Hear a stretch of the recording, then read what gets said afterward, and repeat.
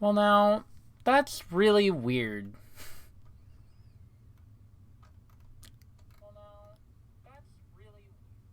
I don't know. I guess I'll just have to have that up like that. I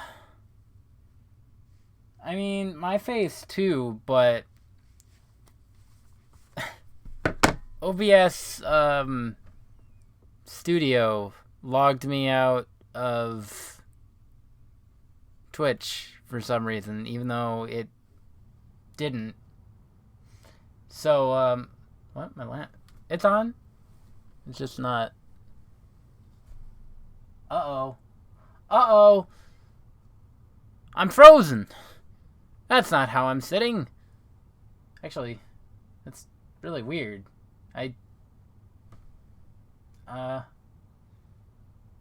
Not even wearing any of that. Okay. Yeah, if... Let me reset OBS. I don't... God, no winning. No winning. I mean, yeah, I could do that. Hold on. Let me do that first. See if that does it. Deactivate. Reactivate. Whoa. There we go. That works. I don't know why the heck. Is that working too? Okay, cool. I know the sound isn't on for the game. There we go. That works. Okay. I think I'm good.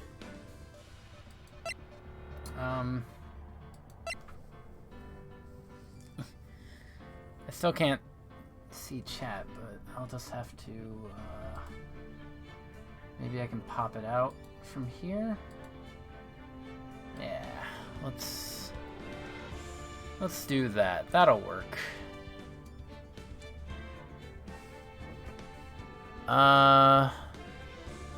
Here's my lamp. Before you get to the game, I have a fun tweet for you. Alright. Bring it on. How's audio, by the way? I'm assuming it's fine, but...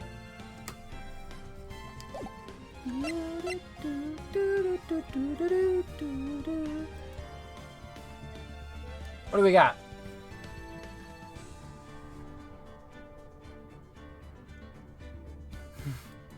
It's gonna be King of the Pirates. Desire Shining was found on stream. Going live every Tuesday. I love him. He sure will be king. I believe in you.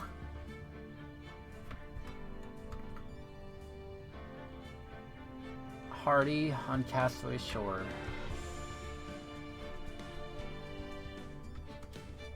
I love him. Game could be a smidge louder. Alright. Oof. Hold on, let me see. Are you sure about that? Oh god, I just lost the, No, I just lost the pop-out. Here it is. No, actually, what? What about the game being louder? It's fine? Not sure about that? Oh. Ah!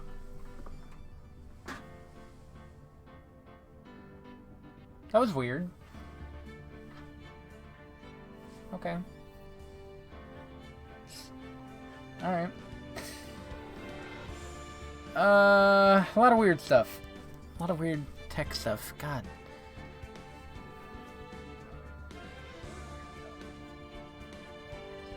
Nah, I think it's fine. I think it's fine. We'll figure it out.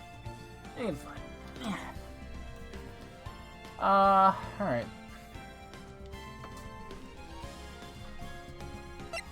There we go. Alright, back to Farewell My Turnabout. Where I am in the trial period. Did you want to join in voice chat or not? Adrian did it. That's what it looks like. Dude, no way! That one couldn't do anything like that. In court today, there will be a mountain of evidence that will implicate you. You're here! You're gonna get me ranting? I mean, you could just rant through text, because, I mean, Ace Attorney doesn't have much room for ranting. Because I'll be reading most of the time, unless you want to read some stuff. A mountain of evidence? I'm certain there is someone out there trying very hard to pin this whole thing on you. Please, Mr. Lawyer, dude, like I said yesterday, I'm refreshing like a spring breeze, alright? I can't let any sort of scandal ruin that. You've had a day? I'm trying to think if I've had a day. Nah, today was kind of nothing. I mean, I'm still trying to finish Kill Bill 2. And the only reason I haven't been able to is just because of time. It's a good movie. I've been enjoying it thoroughly. I wish I could finish it. Well, it's almost time. Mia, we must get a complete acquittal today. I know, but I can't focus on Maya's situation right now. Or Pearl's either. No matter what, I have to focus on winning this case by the end of the day. Indeed. Well, let's get going. Oh, sweet. Hold on. It's him! Hold on. Come on.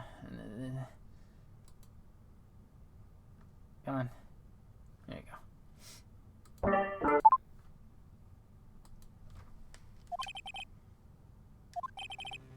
Good morning. This is it, Mr. Attorney. The day of the trial. Well, when I checked on her earlier this morning, she seemed a bit, how shall we say, tired. Don't worry. People don't die that easily. Besides, what you really should be concentrating on is winning today's trial. For my sake as well as yours, you must win today's trial. Which is why I sent you a little present this morning. Present? Oh. Wait.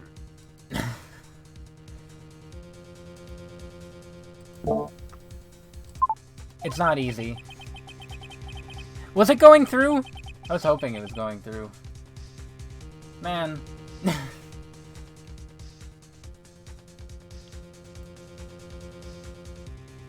Oh wait. I need like to put it on a keybind.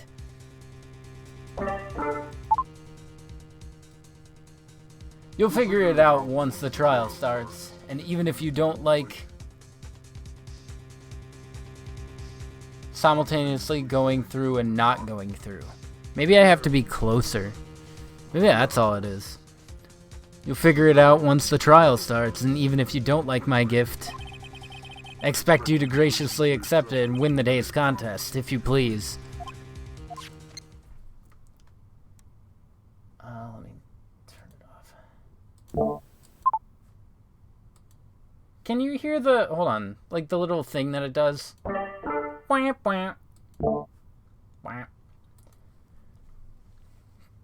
I can hear you not voice modded and voice modded at the same time. Really? That does go through. Oh man, that sucks.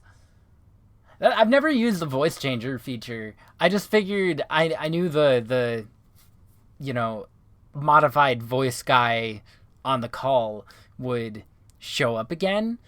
So I wanted to like try and do something for him. So that was an experiment. I just wanted to see. Try muting your mic on OBS when you use it. You know what? Let's... Hold on. Yeah, you know what? That could be it. It could be doing that. That would make sense. It could be going through the desktop.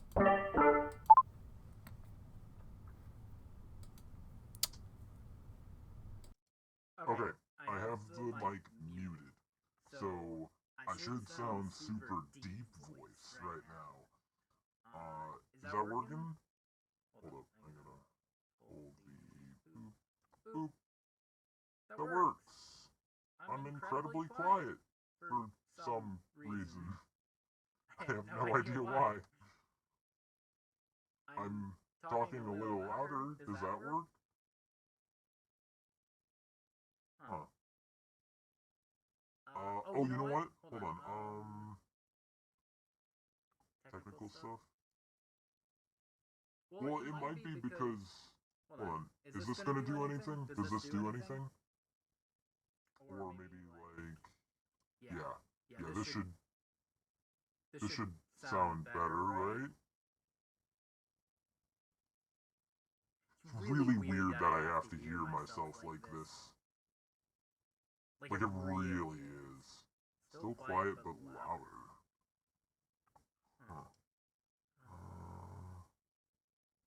Huh. Voice changer volume. Oh. That's probably better. Thank you, Sam.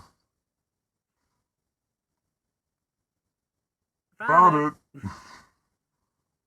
God. Oh my god! I should just keep it like this. There's...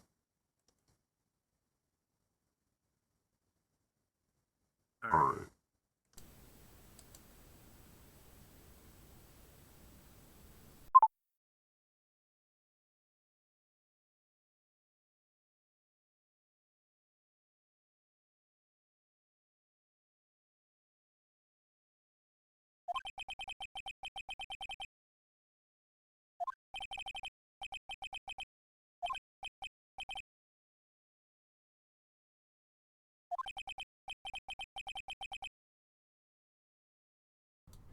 I sure did forget to unmute my mic. Haha.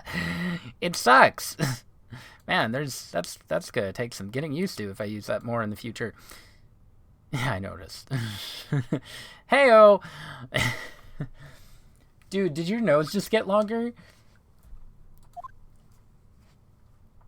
Too much stuff.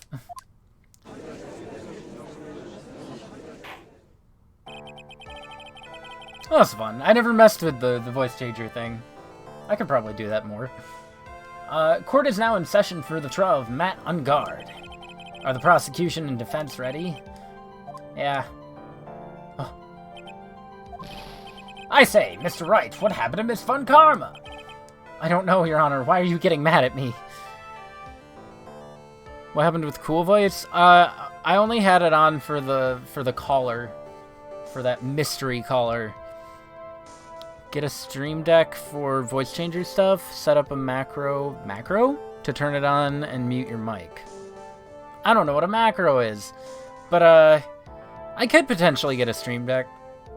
Do you have any recommendations? Could you like send me a link to a good one or something? Good cheap one? Your Honor, please be quiet, bailiff. Nobody cares. If you must tell me something, please keep it brief. What is it? Prosecutor Von Karma has... This morning, Von Karma was shot by an unknown gunman. You know what? I mean, am I supposed to care? She kind of sucks. Well, I guess he's not guilty. Easiest case. Macro, press one key and it acts like you press lots of keys at once. Oh, that's pretty neat. Science! Shut. Somehow, I think this is the present that man was talking about. Yeah, alright. It's actually a pretty good present. His present? Miss Von Karma is one of the top prosecutors in the country at the moment. If she were to disappear, it would be to your advantage. This is totally insane. What would happen in a real court situation like this if there was no prosecutor? Like, prosecutor's been shot. Do you automatically win? Is it held, you know, until they find another one? It's probably held until, like, alright, everybody go home, I guess. This is a problem. This is totally insane. Miss Von Karma, is she alright? I don't have that answer. She's alive and in stable condition. That's good. Whew. Well, I thought he'd show up. Why does he have Metroid music? Due to circumstances, Miss Franziska von Karma cannot appear in court today. I, Miles Edgeworth, will be taking her place. Prosecution is ready, naturally. Then why are you not behind the stand? I like this side view of him more. I hate it when he looks directly at the camera. One edgy boy. Held until another prosecutor was assigned. I would think so, right? Yeah, that makes the most sense. Miss Von Karma was shot in her right shoulder and is currently undergoing surgery. She'll be fine. Luckily, I have looked this case over and am familiar with the details. The prosecution seeks to prove the guilt of Mr. Madengard. Court acknowledges prosecution. Right.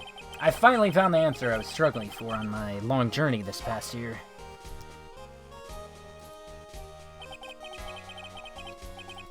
Oops. There we go. By the time this case comes to an end, you too will know the answer. Now then, the prosecution would like to call its first witness. Please bring Gumshoe to the witness stand.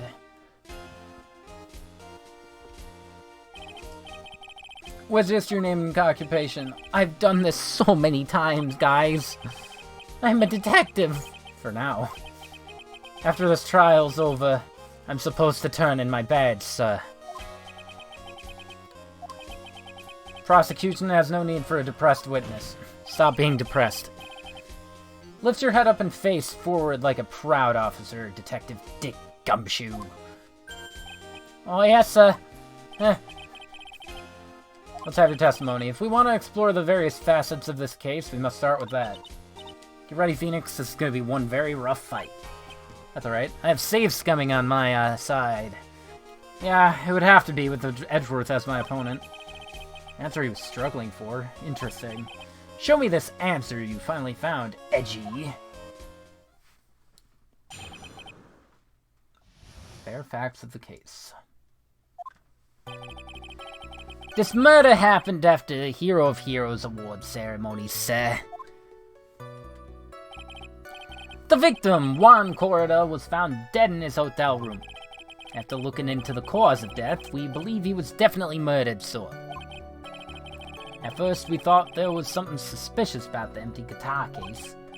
However, we later found out that the guitar case had nothing to do with the murder. Moida. After the award ceremony ended, the victim was alone in his room. He said, both the victim and defendant went alone to their rooms. Cross-exam! Do it! Okay. Oh, nice. There we go. Alright. Would you please give us a brief timeline of what happened after the ceremony?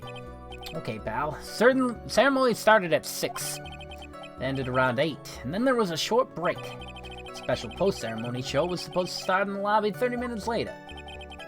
And that's when the victim's body was found. Which is to say the murder occurred during that 30-minute break period.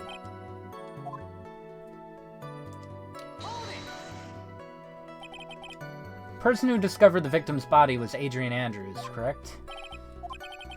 Who's this Adrian Andrews you're talking about? She's the defendant, Madengard's manager. She's a real pretty lady, sir. So she's a pretty lady. I wonder if she will grace us with her presence. When the post-ceremony show was about to start, she went to get Mr. Enguarde. After visiting his room, she next went to the victim's room to get him for the show. And that's when she found the victim's body.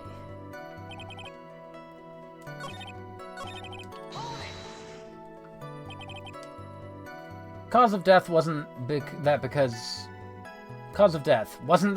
Mr. Corrida was stabbed in the chest? Only a careless amateur would believe something so brainless as that, pal. Take a good hard look at the crime photo. Now, real pro's attention would be drawn here to this bandana. Banana. His bandana, sir. That's the thing wrapped tightly around his neck. Oh, his banana-scented bandana. Yeah, that. Then what about the knife? Seems to have been stuck in the victim's chest on purpose after his death. What's wrong with the bandana? We have a crafty murderer on our hands here. Okay. Strangled with a scarf. Oh, okay.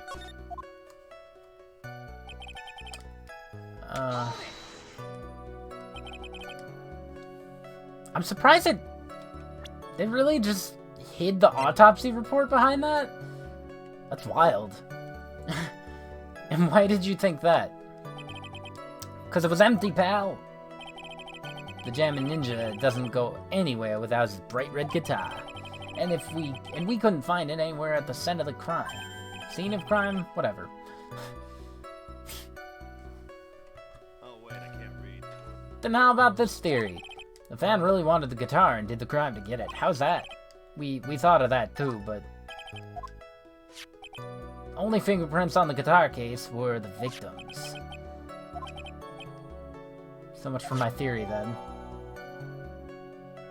There's Corda's fingerprints. Okay, cool.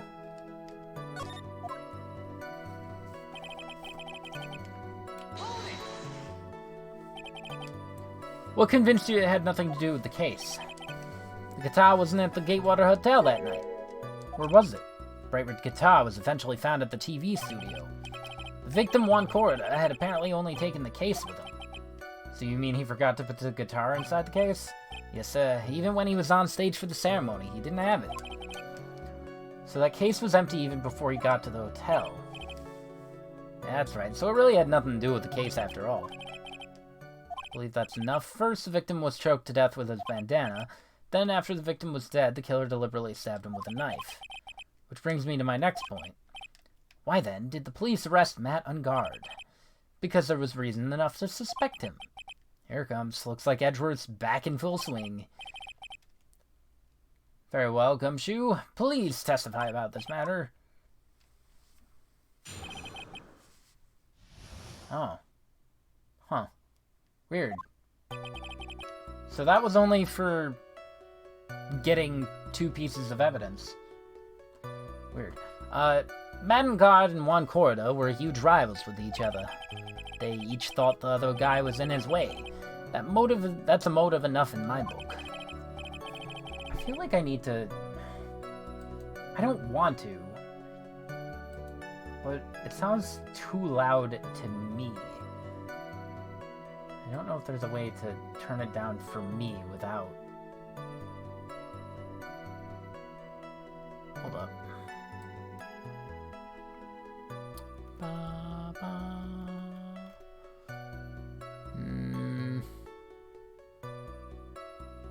I don't think there is. That's weird though, I didn't mess with anything. As for evidence, the Jammin' Ninja's button. It was ripped off the ninja costume and was found in Mr. Engarde's hakama. Defendant's fingerprints were also all over the knife. Defendant bought the knife for the crime, which makes this a premeditated murder. So, the fingerprints were found on the knife used in the stabbing. It was sort of sticky on the handle, so the fingerprints came out pretty clearly, sir. Dude! That's so sus. And there's this button that was found in the clothes. And is this button also covered in blood? Yes, and we know that the blood on it is the victim's blood. What? From its costume. All of this points very clearly to the defendant, doesn't it? Yes, it most certainly does, Your Honor. Ready to give in yet, right? I'll find the hole in your argument somehow. You can press as hard as you'd like. Just hurry up with your usual pointless questions. I don't have a timer. I'll take as long as I want. I don't want to take long. Trick question.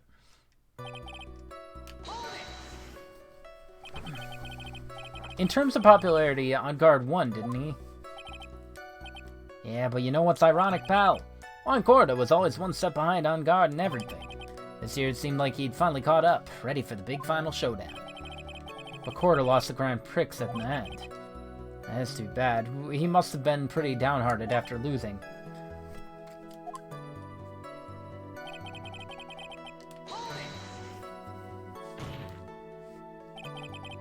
Wait just 1 second here.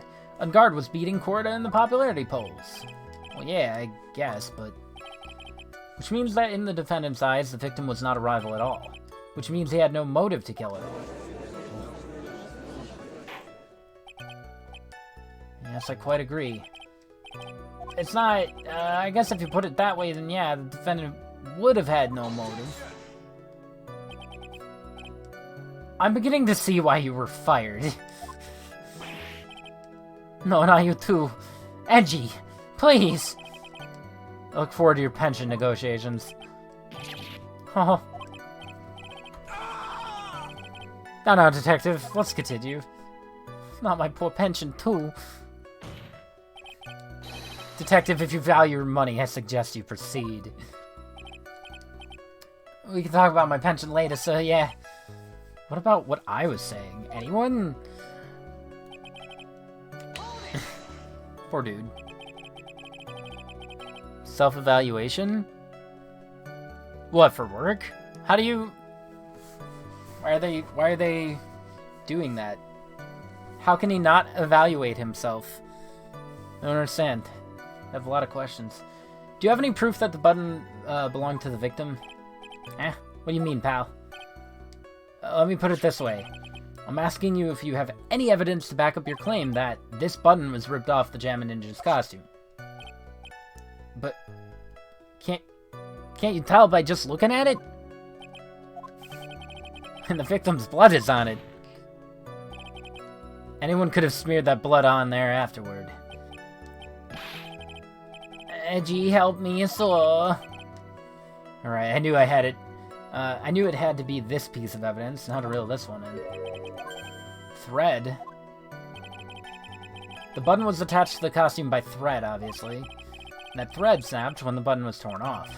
If you match up the ends of the thread on the costume with the thread of the button, it's a perfect match. Yes, they're a perfect match, pal. That's edgy for you, never misses a beat.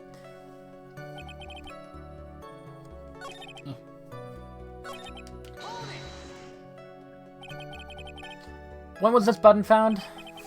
Pretty soon after the body was found. We rounded up everyone who knew Mr. Corda. Then we did a search on them all. That's when we found the button. So it was almost immediately after the murder. Police didn't have free time to lollygag and play tricks, unlike some people. What's he trying to say about me here?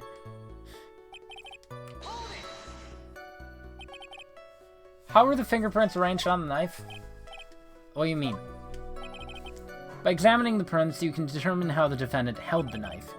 For example, did he hold it normally or overhand? Oh, is that what you meant? Well, we didn't actually think of that. I can't believe the bumbling of this department. Hopeless. Were you paying attention to the testimony right? Defendant's fingerprints were all over the knife. There's no way to determine how it was held at the moment of the murder. Is the defendant the owner of this knife, then?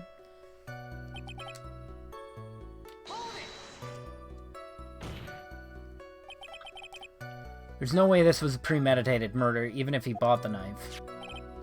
Sorry, pal, this isn't some pocket knife. It doesn't fold, so it's not great for walking around with either. This isn't good. If the prosecution can prove it was premeditated murder, we're done for. Something very interesting about what the detective just said just now. Think carefully before it's too late. Knife with Ungard's fingerprints.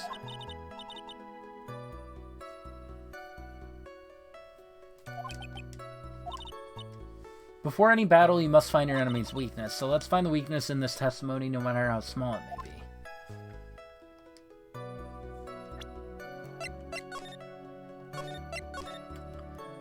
Alright, let's make a few saves.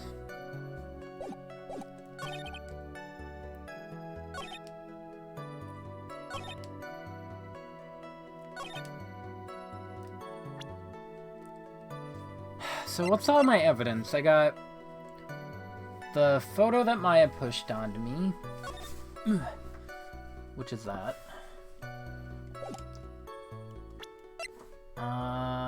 Press conference ticket. Transceiver. Lotus camera.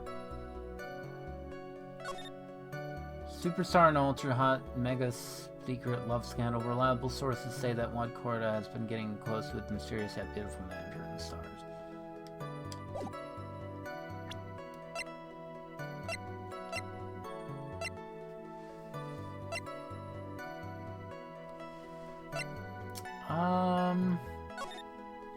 Corda's murder scene.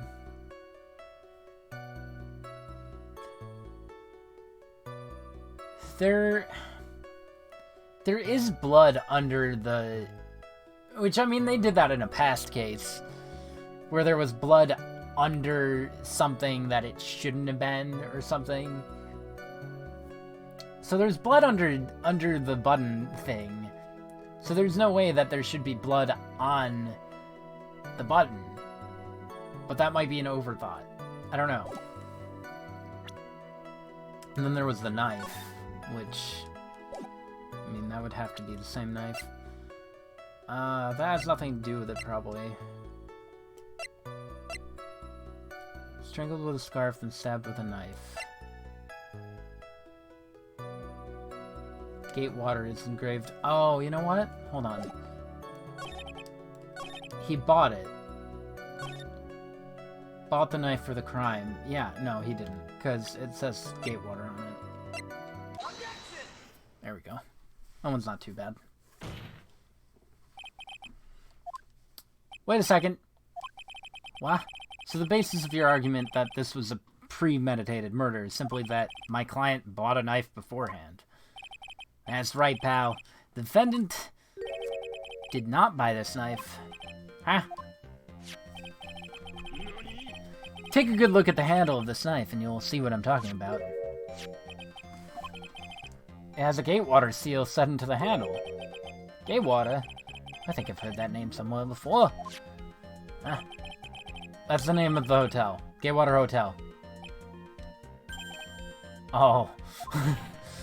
Oh. The murder knife was actually property of the hotel, which means this murder was not premeditated.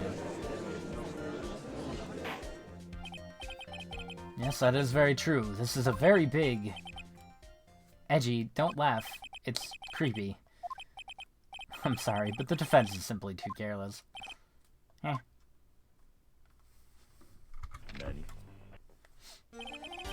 I think whether the crime was premeditated or not has already been determined. How so? Admit this knife is hotel property. There's no one currently on the police force that is dumb enough to not realize this. But I didn't know. Oh. Man. Gumshoe's getting obliterated. The question is, where did this knife come from? Well, it's obvious it came from the victim, Corda's room. Sorry, Your Honor, but that is incorrect.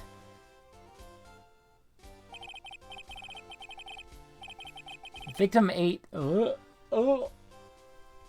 last meal before he was murdered. With that being the case, I would like to draw the court's attention to what is on top of the table. There's a knife and a fork on the table. Then, where in the world did this knife come from? If it pleases the court, I would like for us to recall the room of the defendant, Mr. Madden Guard. Yeah, one of them's missing. Especially what was on top of his table. There's something missing. Perhaps it is a single knife. We investigated the leftover dishes for fingerprints, and while we were investigating, we came to the conclusion that Matt's knife was missing. And Guard had gone to the victim's room with the knife he had used during dinner. Why would he carry a knife on a visit? To kill, of course. That's very, unsanitary. And with that, I believe the prosecution has proven this was a premeditated murder. Thank you. Thank you. Huh.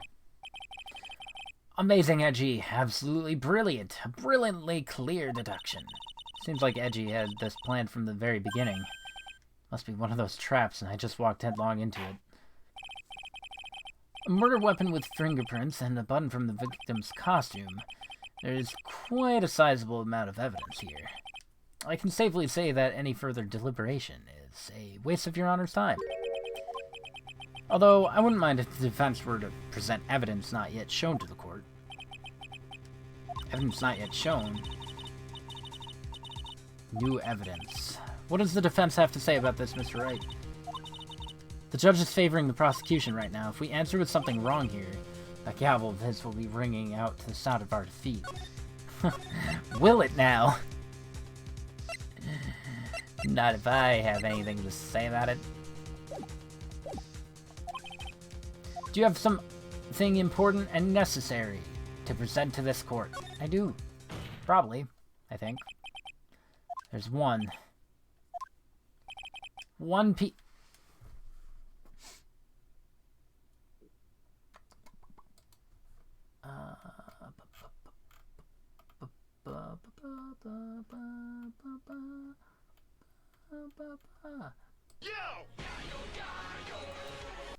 Of evidence that catches my attention. Something that this court has yet to see. I will say this one more time. I do not feel this trial needs to continue at all. However, I'm giving you one chance and only one. I do have ER at home, but it can wait, I guess. What the judge is saying, right, is don't try pulling one of your usual bluffs here. If I mess this up, it's curtains for all of us. I'm doing it again. You people are making me panic.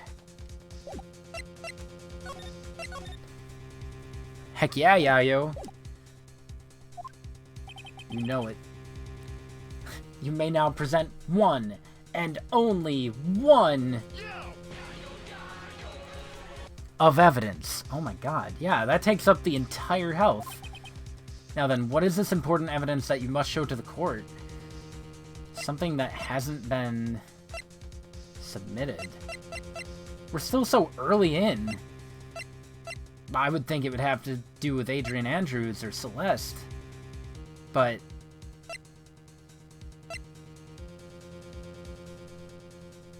that had to have been submitted. The magazine clipping? Lots of yayos.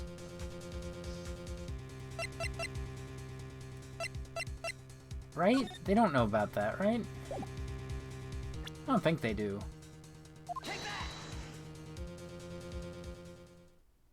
No, I feel like that's not it. Your bluffing steered you wrong. I can see nothing strange about this piece of evidence. I'm a man of my word, Mr. Wright. Alright, hold on. Oh, I can't... oh well. Oh, I get to see the back of Matt, I think. Look at him. I wasn't sure if it was that or not. Alright, hold up. This is why we save.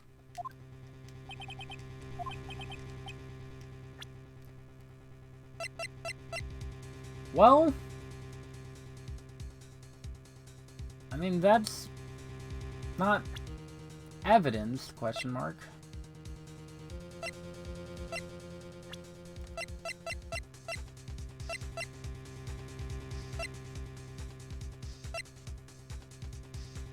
Do they know about Celeste? It's not really, like, pertinent, though.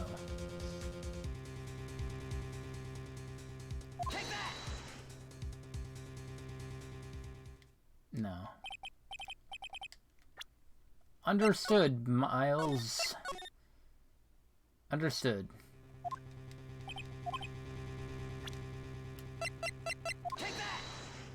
I doubt it's this, but I just wanted to get it out of the way. Alright. Time travel!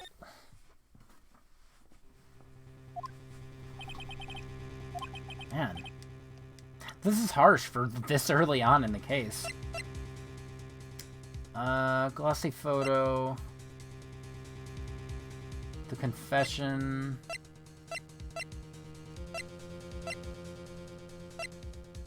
I would think pretty much all of this has to be presented.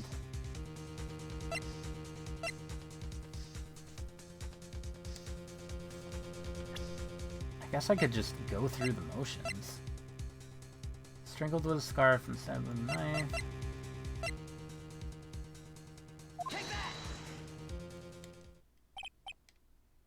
Oh, really? That wasn't present? Alright. I mean, it was right there, I would think. Okay. This is a wine glass, is it not? Alright. I don't... Please look at the photo of the crime scene once more. The scene is a mess because of the victim's struggle against his assailant. The vase was broken, his makeup is all over the floor. These were all things that were at one point sitting on top of the dresser. Well, yeah, I see your point. However, this glass that's sitting on top of the dresser is mysteriously untouched. Only thing that had not fallen over along with everything else is this wine glass. This piece of evidence is more than strange enough to warrant further consideration. Well, what do you all have to say? It was a trick. This is my game over. Ah, well, yes, it is a little peculiar, I guess. Isn't it? I thought it was. You can stop looking at me with those puppy dog eyes of yours now. Edgy. Yeah? Your opinion? You don't need my opinion. Because there's no special meaning to that glass. Of course there is. Get out of here. Sign of a struggle, except for this perfect-looking glass. Safe to say that the glass was set there after the crime took place. By the person who discovered the body, Adrian Andrews, for example. She could have easily been so shocked that she set the glass down without thinking. Actually, she probably would have dropped it. I know if I just walked in to somebody's room holding a glass and I saw them murdered, I would drop it.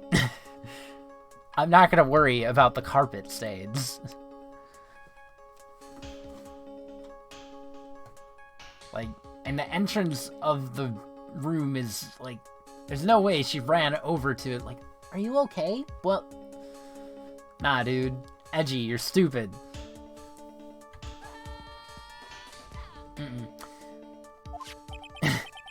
That does sound very plausible. No, it doesn't. Could Andrews really have set that glass down without thinking? There's no way.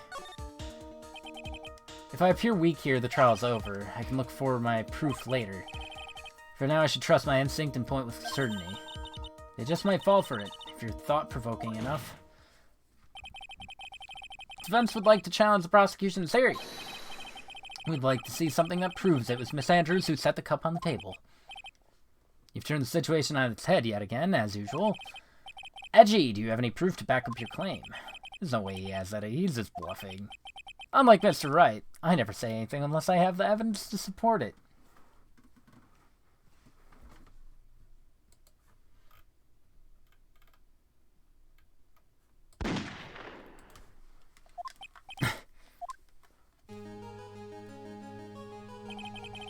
You're not thinking hard enough today, right?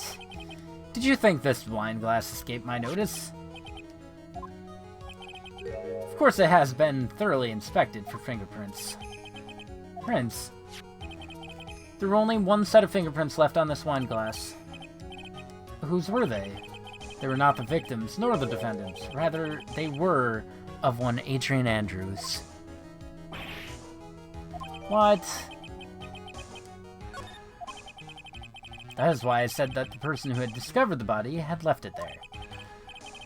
Are we done here, Mr. Wright? Can't believe I fell into another trap. Miss Andrews was probably holding the glass when she went to see Mr. Corrida. But upon seeing his dead body, she was stunned and set the glass down on the dresser. What you just said makes a lot of sense. Now do you see right?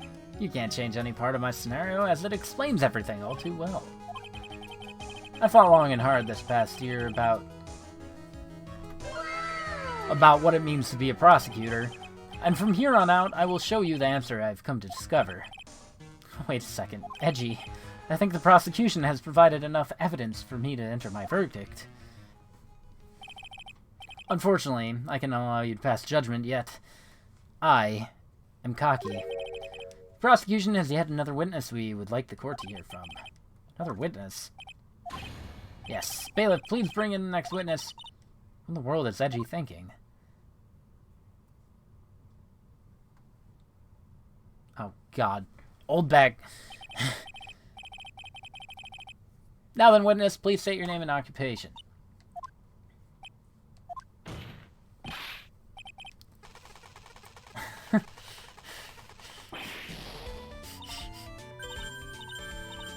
Gotcha! I wonder what happened to that calm composure he had earlier. Oh, Edgy boy. It's been, what, a year since we last met, hasn't it? You should be more happy to see me. I saw the report with her testimony, but who knew that under that helmet, it was the Wicked Witch of the witness stand. I tell you, this time I know what I'm supposed to do. Oh, so today I'm gonna tell you anything and everything. Even things that don't have to do with that terrible crime. The terrible crime is all this court needs to know. Oof. I'm talking to my dear Edgy Wedgy right now. Don't interrupt us, Gramps. Are they the same age? No, please, by all means, interrupt her, please. Anyway, witness your testimony. It's true what they say, that youth are hot-headed nowadays. Not that I mind at all, Edgy. Now then, what should I start with? Witness was on security detail at the hotel on the night of the murder. Is this correct, Miss Oldbag? It was a great job, being able to see my dearie Juan. It was almost too much for my little heart to handle. You were a fan of the victim? Look, everyone is crazy over that on guard, saying he's cute in a fresh way or something. But not me. I wouldn't say anything so silly. After all, I have no interest in a little child like him. It's good, I guess.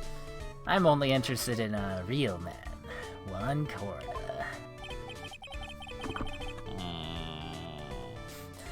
Those two were the same age. Anyway, as I was saying, I was pacing in front of his room that night. Please tell the court what you witnessed the night of the murder. I'll leave it to me, Edgy Poo. Edgy Poo. Shout out to Edgy Poo. Anyway, after the ceremony, I went to pace around in the hallway in front of his room. It was something I was interested in finding out, you know. Well, since I was on the job, I made sure to keep a good eye out the whole time. That's when someone showed up. It was a man coming out of poor Juan's room. He was on guard, mad on guard. He was trying to sneak his way out of Juan's room. By golly. So one guard came out of, from the victim's room. It has to be him. He's the murderer. Let's see. Well, Cross, do the exam. Do it. Examiner. Yeah.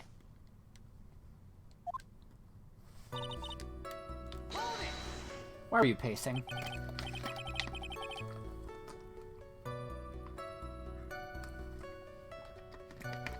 What was your post on that night? I think I put it on Twitter. The lobby. I was supposed to help set up the stage for that trifling show.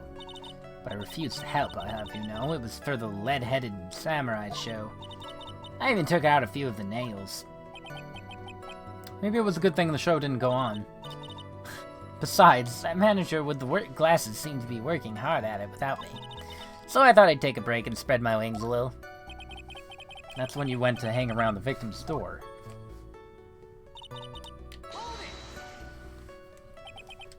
Something you were interested in, and just what was that? It's not some little thing I could just go around telling everyone, you know. It's top secret between me and Juan. Ah, and Edgy Poo. Yeah, Edgy, what is this thing she was interested in? I have no idea. I despise gossip. But, should it prove relevant, we can always have it appended to her testimony later. Looks like we should enforce it right now.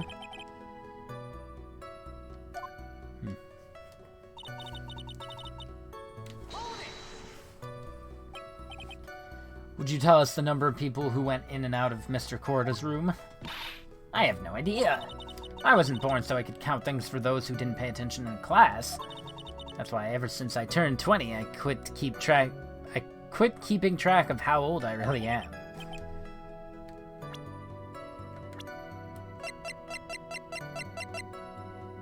Oh. Yes, well, that would explain why your age was not included in the report. In any case, the witness then saw someone, correct?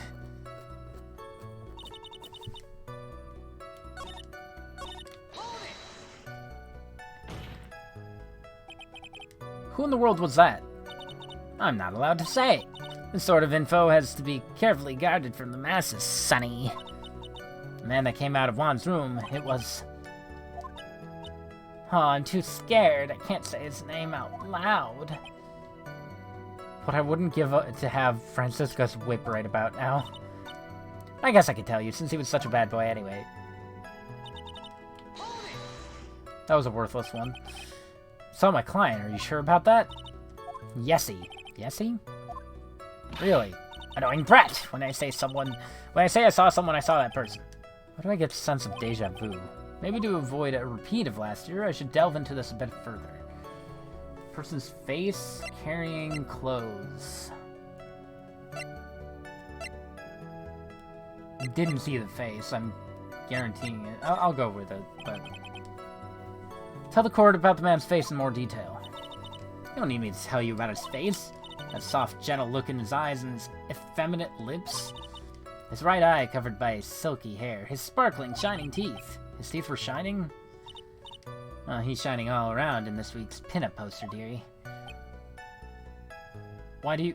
I mean, I don't care how he looks in this week's issue. Please stay with what you saw that night. What? A guard's face is the same no matter where it is. You know, you whippersnapper, blah. Was this testimony just now important or relevant in any way?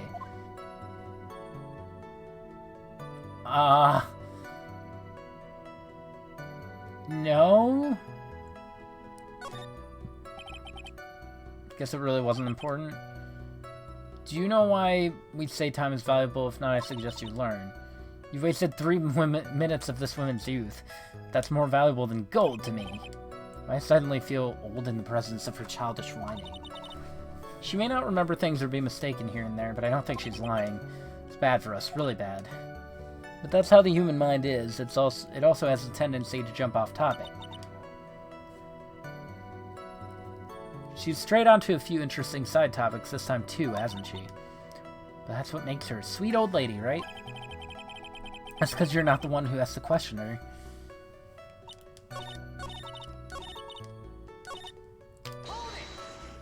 Side topics.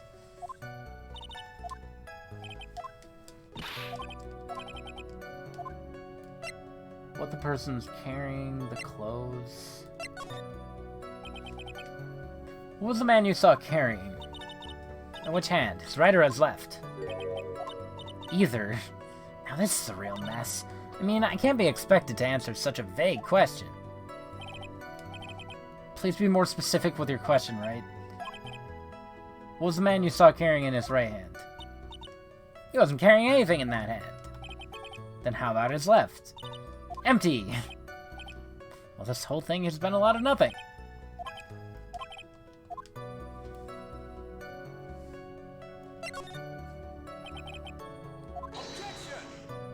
What? Perhaps you would like to point out what part of that testimony was important. You don't really have to put it that way to get me to say There's something much more valuable than a person's pride, and that is time. Please don't waste this court's precious time with worthless questions. I think I just wasted his good favor. So there was no point into that. Well, let me do the last thing, I guess. Oh, god dang it. I went too far.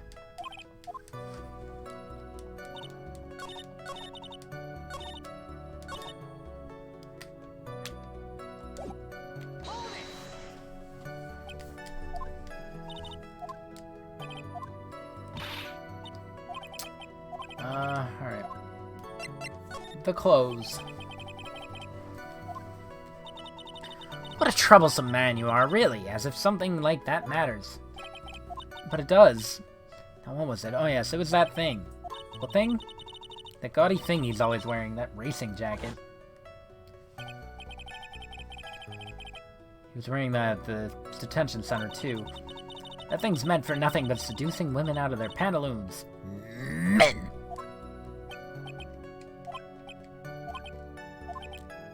Fine. It was very important.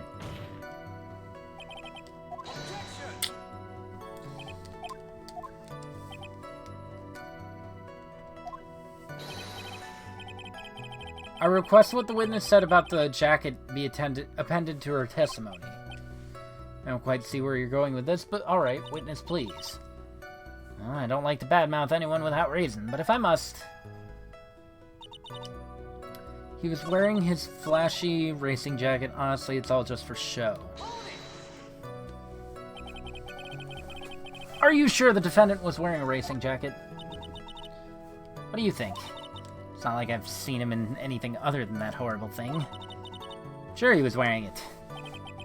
She's so sure of herself that it's to the point of self-absorption.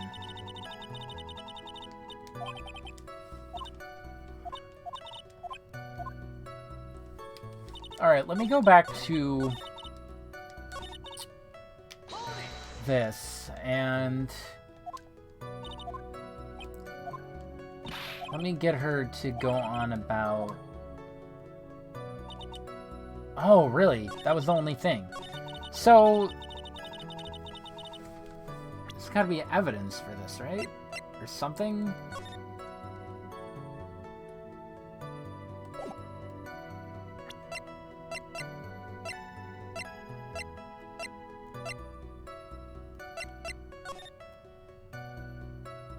Is the racing jacket anywhere in here? No.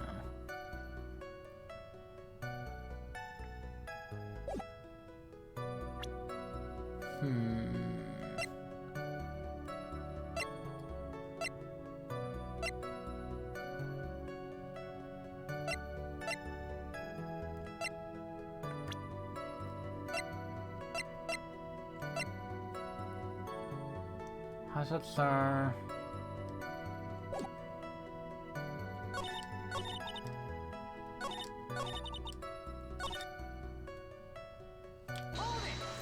Let me go through these again, real quick.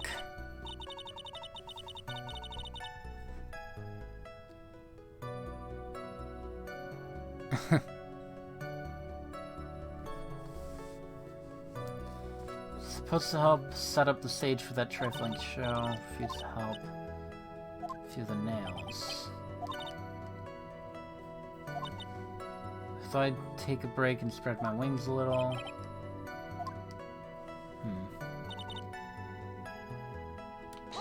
Something interesting. Not some little thing. Top secret. Gossip. Should it prove relevant, we can always have it appended. Shouldn't force it, but... Something I was interested in finding out. And something about gossip. Oh, she did give me the... Well, she talked about it. Though... Maybe Mia has a point. About not forcing it.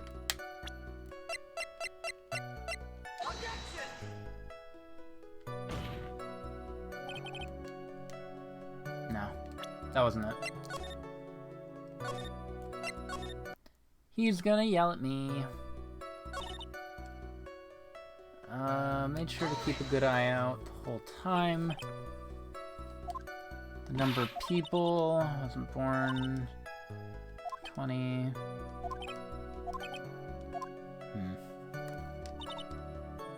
Someone showed up. A guard.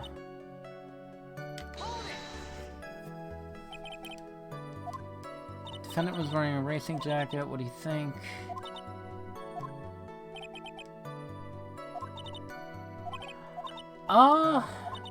Not like I've seen him wear anything else. That actually... Hold up. Because you have. You definitely have. Really, is that not it? Okay. Because you've seen him in his samurai outfit.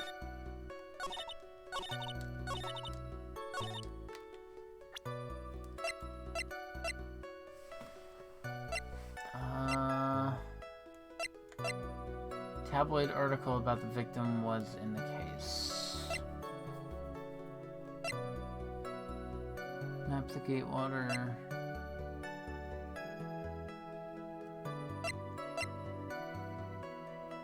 Photo of Cora's murder scene.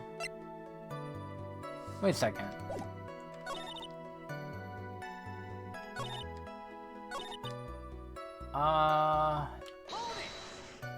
Was it this one?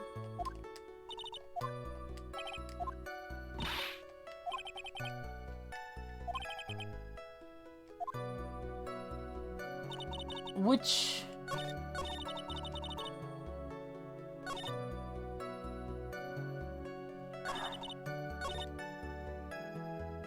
She said something about him having nothing in his hands, but, like, that doesn't make sense, because he would have had to be holding the knife.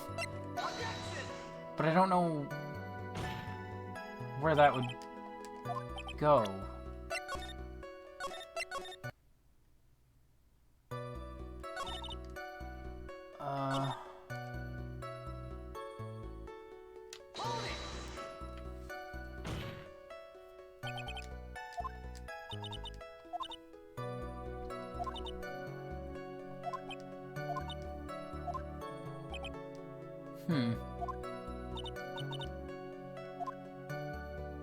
So weird.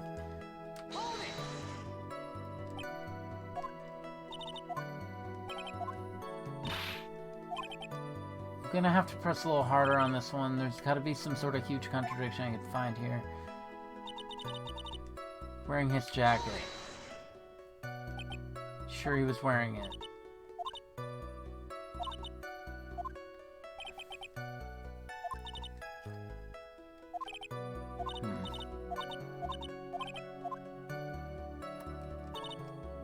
I thought it was...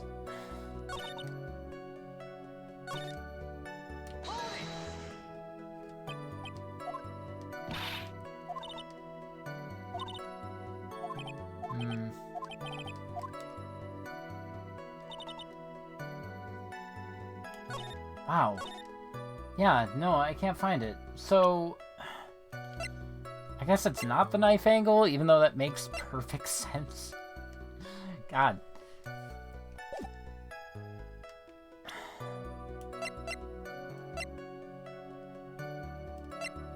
Something...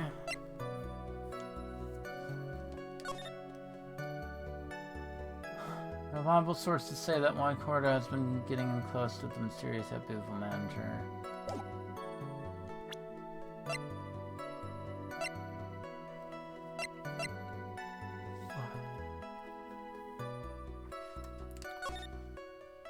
The murder scene doesn't have, like, the jacket anywhere.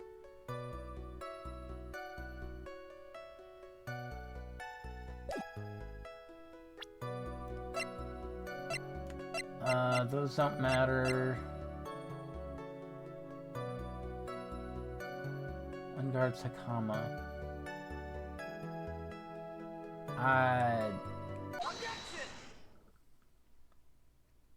Alright.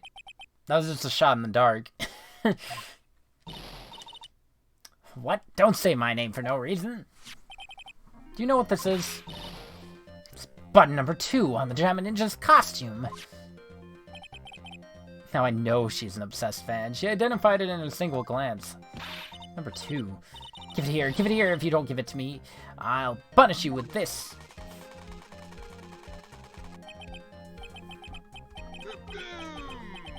Oh, she really is a die-hard fan to want a button covered in blood.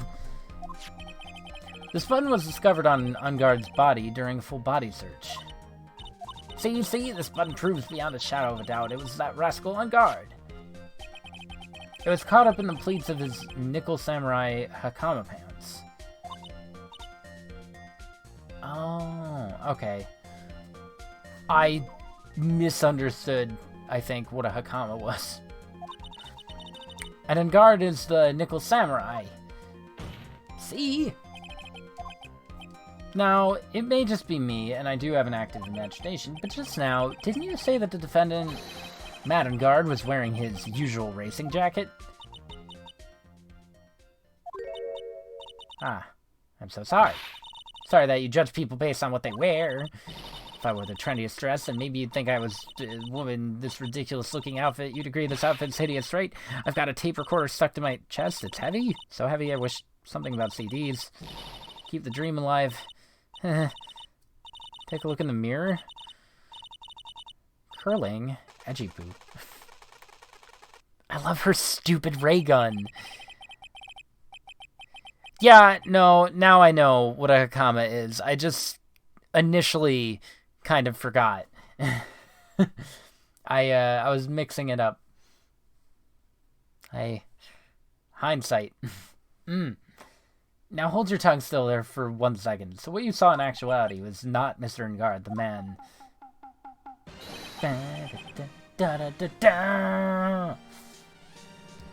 But Mr. Unguard, the Nickel Samurai. But when you think about it,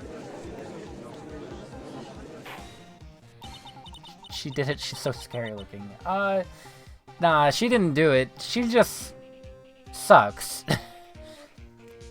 She sucks. I know this fully well from the first game. They're really one and the same anyway.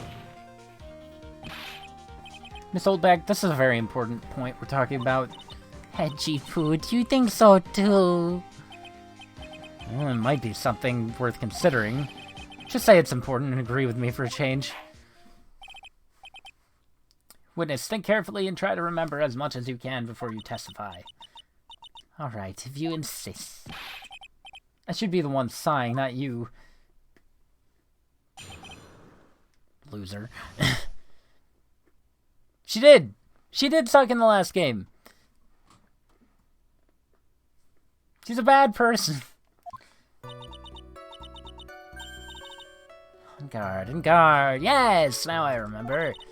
The Nickel Samurai, that's right. It was the Nickel Samurai that I saw. Yes, it would have been convenient for him to wear his costume during the murder. He had to go to that post-ceremony stage show right after the crime. So he must have worn that Nickel Samurai costume when he was stabbing poor Juan. I knew it. I knew you'd say he was inside that costume. What? Did you think there could have been someone else inside that costume? Don't be a bad little boy thinking such rude things. But the possibility does exist. Youngins today, I told you, there's no way it was anyone else. How do you know that? Because I said so, and what I say is the truth.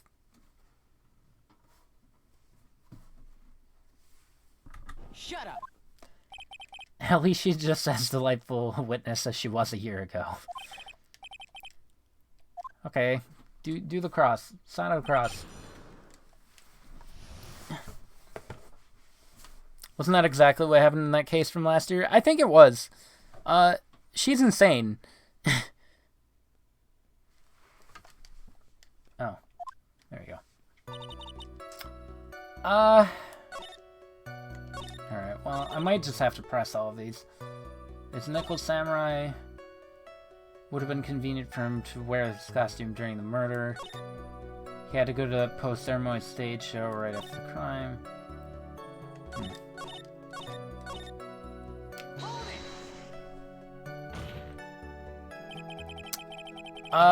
Yeah. Yeah, someone else was in the costume of the Steel Samurai. And there was, like, picture evidence of the Steel Samurai, like, spearing somebody in the chest or whatever.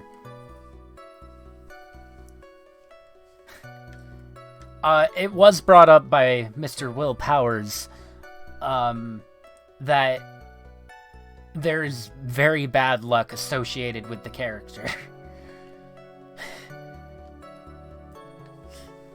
Would you please get on with your testimony? Watch your language, young man. What sort of tone is that to take with an elder?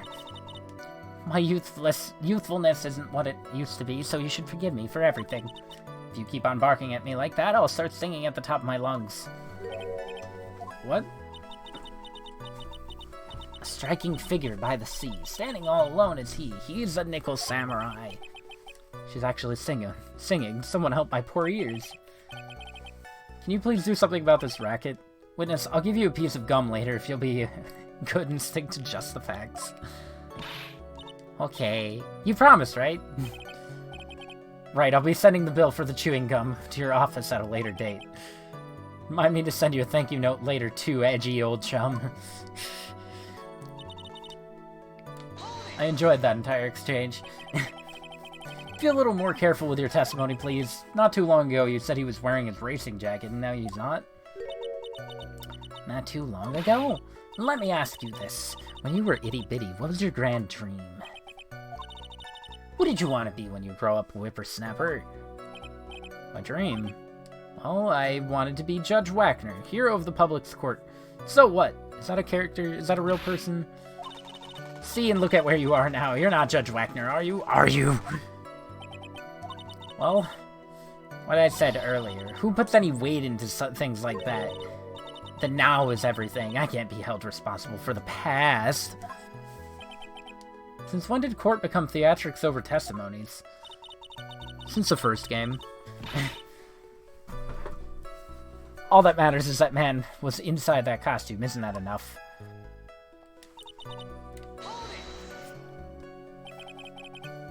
And why would that be? That way, no one could see his face, of course. But there's still no advantage for him that I can see. In fact, you would think the costume would make him stand out all the more. Uh-huh. You're such an annoying child, you know that? You disagree with everything I say. Isn't that what you're always doing to me? I got it. Maybe it was more troublesome for him to change in and out of his costume. You know what? That's fair. That takes a lot of work. Was there anyone else scheduled to appear at the ceremony show? Well, all the contestants were supposed to go on stage in a friendly gesture thing. And that included the Jammin' Ninja?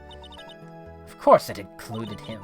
That's why when Ungard came out of Dear Juan's room, I didn't give it a second thought. Well, anyway. Oh, okay. This is the last one. So let me ask you one last time. Person you saw, it really was Nickel Samurai. As showy as ever. Haven't I been saying that from the very beginning? No! No! Can I throw in the towel yet? You don't need to think too hard on this one. The contradiction or testimony is sitting in plain sight. Question is what that contradiction means for us. Figure out what you're talking about first, but okay. I remember it was the Nickel Samurai that I saw. Convenient for him to wear his costume during the murder. He had to go to a post-show.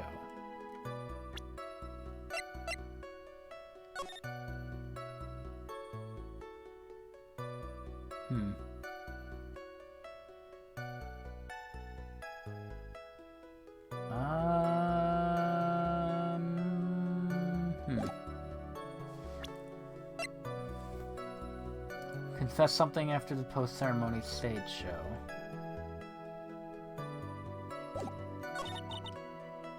Must have worn that costume when he was stabbing Juan.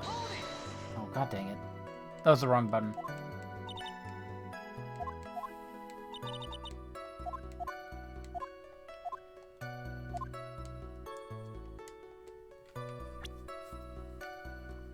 Hiding in plain sight, huh?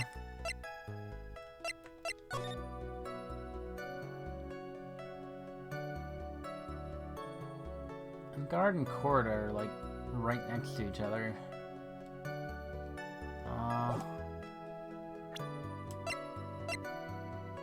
Wine glass, guitar case.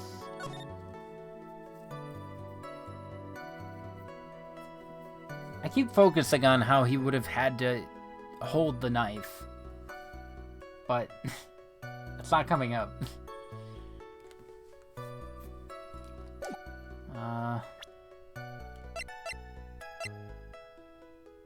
8:15.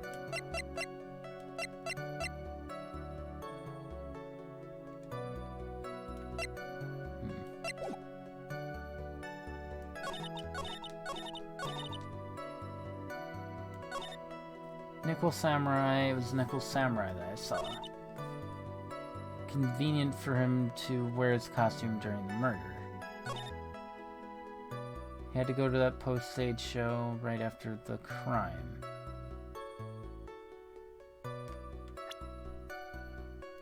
I don't think he did, but I can't find anything that helps me out with that theory.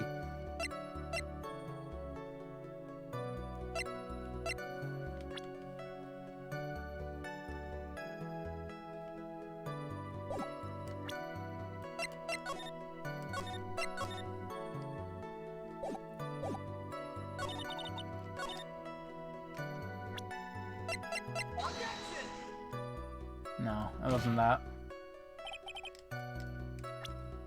Boo! Boo!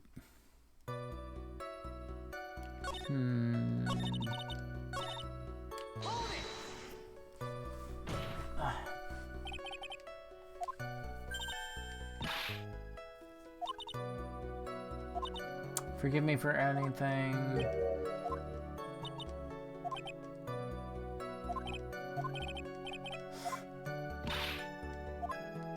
I'll give you gum.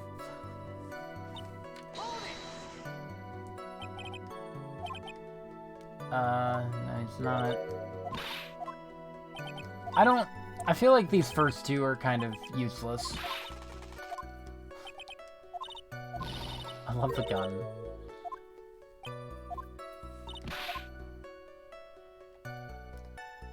Would have been convenient for him to wear it. He had to go to that stage show.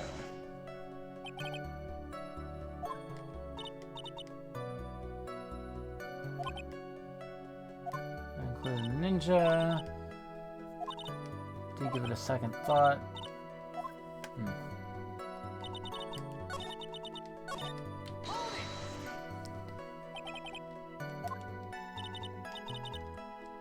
No one could see his face. There's still no advantage. I think the costume would make him stand out a little more.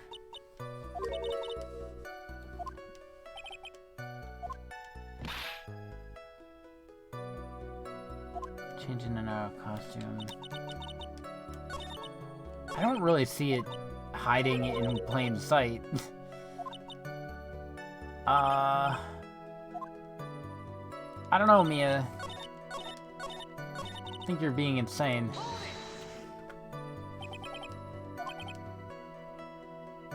Oh. Yeah, no, it is. I'm assuming that's what it is anyway. Hold up. I think I threw it together.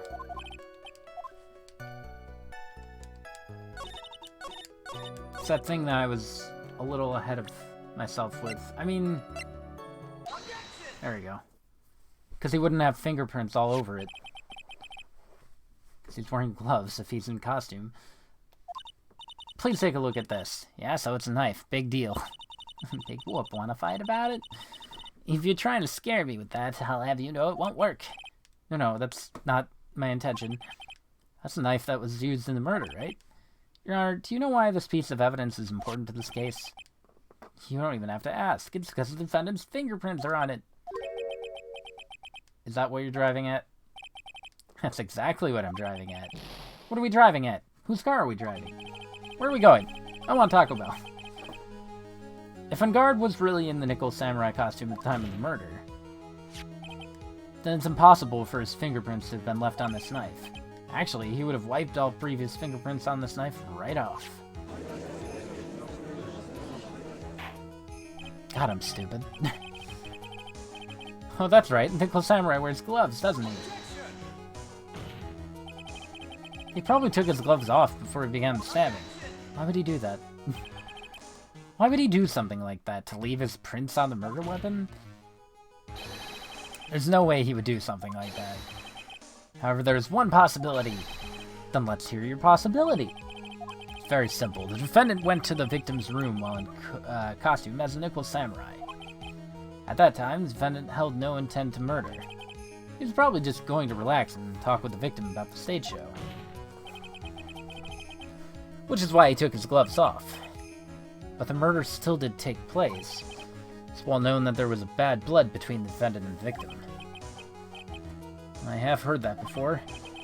Well, Mr. Wright, what do you have to say about Edgy's theory? Let me get this straight. Edgy's theory goes like this. When the defendant went to the victim's room, he had no intention of killing him. Now, up to this point, are there any problems with this theory? Probably. I don't know. This is difficult. I have small brain. God. Are there any problems with his theory? There's a contradiction. Think about it one more time. There are probably contradictions. But I don't know what it would be.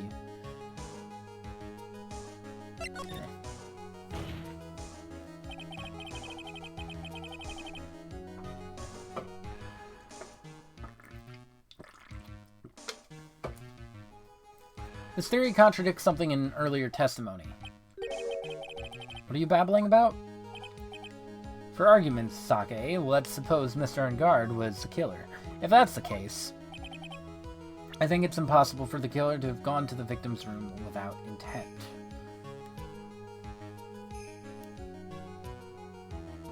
Of course, you have small brain. All my friends do, especially have small brain. Hey, sometimes my brain is big brain, but sometimes, right after work, a very dull day, it will be small brain.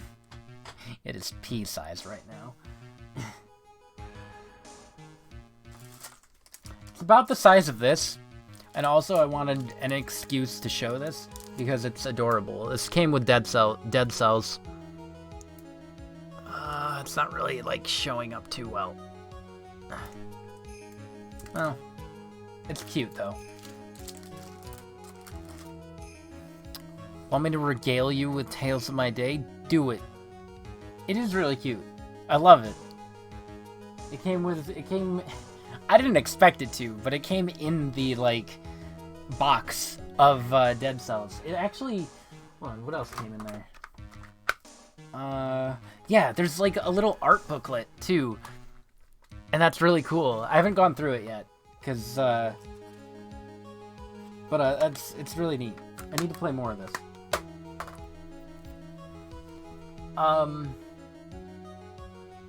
I think it has a reversible cover, too. Indie games are just great. I don't know what I'm trying to find.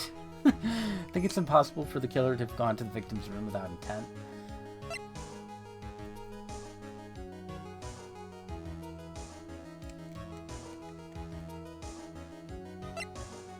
Without intent. Why would he have gone to his room?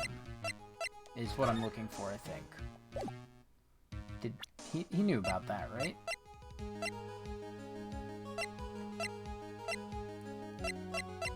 Would it be this?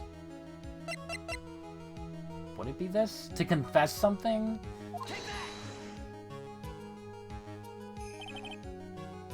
Point to the... God dang it. Naturally, you point to the...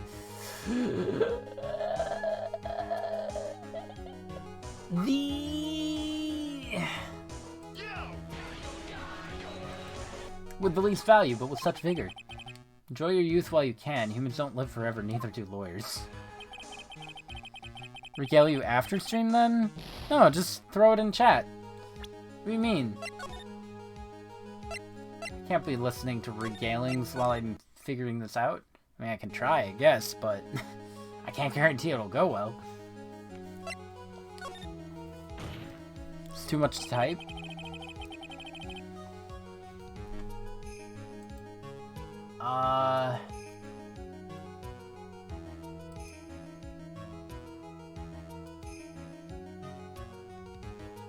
I mean, I can try to jump in. I don't know. It's so weird to have a Kokam with Ace Attorney because it's all reading. It's almost like it's a visual novel or something. Don't worry about it. Are you sure?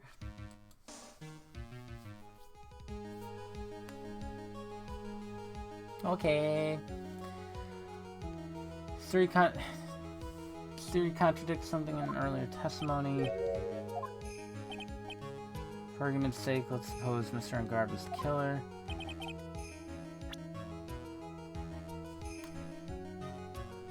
Impossible for him to have gone to the victim's room without intent. So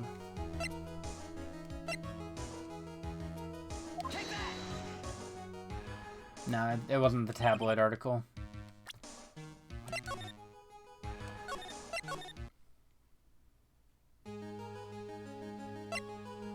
What are you talking about? Get out of here.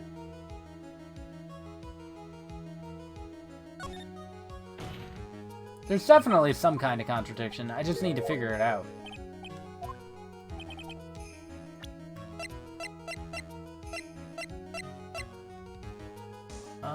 The guitar case. That.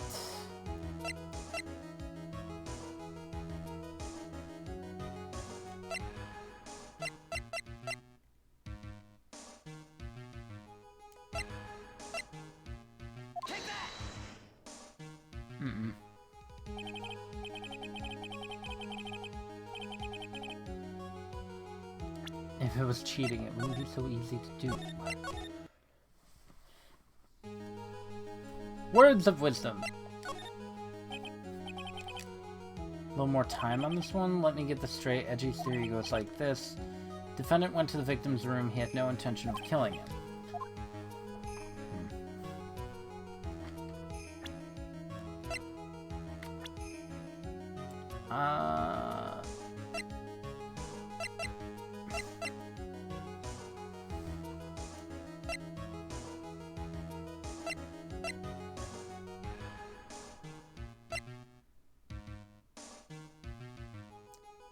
Maybe I could bring up Celeste?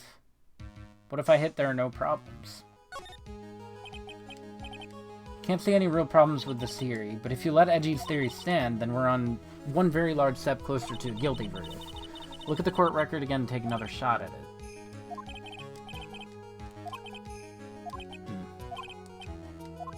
it. Okay, so it's definitely something.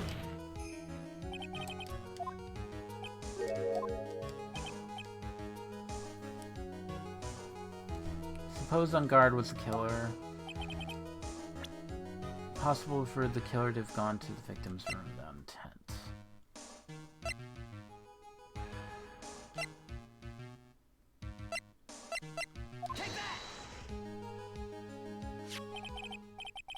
This knife. This was used by Mr. Enguarde at dinner. Yes, we did establish that. Which means that if my client was in fact the killer, then he brought this knife with him when he went to visit Mr. Korda, I suppose. However, you just said it yourself. At that time, the defendant held no intent to murder. Oh, yeah. Oh, yeah. If that were true, then why would he bring a knife? He wouldn't, would he? Which mean, Edgy, your theory was flawed from supposition 1? What the heck is supposition? What does that mean? One more thing. If the murderer was wearing the costume at the time of the murder, then there should be glove marks left on the knife. Which means the defendant's fingerprints shouldn't be all over it like bees on a hive. And that brings me to my final point. This knife was planted by the real killer to hide their identity and mislead us. I don't think it was Andrews.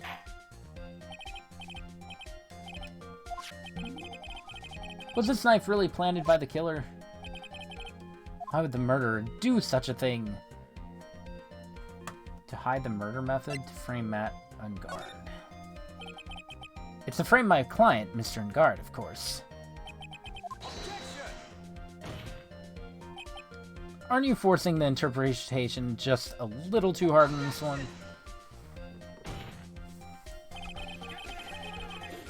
But we just established that the witness saw the Nickel Samurai in costume, and if that were true, then there shouldn't be a single print on this knife. Witness. Looks like I've made your life a tiny bit more difficult, huh, Edgy Poo? Witness, did you or did you not really see the Nickel Samurai? Well, I guess at first I might have forgotten, but... You saying you mixed up Mr. Ungard with the Nickel Samurai, his character on TV? But I mean, I can't really do anything about that now. Look, I was waiting around in front of their doors because, well, I wasn't waiting around for the Nickel Samurai, that's for sure. She wasn't waiting for Nickel Samurai. Who were you waiting for, then? That's top secret to anyone outside of security. I have a feeling that you were waiting for Juan Corda, am I correct? The way you think, you are a sad amateur with a terrible case of nearsightedness. Amateur? Me? What am I an amateur of? So Oldbag was waiting in front of the victim's room. Sounds like I'm about to pick something again. I can't trust this game. But it doesn't sound like she was waiting to catch a glimpse of Corda. Maybe. Phoenix... Maybe the old bag was waiting around for that person. If it's who I think Mia's hinting at, it's certainly possible. You were waiting for this person to come out of the victim's room, weren't you? Probably Adrian. Who's this person? This is Adrian Andrews, Mr. Ungard's manager. Why would the defendant's manager be in the victim's room? Seems that this is the latest rumor in circulation, Your Honor.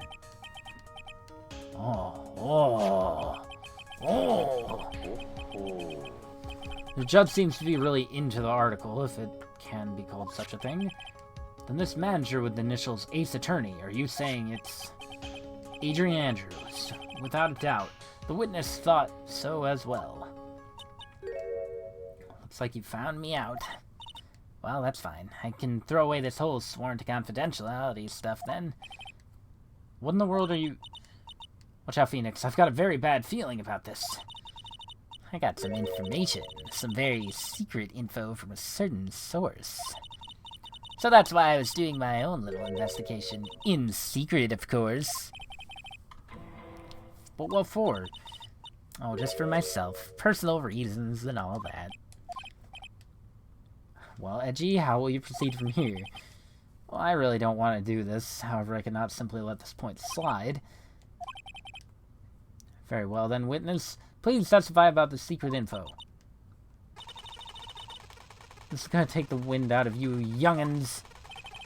I'm sure we're all capable of handling this. Really, it's not like we're 10 years old.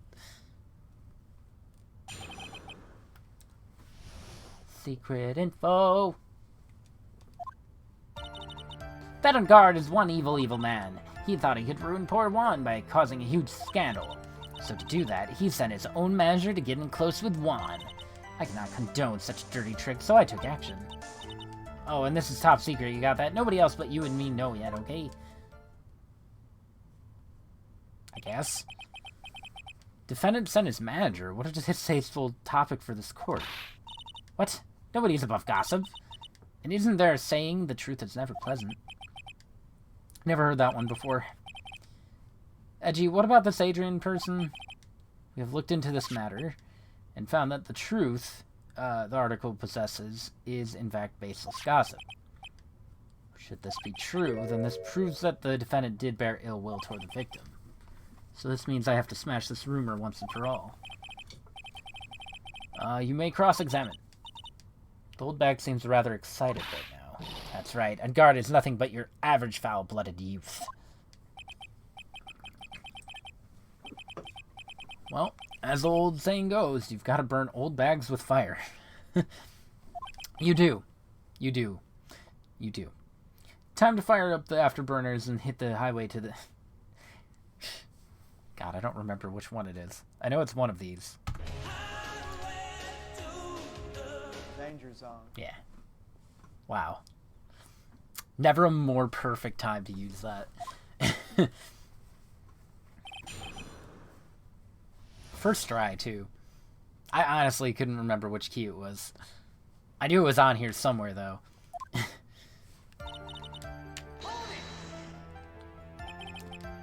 You can't say something like that without proof. That's just slander. But it's true. That woman was getting intimate with poor Juan.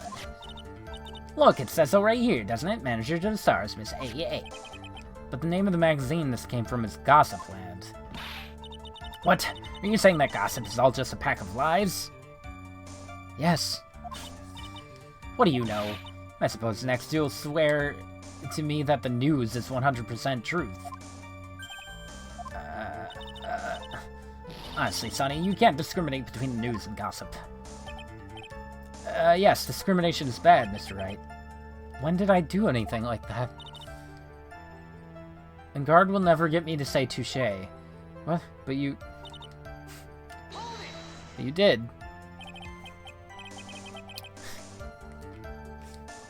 What are you concerned about? Is it... A scandal? What do you mean by that?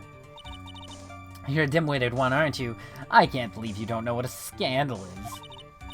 Honestly, what are they teaching kids in middle school these days? Not about scandals. Yeah, I was the comment about the news. That's what I thought. No. I wasn't asking what the word scandal means. Even I know that much. That Unguard thought he could own a monopoly on popularity. Maybe we could do another just chatting thing, like last time, and you can, regale with tales. That'd be fun. That'd be a good time. Depends on how fast this goes, I guess. You don't have any proof that Mr. Unguard did any such thing. He must be suffering from shock, the shock of hearing the truth. And now, since you're in so much shock, you can't do anything right. You're right, I can't do anything, but boy, do I wish I could do something about you. Sonny, show me what you've got. Can you show me proof that Unguard didn't bear any ill will toward Juan? Oh. Maybe? I'm not sure, actually. Show proof that Unguard didn't bear any ill will.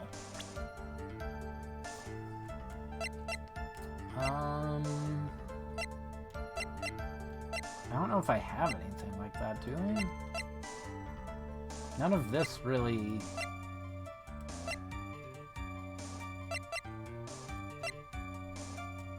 I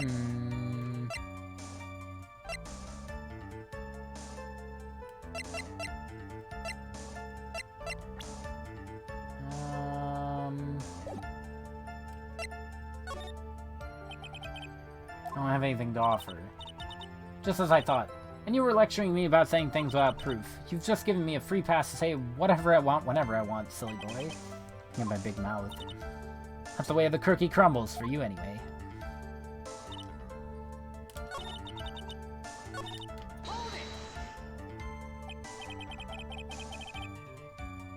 Mr. Powers wasn't involved, was he? And even if he was, he's in good health. Yeah, no, he wasn't really involved this time. He was with Phoenix and them when, like, he was just chilling, enjoying the party. And then the body was discovered.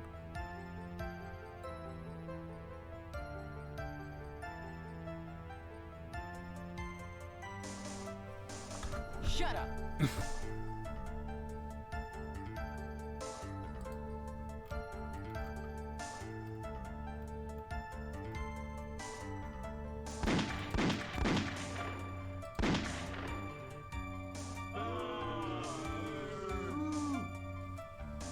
One more for extra measure. Oh, whoa! There you go. Like I already told you, I was lying in wait close to the crime scene. Once that slimy woman came out of Juan's room, I was gonna capture her and teach her a good lesson, something you young'uns need. Gonna teach her a good lesson? I was gonna make her eat the damaging beams of my ray gun. Like this! No, stop! Well, it was too bad that woman didn't come through the door that night. Are you, though? What, I'm a busy woman. Tea time with the kids is over. Secret info that no one else knows yet. If that's true, then how do you know the secret info? Well, that's because I'm a pro. Yeah, that's it. It's a secret. Even if you drilled a hole into my brain, you'll never find out. How in the world did that old bat get such a secret piece of info? Present evidence? Press further. Press further. If you don't be a good girl and tell me where you got that secret info, you won't get to go home. Edgy-Poo, what are you doing? Help me. What do I have to do with this? Just do this for me. You'll get your reward. I don't want your reward, but you don't leave me much of a choice. The witness could have gotten her info from anywhere. It's even possible that it was spontaneously made up inside the witness's head. What? And he lectures me on reckless blabbering. As long as we don't know where this info came from, it's quite a waste of time to focus on this line of questioning. Where did she get her inside info? There has to be something I can use to figure it out. Just another tidbit of gossip, but you can't just ignore it either. It makes your client look bad either way.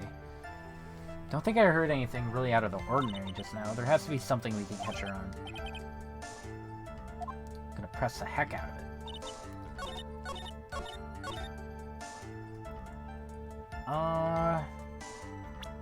Where did she get her info? I mean, we already talked about the article. Wouldn't be Karma, wouldn't be Miles, wouldn't be Will, wouldn't be...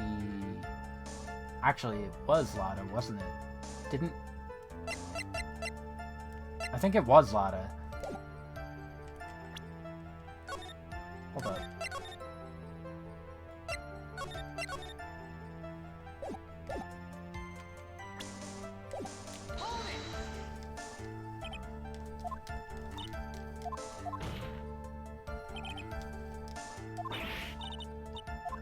I don't think I've ever seen that scared face for her. No one else is supposed to know the secret info, correct? If that's true, then why do you know it, Miss Old Bag? Why are you looking at me like that? Stop it. I hate to say it, but this is how you came to acquire your secret info, isn't it?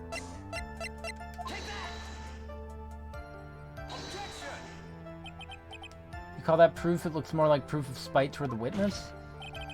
If you have nothing to back up your claims, then they are no more valid than gossip. Sustained. Ignore the defense's gesture of ill will and continue. Okie dokie, see nothing keep me down. Did nothing but set me back a few minutes of my life.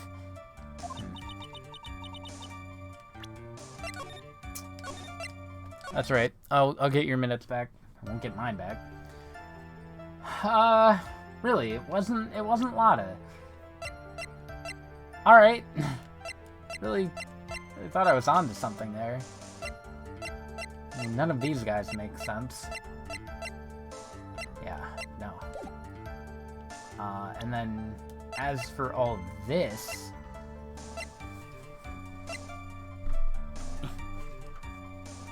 Unless...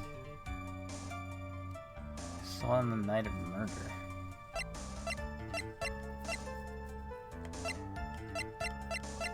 Maybe.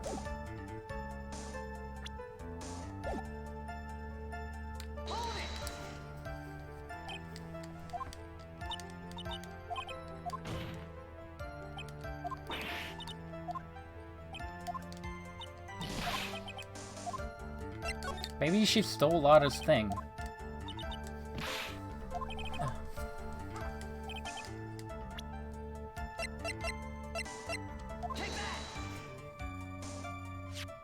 Ah! The investigative photographer, Lada Hart. Oh yes, I remember that mischievous girl. She reported that she had lost a certain note she had written to herself. She reported such a thing. On that piece of paper, she had written down some of her impressions about the relationship between the victim and Miss Andrews. What? Outrageous ideas, you say? No, I said impressions. Then everything written on this piece of paper is completely meaningless? That's it. That's the note. No, you see, this is something completely different. This is my top secret list of groceries to buy. Uh-huh. And then you're the one who took Miss Hard's note.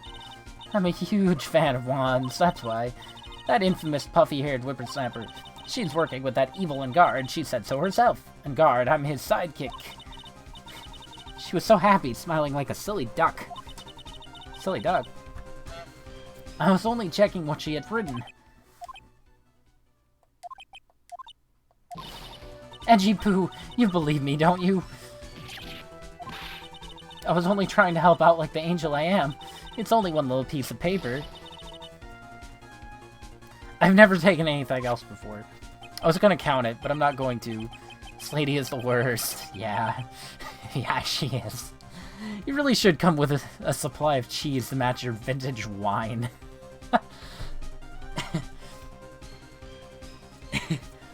I'm gonna give Edgy that. Hold up.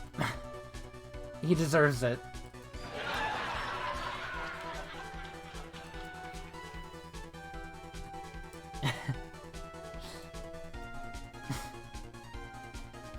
Real quick, I'm just gonna put this in gaming. Disappointed! There we go. Oh, shoot. Hold on, I gotta delete that. I'm gonna have to, like, mess with it in Paint. I'm not gonna do that right now, but I don't want to lose it.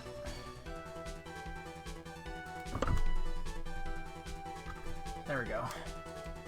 Alright. It's freaking amazing. Well, it was only a piece of paper. I suppose we can overlook this just this once. Please steal it. She looks like she's really sorry. Should I forgive her? No! Absolutely not. Screw Windy Oldback. No! No! If I let up on her now, she'll get away. I have to find some way to inflict a deafening blow to the prosecution. Witness, you said that the only thing you stole was that note. Is this correct? Stole? Why don't you listen more carefully, you annoying brat? I saved this piece of paper from the terrible lonely trash can, that's all. You're lying. He swore. Phoenix, you can't do that. You're lying! But I can prove it!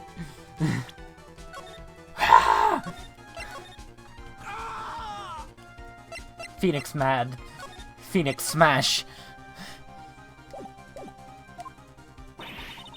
Are you putting my credibility under scrutiny again? Miss Oldbag, I don't believe that the note is the only thing you stole that night. What else went missing? Well, we already found the guitar at the studio, right? Maya went missing. Did you steal Maya? Did you do it? What else went missing? I know that went missing.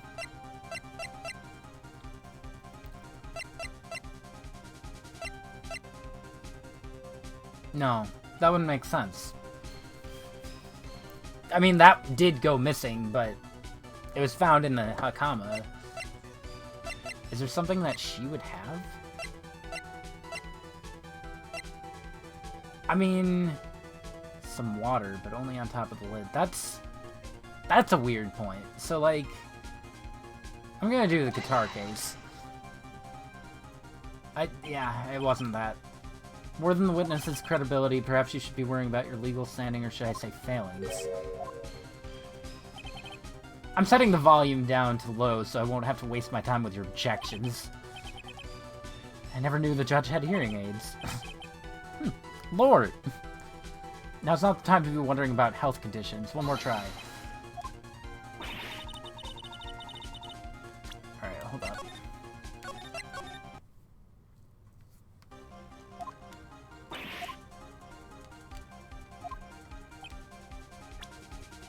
What else did she steal?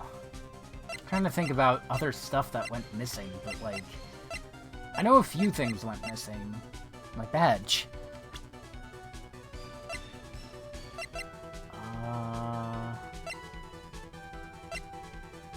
He doesn't say anything about any of these, right?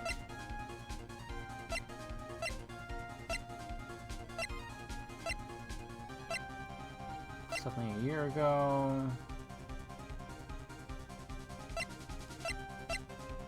Clinton, CD, World of Tabloids. Bad terms. I didn't realize that her profile was security lady in this. Alright, well, let's go with this, because it was missing. No, okay, it was found in the Hakama, so that's why I thought it was a little weird, but... I tried. That's alright. I like the beginning part of this song. This is a very Capcom song. Confess something, the glossy photo...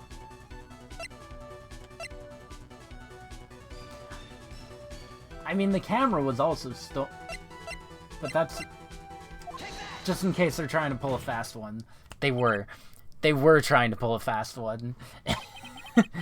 That note was with a camera inside its case, wasn't it? I already thought that was implied, but alright. A camera? Yesterday, Lotta Hart was raising a huge stink over her camera. She kept saying something like, "My sweetie, 1600 camera disappeared on me." Witness! What is it, Gramps? If you have the note, then it is only logical that you have the camera, too. Looks like you found me out again, Sonny! Is this the camera you're looking for?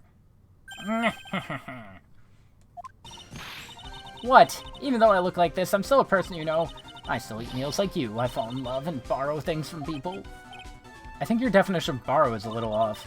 I saw that woman's business card, and that's when I noticed it said, Slimebag Celebrity Photographer Extraordinaire. Well, when I saw that, I had to know what sort of pictures she had taken. I'm a pro security guard. It's my business to know these things.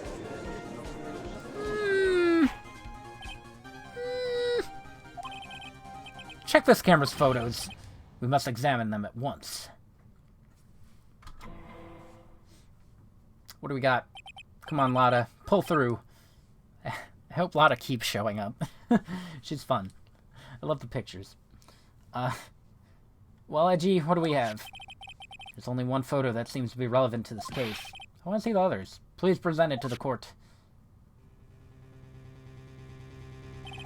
Alright. This is the Nickel Samurai.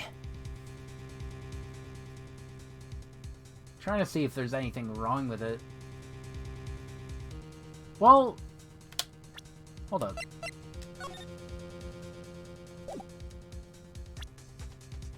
I can't tell if it's too long on him. Wait, wasn't that the case in the other case too? Where, person was too short? Couldn't remember. See, I told you, that's the guy I saw. This proves that the witness was not lying earlier about this matter. A sense of deja vu. Yeah. Yeah, there's a lot of it going around. This is a good sequel case. I'm enjoying it, though. This proves that the witness was not lying earlier about this matter. A twist so good they had to use it twice. God. Have you seen either movie, Knives Out, or... Well, you're not a movie person, so probably not. Will... Please, if you're gonna watch any movie, watch Knives Out and watch Glass Onion. Both of those are fantastic. They're mystery movies. They're really fun. And I feel like you'd like them. I really want you to see those. What does all this mean, Edgy? This photo by itself does not prove that the person in it is the defendant. However... Might watch them with Ashley? Heck yeah, dude. That is a good time. Waiting. In his own confession, Mr. Ngard clearly stated that. At the time of the murder, he was still in his Nickel Samurai costume. If that's the case, then this Nickel Samurai is... the defendant. How did... That was actually pretty good timing. How did it come to this? I think this brings us to the end. We have examined every piece of evidence thoroughly. Final comments, Mr. Wright. The court will consider them before we close, and I go home and slip into my robe and watch some Grey's Anatomy. He doesn't have the... He doesn't watch Grey's Anatomy. It has to be something stupid. What's stupid? Big Mouth. That's too stupid. Never mind. Do you agree that this photo is decisive evidence against your client? If this photo really is decisive, then we're done for. Boston Legal? Alright, yeah, that sounds good. Boston Legal. But if I raise an objection here and blow it, then I would put Maya's life in jeopardy. You can't make a mistake here. There's only one road out of this mess. And that is Turner Street. Suits? I could see him watching Suits. Is Suits bad? I thought Suits was good. Maybe it's like lower bar. I haven't watched Suits or Boston Legal. I should watch Suits at some point. I might enjoy it. I don't know. I don't know about Boston Legal. I don't know enough about Boston Legal. I can't make a mistake here. Ah! Don't make me point at stuff.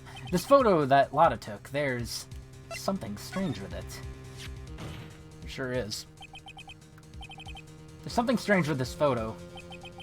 I knew this was coming, right? Your thoughts, Edgy? I think we can all agree there's nothing strange with this photo. There's no way for this defense to debunk this photo, even with a bunker buster. Debunk with a bunker buster? What does that mean? Is that what you're planning to do? Anyway, please look at the photo one more time. If you really believe you can honestly find something wrong with this photo, then you should only need one chance, correct? He's really laying it on thick. Twice? I have to find something wrong with this photo. I can't let this chance go by.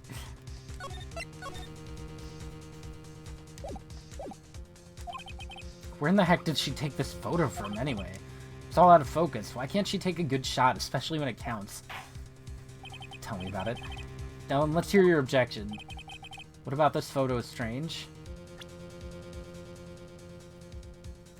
Like, there's nothing else, right? It's gotta be this. I mean... Oh, I can't even bring it up. Well, let's go with it. Zero confidence in yourself? You're right! I would like to direct the court's attention to this one area right here. What are you pointing to? His ankles? If you could see this person's ankles, that would be one thing. However, you can't. And? What does that mean? The costumed person in this photo could not have been Mr. Engard. What's the meaning of this? It's a good thing I've done this before. I wonder if you would care to elaborate, with actual facts, that is. Let's take a look at the Nickel Samurai's poster.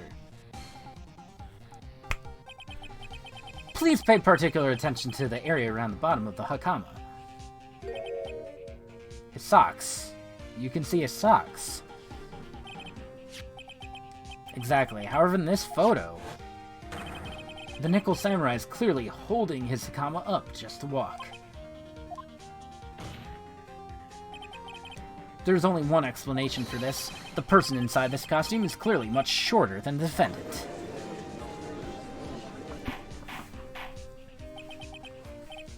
I think I've turned things around for myself this time. That's curious. What is... Edgy is unusually calm today. That's true. He's just letting the trial run itself, as if he's only along for the ride. What do you mean by that? I can only guess that perhaps he doesn't feel under attack at all. Doesn't feel under attack? Then I haven't damaged his case at all? Edgy, where does this leave us? If the person in this photo is not mad, then everything the prosecution has tried to prove has become meaningless. What a loser. I figured it would come to this. What? Right, I have something I want to ask you. I think you've proven that the person inside this costume is not Matt. In that case, who is this a photo of? We don't know that yet. You can't just... Who is the person wearing the Nickel Samurai costume? Don't stress over this, Phoenix. It's very simple. What you should be focused on is Edward's attitude, don't you think? Yeah, why is he so calm?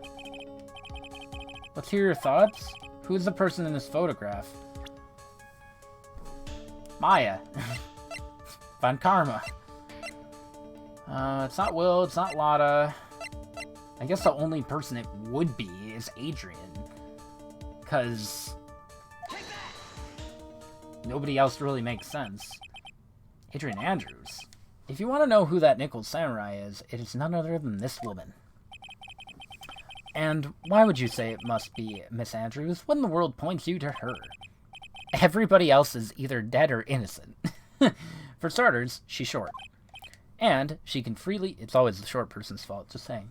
And she can freely move in and out of Mr. Uncard's room. Finally, she had dinner with Uncard that night. How does that all add up? It means that it makes it very easy for her to get a certain item. A certain knife with Uncard's fingerprints all over it.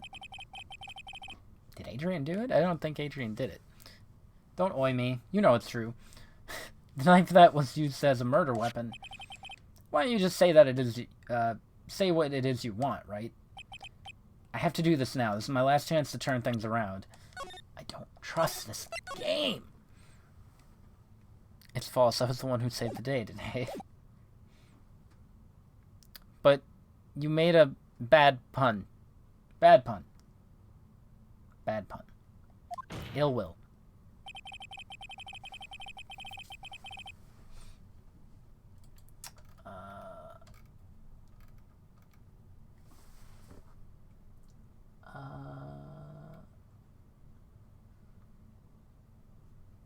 I could swear I had something with...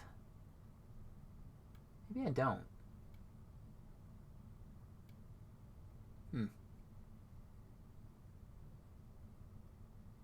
I thought I did, but I guess not. I think something good will happen. I don't. The defense moves to indict. Screw Adrian. In the murder of Juan Corrida, it was Miss Andrews who tried to frame the defendant for the crime. Indict? But there's a C there. That doesn't make sense. It looks like this trial has hit a most unexpected development. Edgy, yes?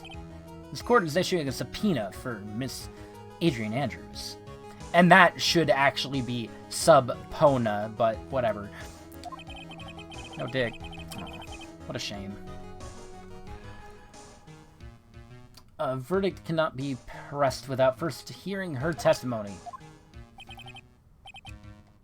Alright, this is it. This is kind of bad for us. What do you mean? If Adrian Andrews is summoned to court as a witness, it means that the trial will go on for another day. One more day. If I don't get a verdict today, then Maya... Oh. Now then, we shall set Miss Andrews' testimony for tomorrow. What am I supposed to do? The judge is about to adjourn the court. I guess I'm supposed to raise an objection. Because Maya's life is on the line.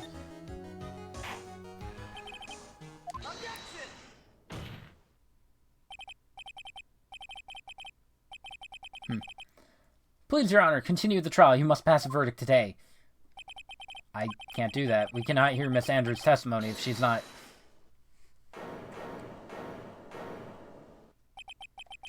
I abhor wasting such valuable time.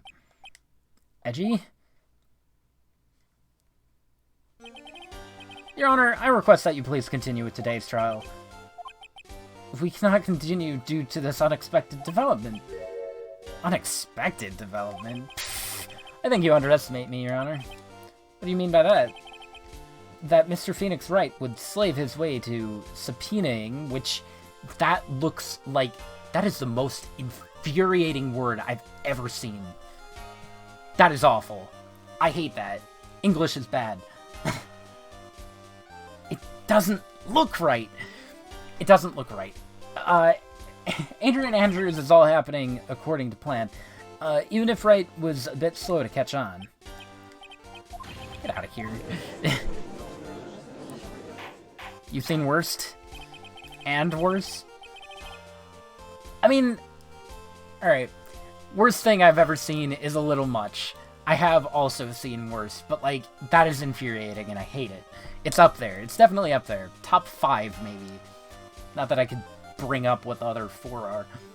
What is the meaning of your statement, Edgy? Adrian Andrews is currently waiting in the prosecution's lobby. Staves? Yeah, I'll give you Staves. I can give you Staves. She's the next witness. Everything was planned out in advance by that man? Somehow I knew there was no way Edgy would overlook Miss Andrews. Looks like this battle's far from over. Exactly. Yeah, no, I know. It should just be staffs. Or just staff. Maybe like how fish can be fish or fishes. Or, the best version, the best plural of fish, fishies. Yes. Very well, we will call the next witness, I guess. However, before we proceed, we shall take a 10-minute recess. I have been dying to get on the swings. Please prepare your witness in that time, Edgy.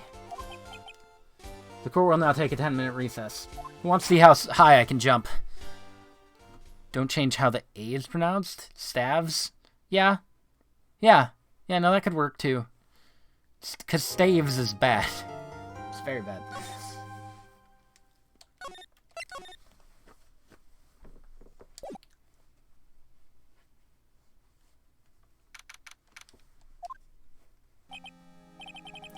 Dude, I can't believe that Adrian, no way, not cool, and collected Adrian Andrews. She is your manager. It would have been very easy for her to pull this off. The only person who had easy access to the knife you used at dinner was her. I mean, I could. I was gonna continue, though, with the rest of this.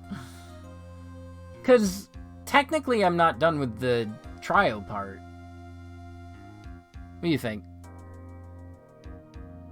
Well, if anything, I could go a little longer and, like, you know, after this part of the trial, I can, like, save there, and then we could just do just chatting, like, no matter how long I am. I don't think I'll go too far over. Yeah, I would think keep going, because I'm only at 2 hours. I don't want to just cut it off. That would be weird. I want to get to Zelda, too. Oh, is that so? You're sick of it? Hold on. I got you. I'll just talk like this. Don't worry about it.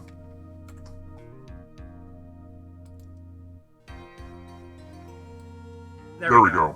I forgot to mute the mic, so it was a little weird, you know, just saying. Where's one?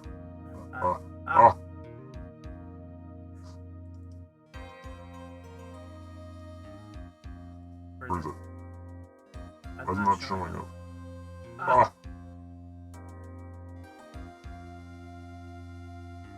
Yeah, let's keep this. So after the ceremony during the break, huh? I was sleeping like a log the entire time. See, she could have also easily planted that blood-covered button in your Akama. What if I go with ASMR? How does that work? Because she was the one that came to wake me up?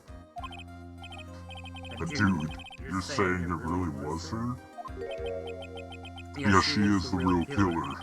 She was the one who murdered Juan Cora.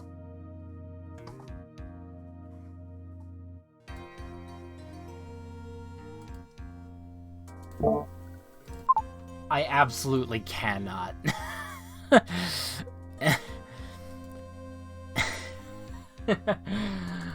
I can't.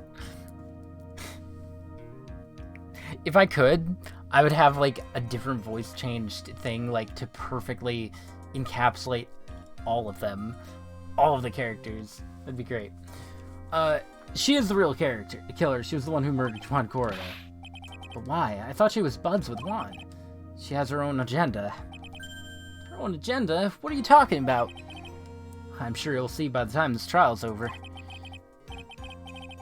It'll be alright. I'll get you acquitted by the end of today. Give me a verdict that's refreshing, like a spring breeze, okay, Mr. Lawyer Dude? Phoenix, you think her motive is related to Impax's missing suicide note, right? Miss Andrews depended on Miss Impax as her strength and reason to live. But then Miss Impax suddenly killed herself. Sounds like she left a suicide note, and the person thought to have hidden it is Juan Corda, the victim of this murder. Why? Get that out of your mouth, Juan. And that's why I think that Andrews got close to Corda, all to get the note back. That sounds plausible. But one thing bothers me. Who was it that first told us about their relationship? Better stated, Miss Andrews' dependency issues with regards to Miss Impax. It was Edgy. Looks like he's still the one in command of the ship. Don't let your guard down yet. Man.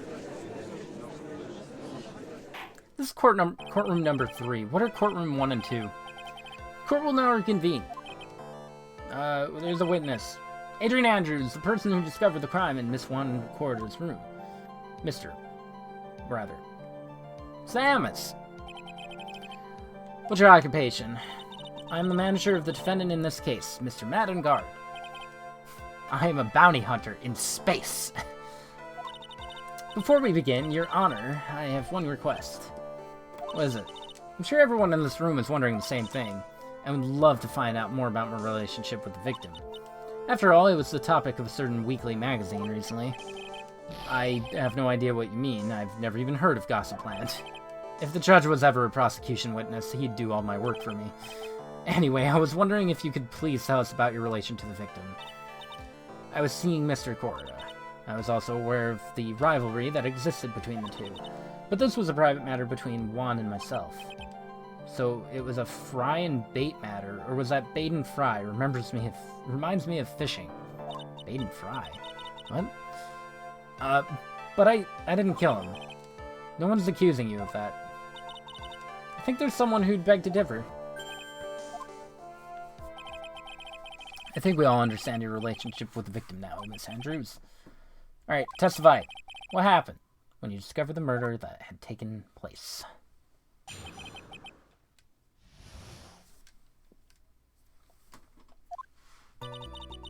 It was time for the show to start, so I went to get Matt from his room.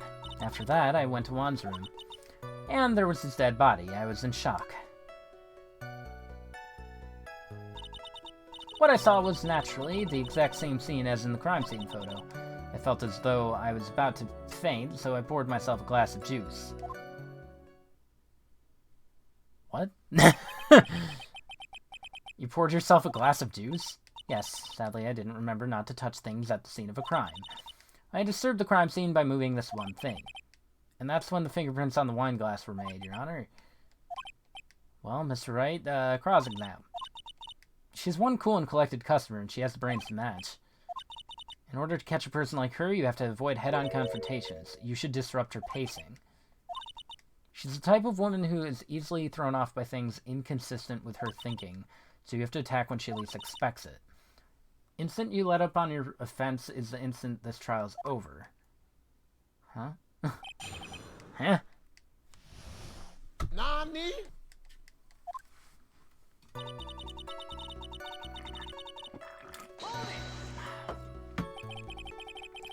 What was Engard doing at the time? He was taking a nap.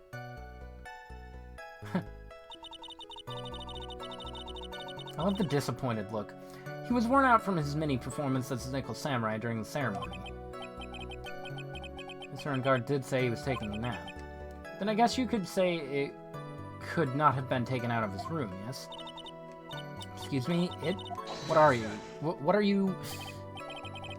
I thought years of school would have taught you how to construct a sentence. If you can't make a sensible sentence with a subject, then I'll make one for you. Watch. Did you, Miss Andrews, remove Mr. Unguard's knife from his room? No. Subject, verb, object, right? Did you skip basic grammar? The witness may continue. What a freaking nerd. I hate him.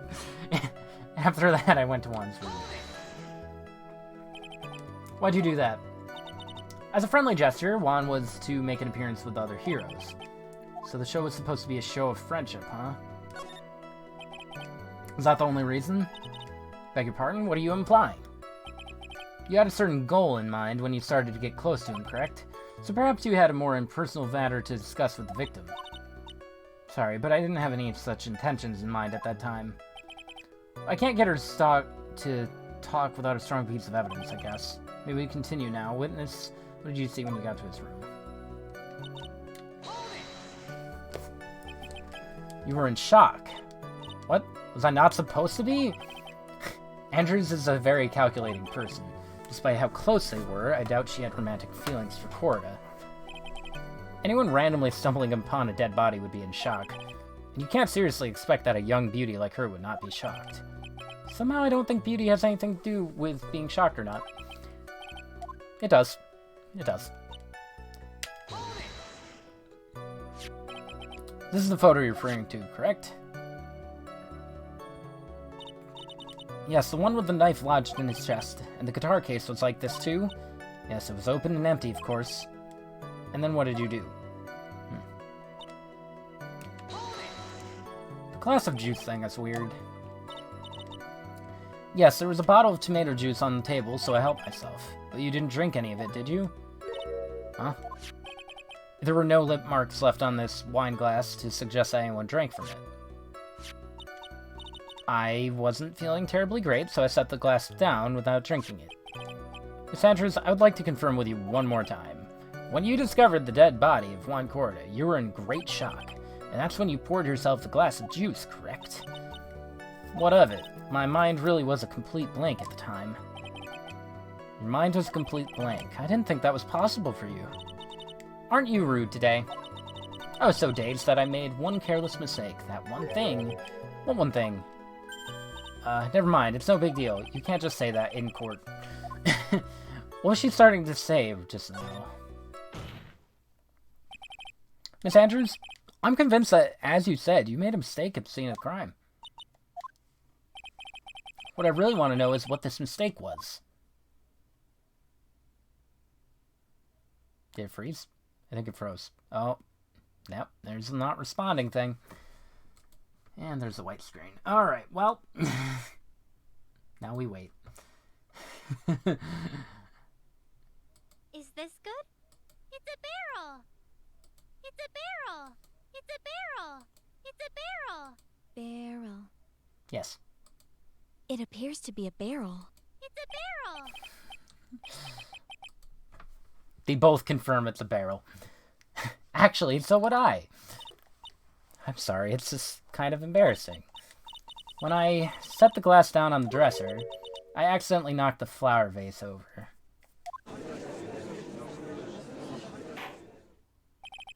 Wait, then why would there be water on the top of the case? Flower vase, are you talking about the one on the floor in the crime photo?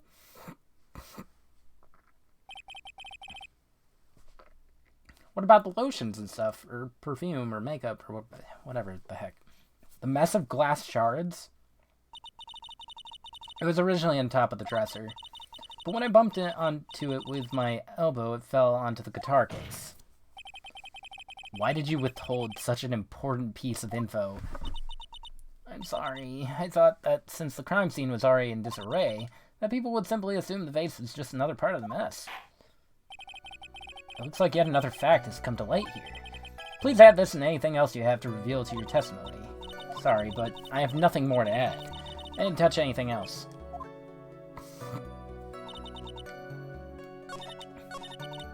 I was the one who knocked the flower vase over where it fell into the guitar case. What kind of flower vase was it? It was a glass vase and it was fairly big and heavy.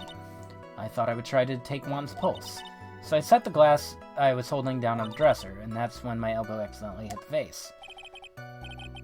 That's odd. I thought she was always in total control of herself. That's what she would like people to think. Always be mindful of the gap between your perception and reality. It doesn't sound like there's any glaring contradictions in her testimony just now. I warned you earlier that she would not crack so easily. The only way to make her is to keep on the offensive and not let up.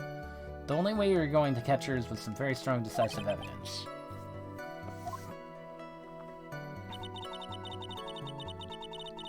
What kind of vase are usually glass? Yeah.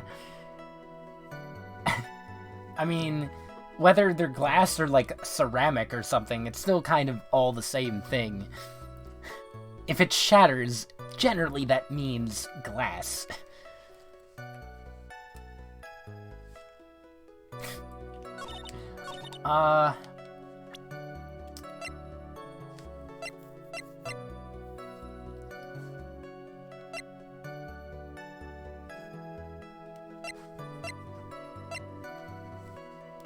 What would cause her some water, but only on top of the lid? Which, yeah, no, that's the part that messes with me. Hold up. Well, yeah, you could have a plastic vase, but that wouldn't shatter. Also, it's in the, like, picture. Like, we already knew it was some form of glass. I didn't mean to do that. I didn't mean to hold it.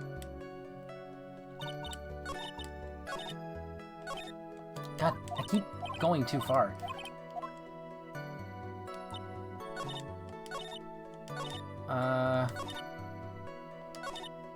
There. Fell onto the guitar case.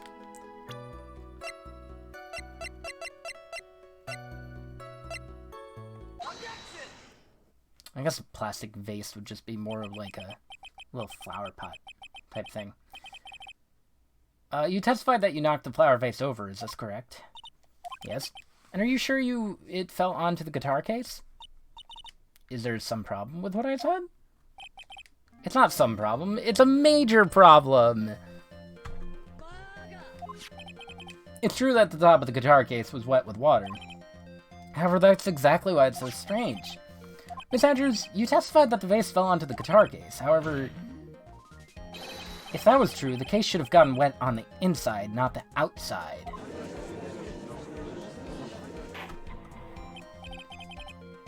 That's very true. Furthermore, there is one other strange thing about this guitar case. What's that? Let's take another look at the crime scene photo, alright? Okay? Everybody with me? The remains of the vase are scattered on the floor. And what's wrong with that? If the guitar case was open when the vase fell, the glass shard should be inside, not outside the case. What's your point, right? That's the case, that the case was closed at the time the vase was knocked over? Is that all? No, think back to what Miss Andrews testified to. She said that, other than the vase, she didn't touch anything else. Yes, that's right, she did implicitly say that she didn't touch the guitar case. But this whole matter with the guitar case is a dead end. The bright red guitar was found at the studio. It has no bearing on this case at all.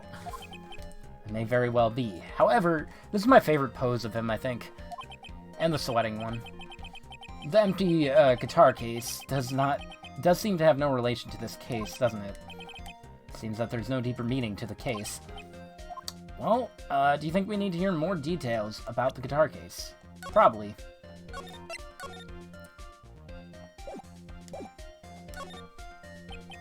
The empty guitar case. I believe this is a crucial piece of the puzzle. I can't believe anyone would reach for straws like this, but it is you. I can't believe I'm doing this either.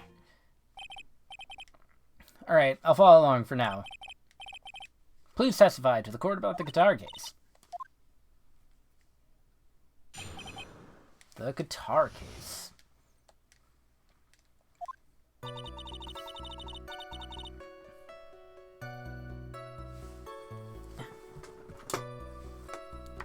Hold on.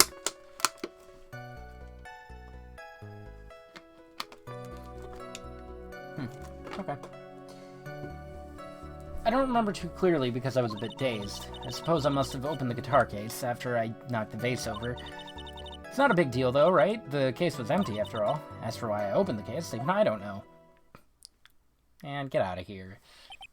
Swish. Get out of here. Looks like this really wasn't a very important point. This wastefulness is such a familiar feeling by now that it's almost comforting. Anyway, I'll just go ahead and start the cross-exam, okay? Alright. Using any way to change the topic, a convenient escape for a weak man. Edward sucks, I love him.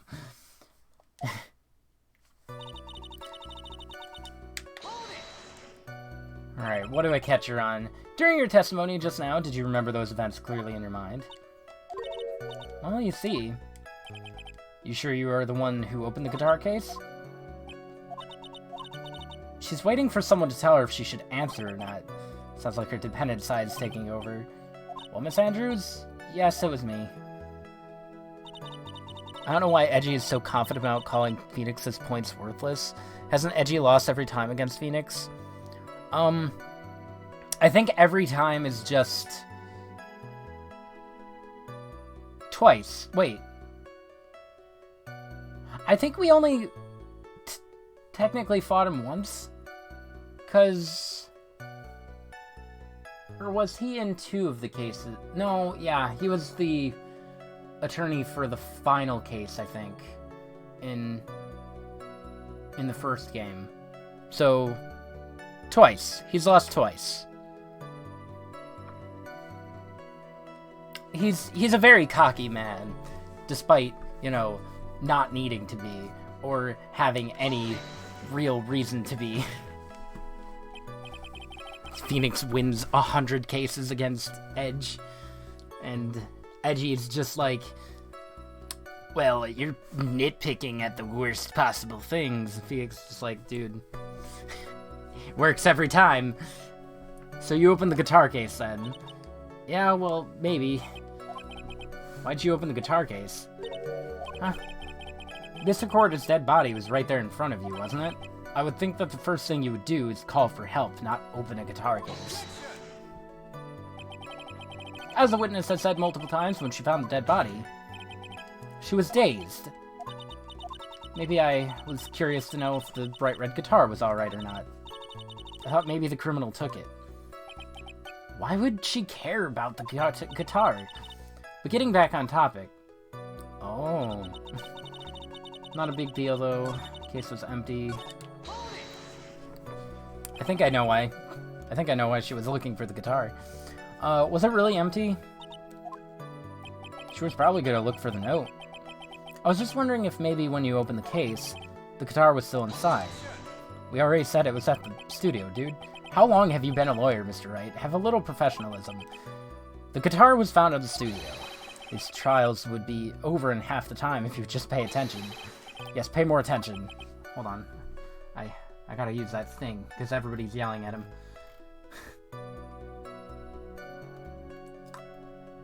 Pay attention. There you go.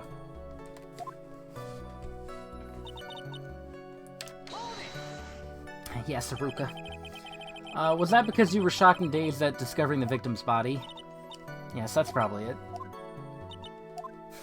She's so quiet. I'm not gonna get anywhere, like, if I continue pressing her like this. Only way to make her talk is with evidence. I guess I should give it a try. Can't afford to let her up on her now. Wasn't planning on it. She's at her weakest now, so this is our chance. If we had a weapon to hit her with. Sure, a weapon is hiding somewhere in the court record. I don't remember too clearly. Suppose I must have opened the guitar case after I knocked the vase over. It's not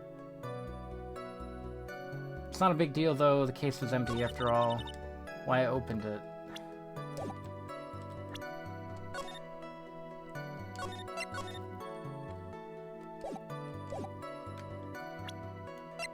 Can I shock. Right.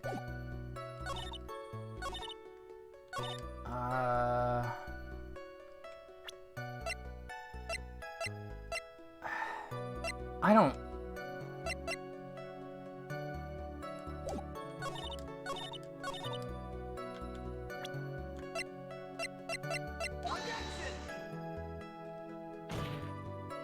that right?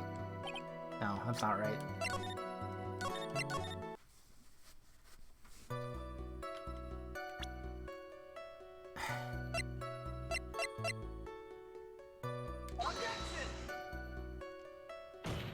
I think it's too early for those pieces. But, like, I don't know. Though I feel like something has to do. The case was empty. Must have opened the guitar. Let me run through these real quick. Oh, right. She waits for...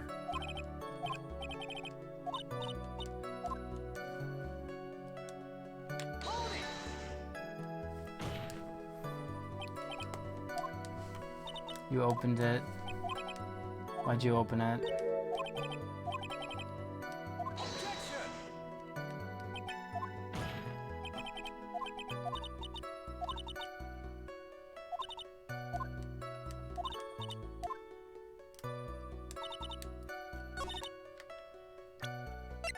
I feel like it's the note. Like, looking for the note. But, like, I don't know...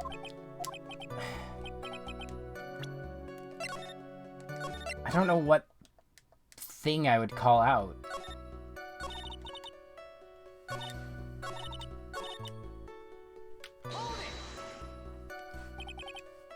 Is it really empty?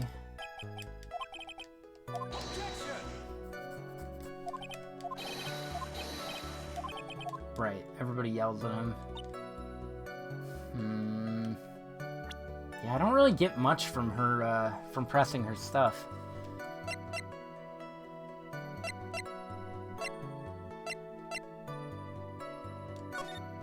No, that's not what I want. I wanted the crime scene photo. Come on. Come on. Come on. Come on. I always forget to get a new cord. I think it's the cord that I need. Or the controller. I'm not entirely sure which. Oh, now it's lagging. Okay, cool. Well, I'm just gonna mess with more barrel sound effects, I guess.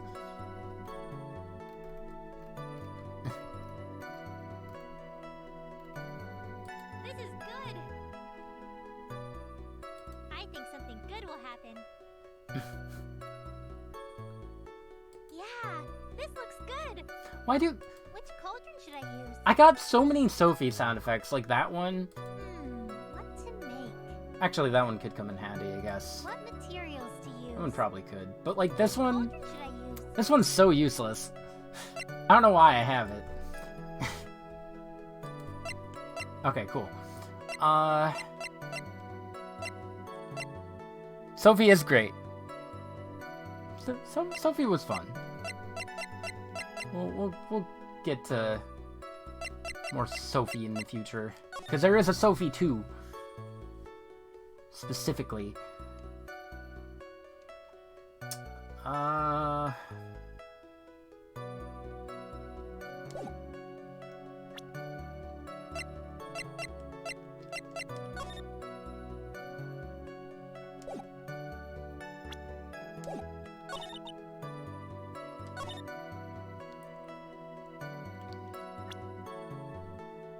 Despite it being annoying. It was a little annoying too. Yeah. Furious is the next one. Like, that will do. I don't know what I'm supposed to be looking for. Only on top of the lid. Bears Corda's fingerprints.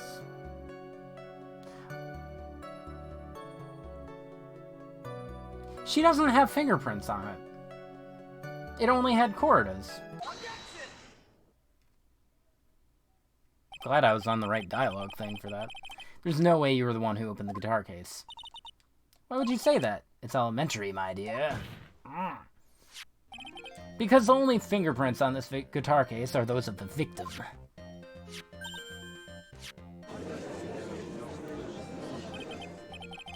What is it, Miss Andrews? Actually, I think I have Fierce. I don't know where it is. I'm pretty sure I bought it. Huh. Yeah. No. Wait. No, I think I do have it somewhere, but I also have Esha and Logi. Logi. He has many names. You shouldn't assume that I must have left Prince just because I touched the case. What do you mean? What if I were to tell you that I was wearing gloves at the time? Gloves? But why would you be wearing gloves at the time? You had Prince on the glass. It was the night of the award ceremony, so of course I dressed up for the occasion. Yes, now I remember. I'm almost sure I was wearing a pair of thin gloves. Uh-huh. Well, now she's slipping a lot. Well, Mr. Wright, it seems the witness was wearing gloves at the scene of the crime. You were wearing gloves. Isn't that a little strange? Why is that strange? Do you have something that would prove I was not wearing gloves at the time? Bro, you suck at this. I have your proof right here. This wine glass. The wine glass? You left your prints very clearly on this wine glass. Even if you took your gloves off when you poured yourself this glass of juice, wouldn't you think it was just a little strange that you put your gloves back on just to open the guitar case? Her glasses broke. She just has another pair. Alright. That's fair. That happens. Apparently that's a really good anime. I got that from that one gambling anime that I can't pronounce on Netflix. Looks like you hit the nail on the head this time. I've heard it from two sources. One being Mary and one being my friend Aaron. He's apparently going through it right now. What do you mean? I believe that guitar case plays a very important role here. But it's just an empty case. I wonder if it really was empty, though. But the guitar, the bright red guitar, was at the studio. Phoenix, drop all of your presumptions. Freaking idiot. What was in the guitar case was not the bright red guitar. You don't mean it was a bright white guitar? Wait, that's not right either. I admit it would be unnatural for someone to do that, so the witness was not wearing gloves, despite the fact that on the case... Your Honor, this is obviously the defense's usual misdirection tactic at work. Steer the court towards an unrelated topic and lull us all into his misguided... Objection. Edgy. Your mom. Anyways. Please recall that Miss Andrews has testified that the vase fell onto the guitar case, which means that the case was closed when the crime took place. However, it is wide open in the photo of the crime scene. I'm sure this guitar case has some relation to the murder. If you're so sure, right, then I'm sure you can somehow substantiate your outrageous claim, correct? Please enlighten us as to why the guitar case has anything at all to do with this murder.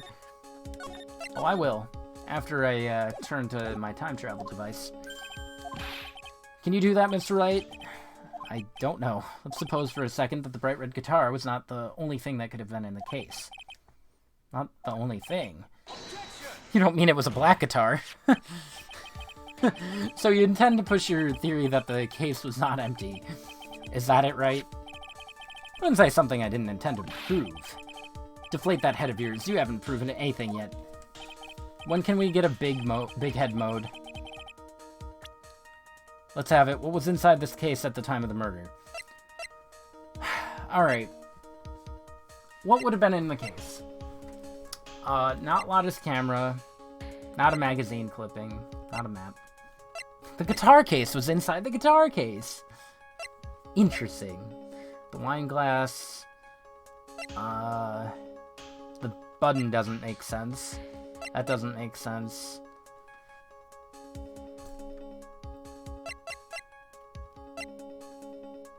Lotta's photo. There's the victim's blood. I would think it's the note. Is it not the note? Why would something like that be inside a guitar case, let alone this one? Just thought it might have been possible. I have a suggestion. Why don't you put that in the void where your brain is supposed to be? And never bring it out again. I always love them burning him. Can a foolishly foolish fool get some love? Good call out to Von Karma.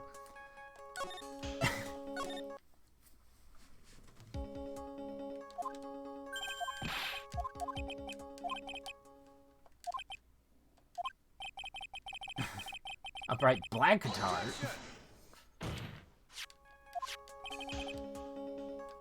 Alright, hold on. Let me just get closer to the,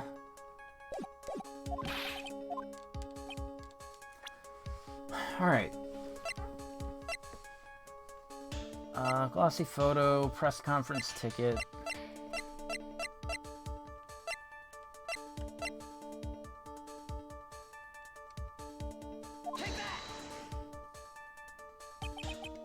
Yeah, it sounded just crazy enough. They like to mislead me on some of these later cases. Man, it doesn't even have to be a later case.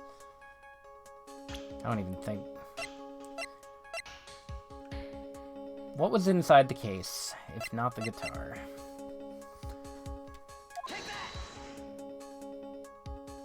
Yeah, okay. I had an inkling. This is a photograph. Yes, but what is important is what is in that picture.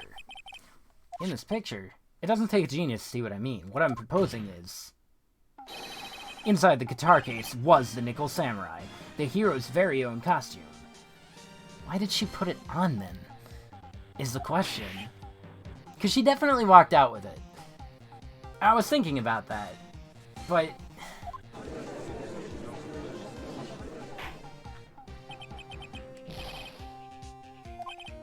I'm surprised they didn't remix this song just to, like...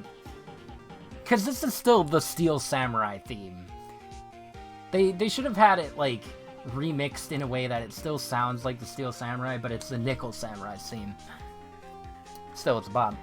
Are you saying that the witness opened the guitar case to take out the costume? What insane point would there be to doing something like that? That insane point would be to wear the costume, of course.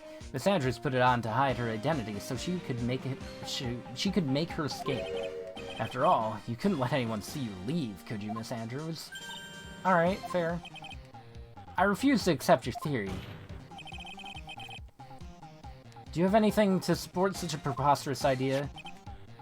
Just outside the door was an investigative photographer who was starving for a big scoop. And in the end, she managed to get this shot correct. You mean this photo?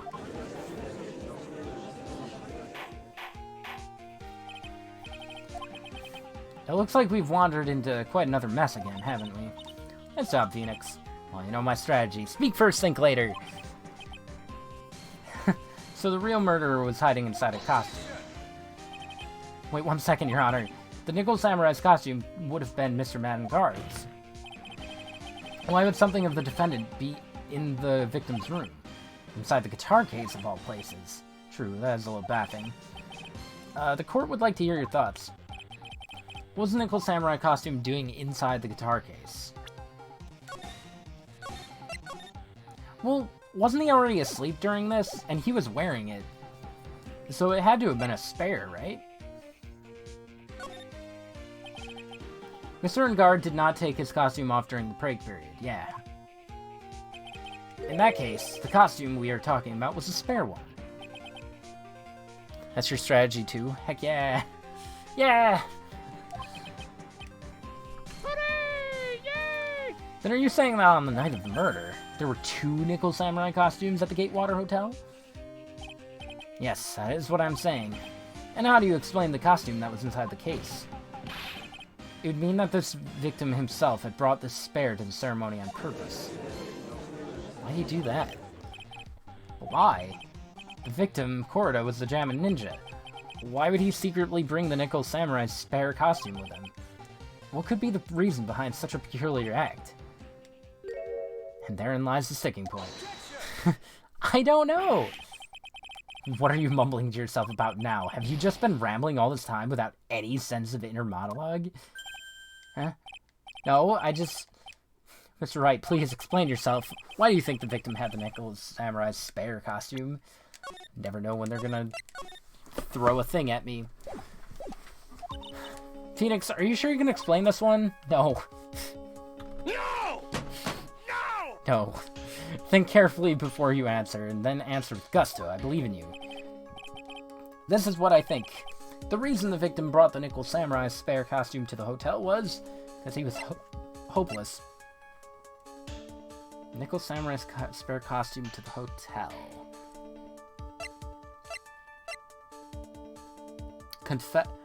Oh.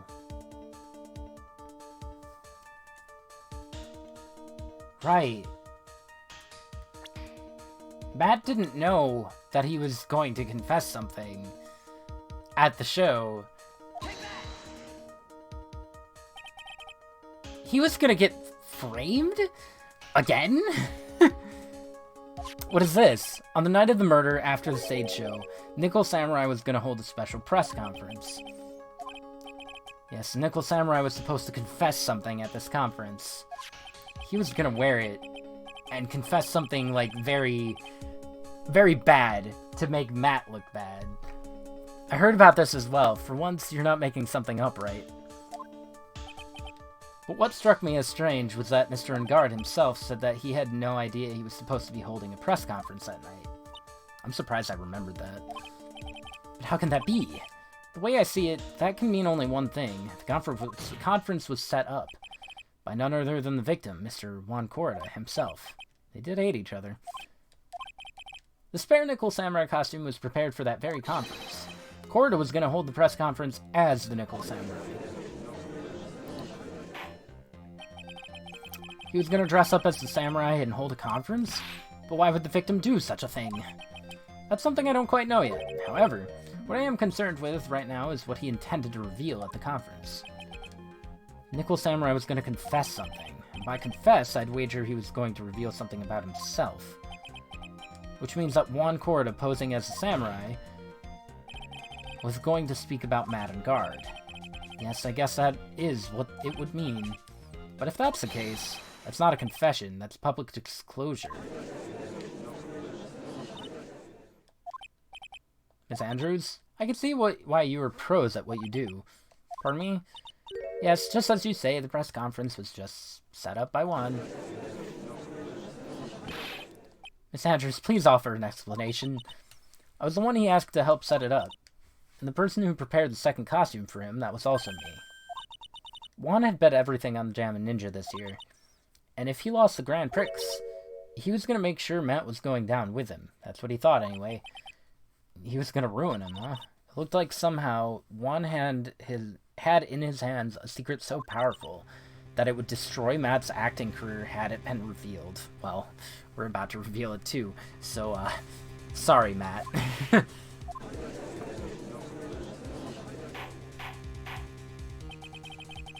And do you know what the secret of Mr. Engard's is, Miss Andrews? That's something only Juan knew. I don't know what it is. It's gonna be good. I've probably been coming off quite suspicious to everyone, but that's to be expected. I've been trying to protect Matt, after all. Protect him. And yet again, another strange bit of truth comes to light, it seems. Miss Andrews, if you could, please tell us the truth about your behavior. Oh, I understand. Yeah. Yeah.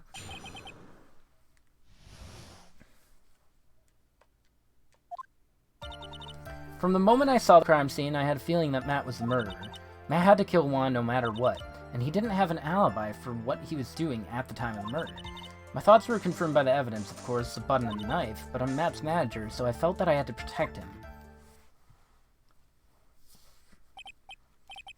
This does account for everything. I am the logical type. We're finally seeing her true self. She's more nervous than a scared rabbit. That's pretty bad. If the defense can find no fault with this testimony, I am ready to make a ruling. Please keep that in mind as you cross-examine. Looks like somehow everything has swung to the opposite end of the scale again. That just means I have to put my weight into this and turn her logic upside down.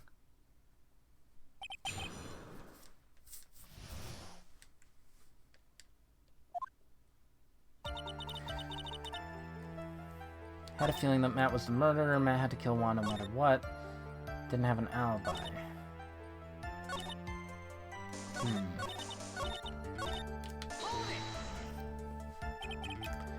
Would you say that was your intuition speaking to you? Don't confuse my methods of reasoning with your own.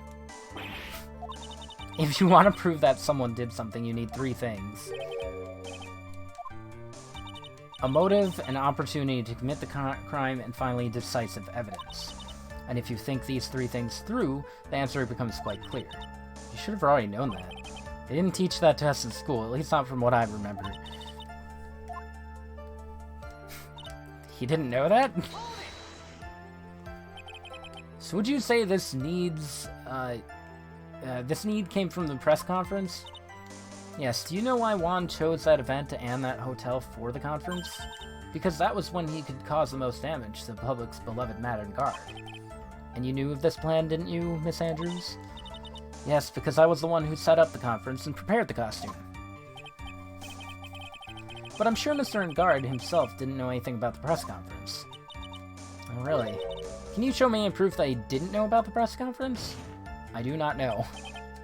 Anyway, the important thing here is that this info was not in your testimony. Please correct it. Grasping at straws now, are we? I always am. I know what his motive was, but I don't have any way to prove I'm right. Has Mr. Engard done something to her to betray you personally? Why do you ask? You were the one who helped Mr. Korda with his press conference, and that event was supposed to bring down Mr. Engard, yet you still helped out. Shut up, Edgy. The person on trial right now is Mr. Engard, right? What the witness was thinking, helping the victim with his plan, is none of our concern. In any case, this means that the defendant had a motive to kill. Why do I keep doing this to myself?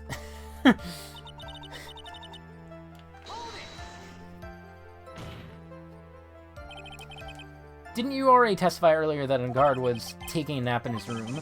Are you telling me now that that too was a lie so you could cover for him? I'm not telling you anything of the sort. When I went to go get him from the show, he honestly was sleeping. However, as to whether he was sleeping the entire time, that I cannot say. I was too busy setting up the stage at the time. True. I keep trying, but I can find no flaws with what Miss Andrews has said. I can't say the same for some people here in this courtroom, however. Some of us have shows to watch. The judge is glaring straight at Mia. He's glaring at you, smart guy. I was about to say.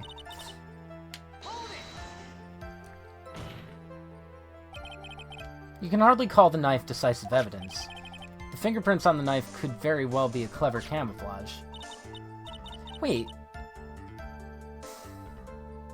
Then what about the button? The button? It's clear from the crime scene that the victim and his murderer fought. And during the fight, the killer ripped the button from the Jammin' Ninja costume. Talking about this button, correct? That button was found in the pleats of Matsukama, isn't that correct? I would think that makes it very decisive evidence. Looks like you were outfoxed again. Anyway, the knife doesn't prove a thing. Please fix your testimony. I can't stand the sight of a man who can't gracefully accept his defeat. Thank goodness Mia can still look at me. With an icy stare, yes. Love Mia. Alright, so she's added 2 things to the testimony. That button was torn off of Juan during his fight with Mia. How do you know that? When the ends of the threads on the button and the costume were matched up, they were found to fit together perfectly, or so I heard. I've heard that before too, but why would Miss Andrews know about this case down to such a fine detail? Don't look at me like that, just because I'm prepared and you're not. And I thought I had her this time for sure. If there's anything to trip her up on, it has to be here, but where and what?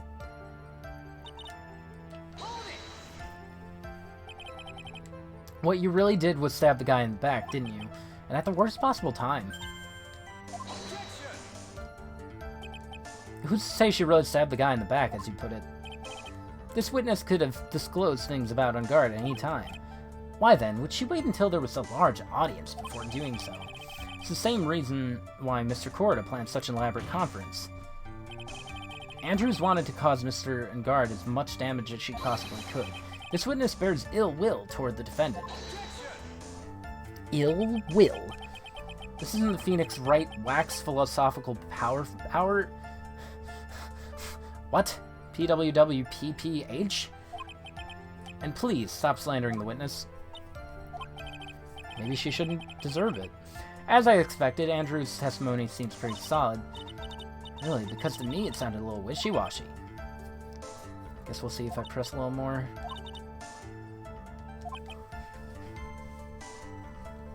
Alright. What can I get her on? That is the question. I already looked at that. I don't think the radio transceiver is going to come into play. Not for her, at least. We got the magazine clipping. We still have to touch on Celeste's things.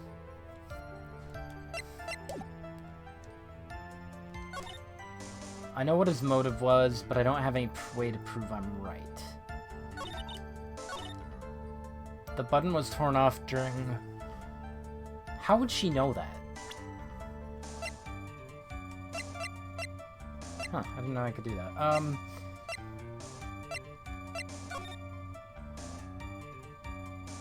The button... She doesn't have the button.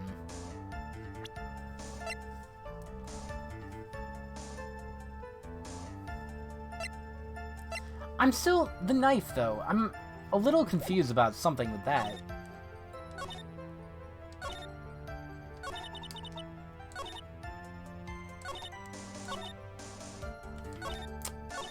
Nah, the thing with the knife is gone. Maybe I'm forgetting something.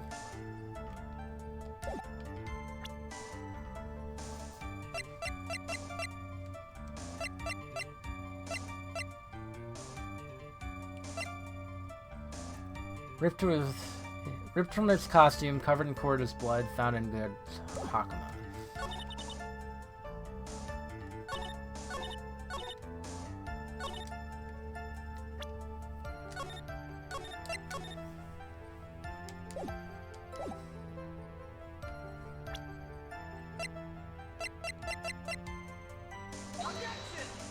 No. No. That wasn't anything. Ugh.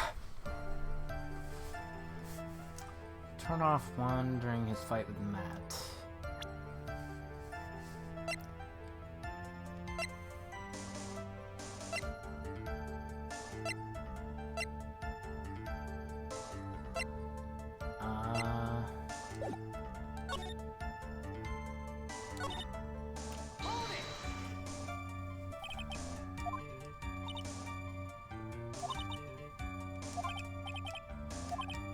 Why would he know that?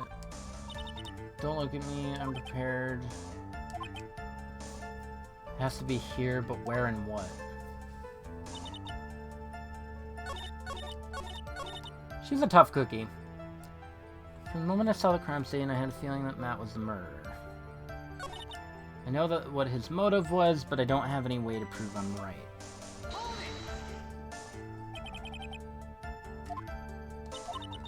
Something Matt has done.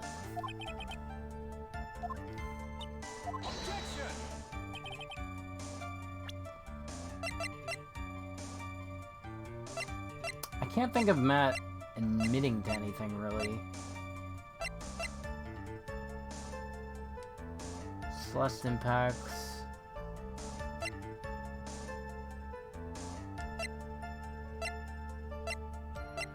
I can't remember if Matt did anything to him.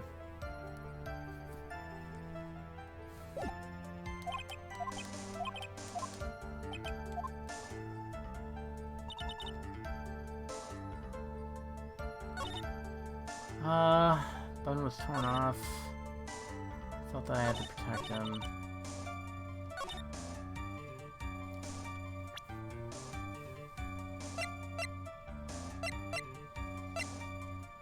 I know what his motive was, but I don't have any way to prove I'm right.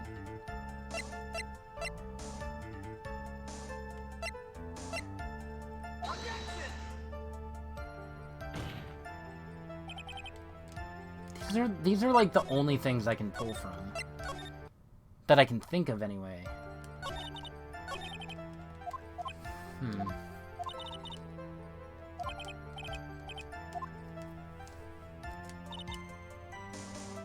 had a feeling that Matt was the murderer. Know what his motive was. He didn't have an alibi for what he was doing at the time of the murder. He didn't have an alibi for what he was doing at the time of the murder.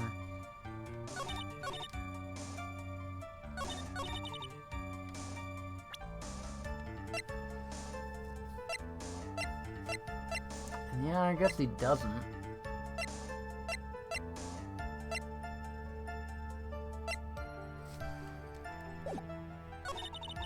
Button was torn off with Wand before his fight with Matt, or during his fight with Matt.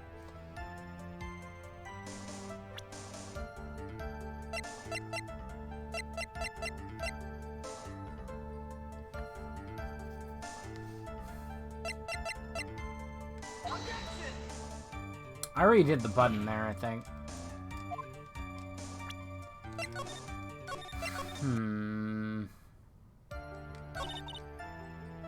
Felt that I had to protect him.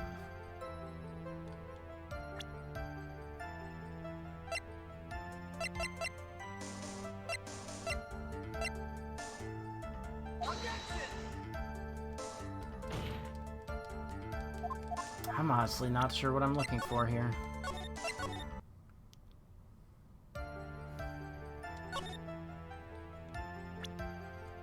I mean, you would think...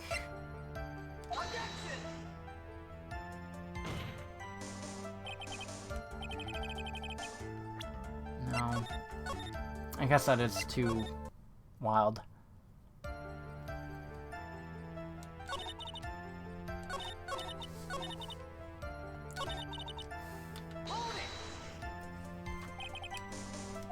Intuition, don't confuse my methods. Something did something, you need 3 things. Right, this is her going through all that. Yeah, I don't think that has anything to do. Has he done anything to you?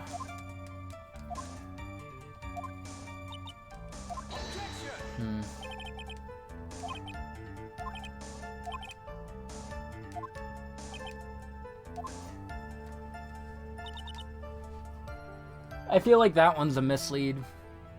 He didn't have an alibi. Taking a nap in his room. He was sleeping. I don't know if he was sleeping the entire time.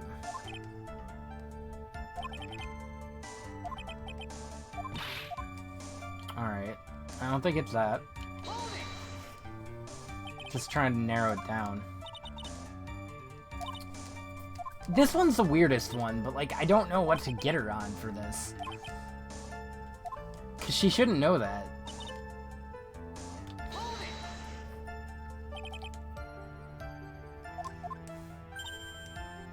You stabbed him in the back.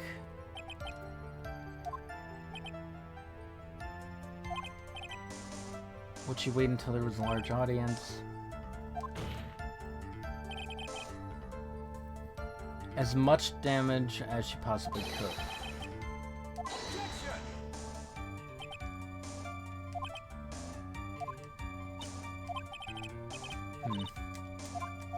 I mean, that one's weird too.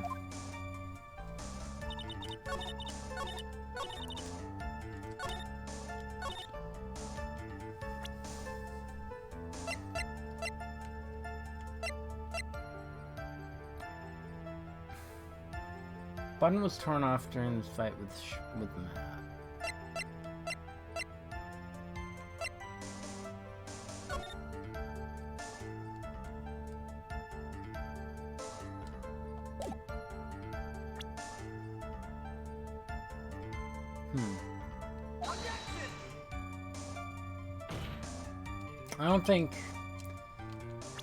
I don't know if...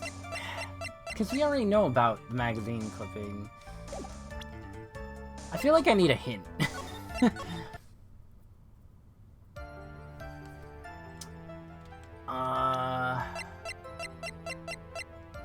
Hotel guide map.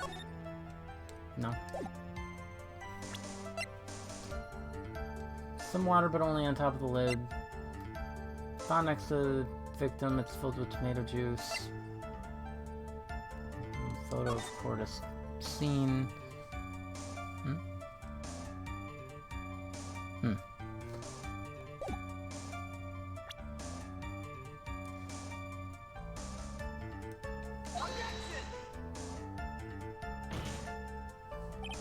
No, it's not that.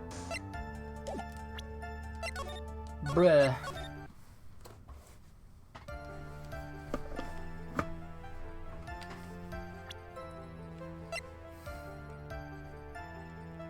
In the hallway.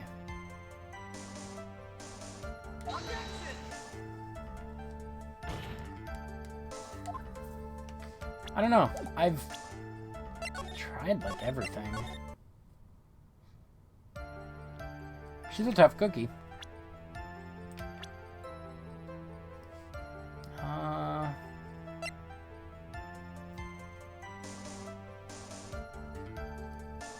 If it is anything with Celeste, it wouldn't go there.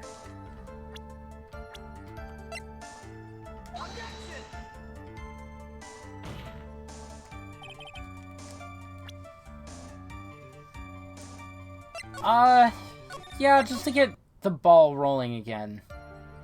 I think I do want a hint.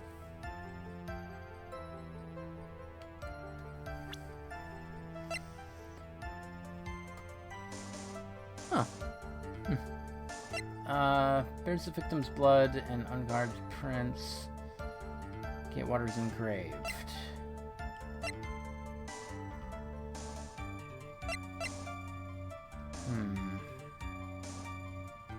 Downriggers, Hakuma.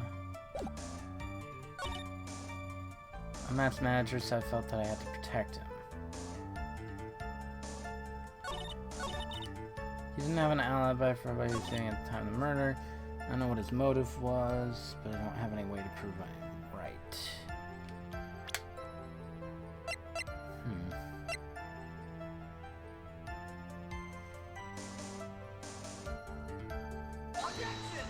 I think I'm focusing too much on the Celeste thing. But like, that's all that really hasn't been brought up. Like, process of elimination suggests that, like, we got the radio, the guide map wasn't really brought up,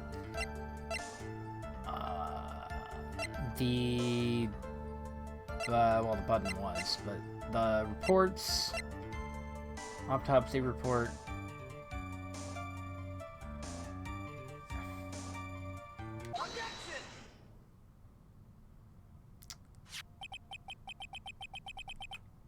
man. Never mind, we're good. First try. This is the victim's autopsy report. It clearly states that the cause of death was strangulation by a scarf. Right, there we go. Your hint is that you got it. Thanks! That's great. Got him. Strangulation.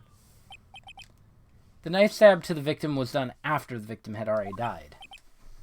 And what does that mean? Let's examine the evidence. This button has the victim's blood on it, which would mean that it was ripped off of the costume. When? After the knife was stabbed into the victim. And I get it, and I still feel stupid. Exactly, which means it is impossible that this button was torn off during the victim's final struggle. Because the victim was strangled to death in that fight. That's right, Miss Andrews. There's no way this button was ripped off during the struggle. This button was consciously pulled off of the victim's already dead body. Wendy did it. What is the meaning of this, right? So what if the button was torn off the body after the victim had already died? What does that change? Let me ask you one simple question, Edgy. Why was the button torn off? What purpose did that serve? What purpose? We now know this button was not torn off during the fight, so the murderer took the time and effort to purposely rip this from the victim's body. That would mean that the murderer had something in mind, wouldn't he? Does it mean you know what the murderer wanted to do with the button? What was it?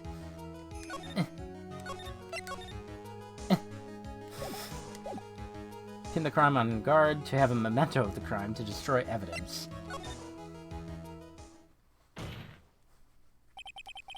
There's only one logical reason for doing something like that. It was a memento. It was the pin to the crime on guard. There's no way anyone would put a bloodied button in their own pants. Some people are into that. That's right, Mr. Unguard was set up. By the real killer, of course. And the real murderer is... well, Miss Wright? Who in the world is the real killer, then? Finally. I can't believe I managed to bring this trial all the way up to this point. Yeah, me either.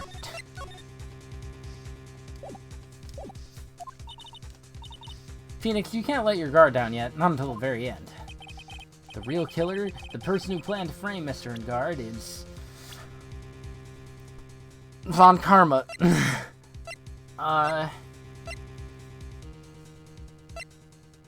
Not Will. You didn't do it, right? Right, Will? It's not you? Did you do it? Wada... Juan. Not Matt. I mean...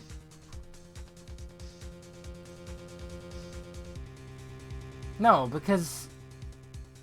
I mean, I'm gonna do it, but I don't think that's right. Oh, wow, it is. Miss Adrian Andrews, I choose you. Use Ember. You're Mr. Corridus Killer.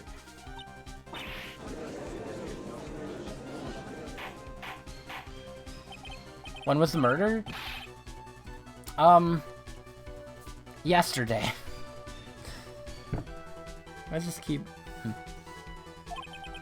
This is a very grave matter. Do you have any evidence that supports your charge? Any evidence? All of the evidence points to Miss Andrews. Why do you ask?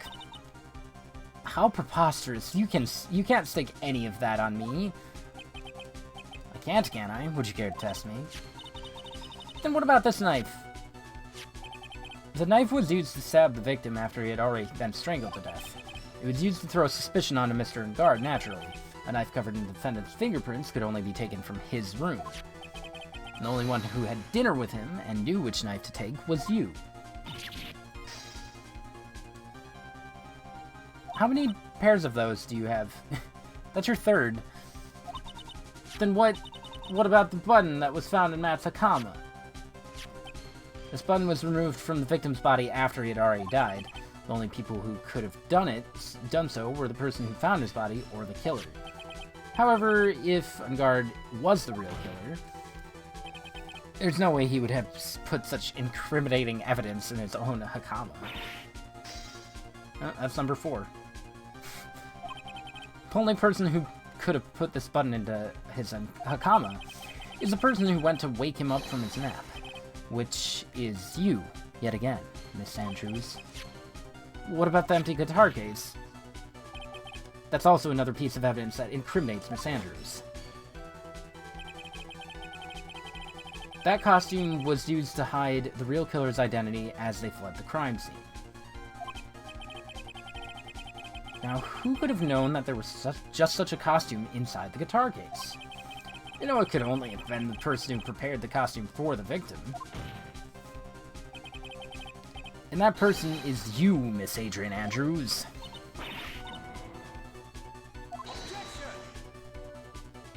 Objection, you made her cry.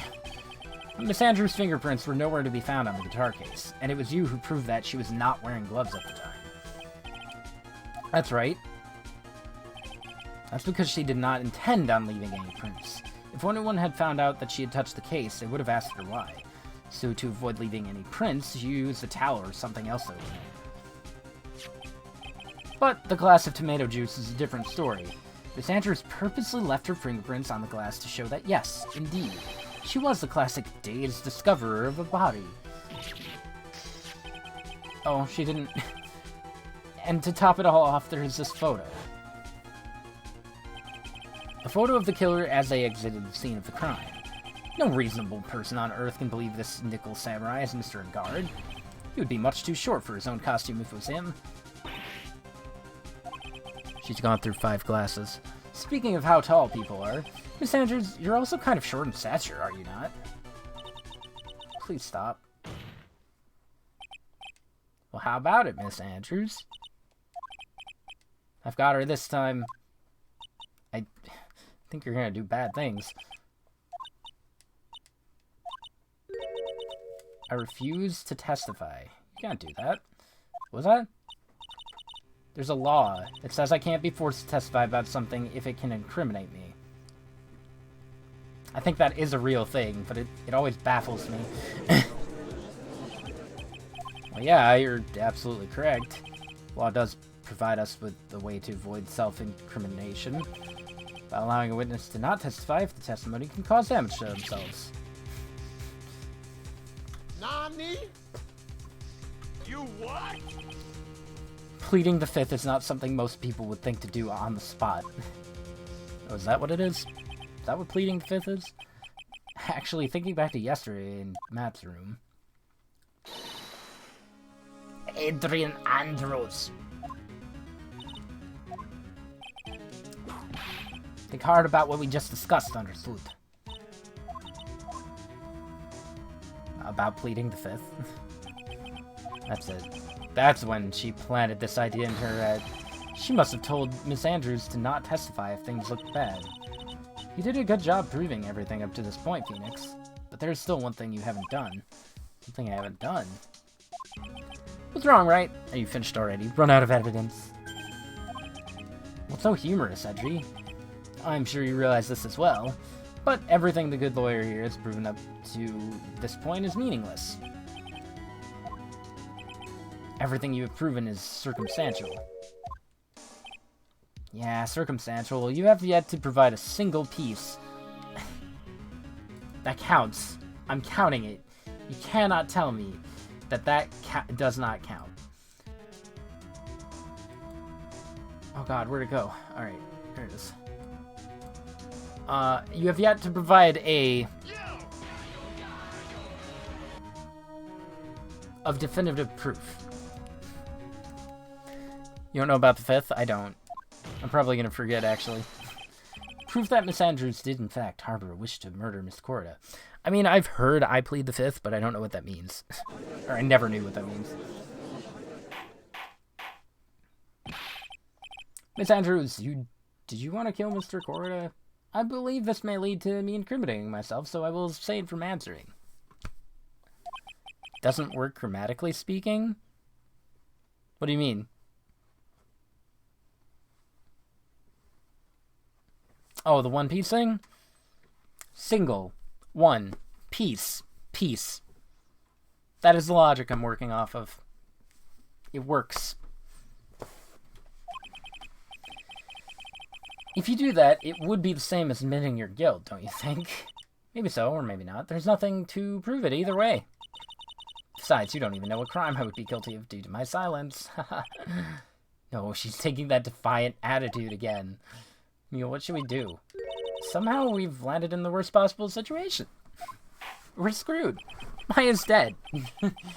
I think we've reached a certain conclusion at this point in time. Miss Adrian Andrews has refused to testify, and I have missed my shows for no reason. Cool. And the defense's theory that she's the actual murderer has not been fully substantiated with solid definitive proof. But that's not true. In this situation, there's only one thing this court can do, and that is to declare a recess. Recess? Yes. My dominoes are getting cold. I request that both the prosecution and defense look further into this matter. Dominoes? Like pizza? No. Dominoes like the blocks. And at tomorrow's trial... Tomorrow? We don't have a tomorrow. No, Maya doesn't have a tomorrow. If we don't get a not guilty verdict today, then... Please wait, Your Honor. That's not necessary. The trial... Please continue the trial. What are you sweating for? Your client's getting one more day to live, isn't he? Live? You gonna kill him? That's not it. This isn't about that. Edgy, I know you know who the real killer is. Please, let the trial continue. If I don't get the verdict, then Maya... Oh. Edgy, concerned. But it's impossible to continue as long as the witness refuses to testify. And I want to play with my dominoes. This court is... Oh. It is not impossible for this trial to continue. Edgy is a saint.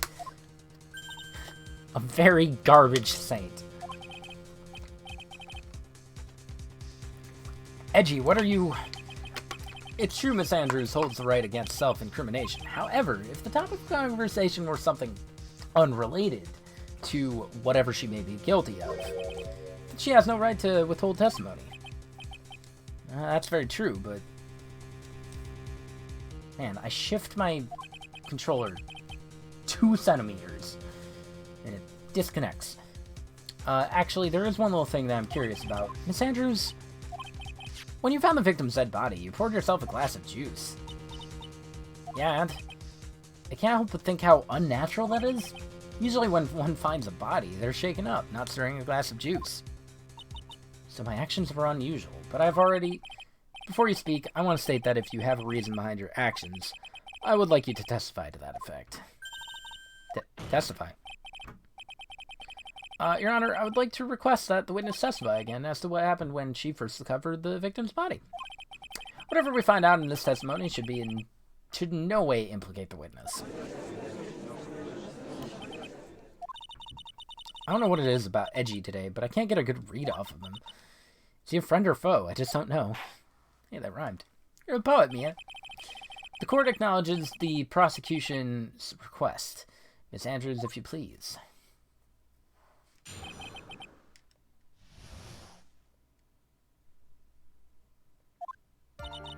That glass of juice, I didn't really pour it for myself. I was surprised when I walked into the room and saw it in that messy state. At Juan, he was sitting slumped over and tired, looking in the corner. When I saw him sitting like that, the thought that he was dead didn't cross my mind. To be honest, I thought he had just fainted or something, so I went to pour him some juice. When I realized that he was dead, that's when I knocked the flower vase over. Doesn't that contradict something? I feel like that does. So, you poured that glass of juice for the victim. Why didn't you say so in your earlier testimony? I didn't think I needed to include something so trivial. Please be careful here. If you can't find anything wrong with this testimony, then there's nothing left. Edgy, what the heck is going on in that brain of yours? Alright, cross-exam.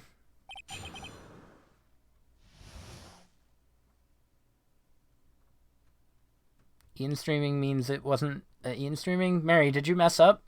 I don't know what that means. Hello?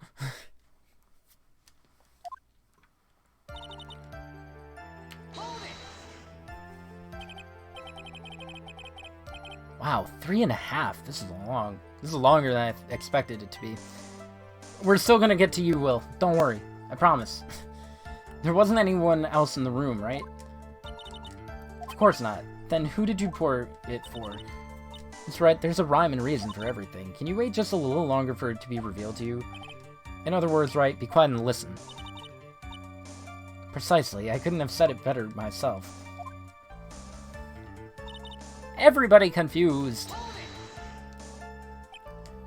So it was a mess? Are you sure it wasn't messy because of your fight with Corda?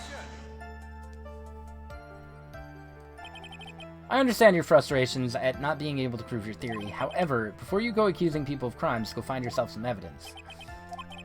And then, what did you see?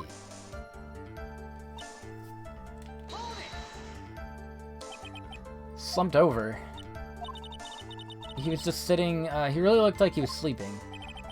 Is it just me, or did that right there sound a little odd? Of course it did, because I missed it. Hold on, let me try that again. Slumped over. He's just sitting there with his head tilted forward, eyes closed. No, that's not what I want.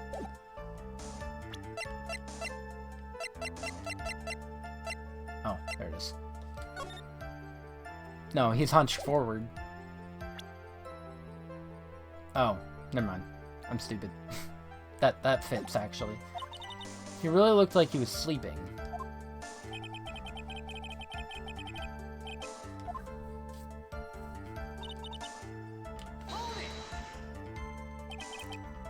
What did cross your mind?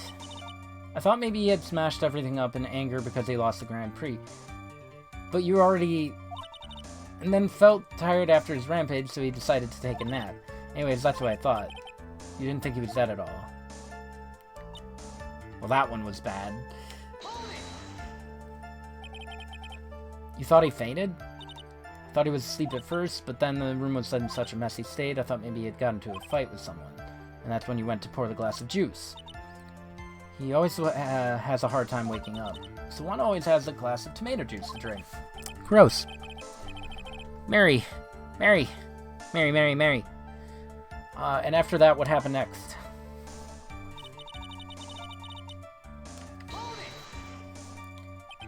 How did you come to realize that he was in fact dead? I shook him over and over, but I never got a response, so I set the glass down on the dresser and tried to take his pulse. I was shocked and staggered backward, and knocked the flower vase over. This is what it all comes down to. This is the absolute end for both sides, and Adrian is letting her guard down. Kill the prosecution's case. Isn't that a bit harsh? Tell us the truth this time.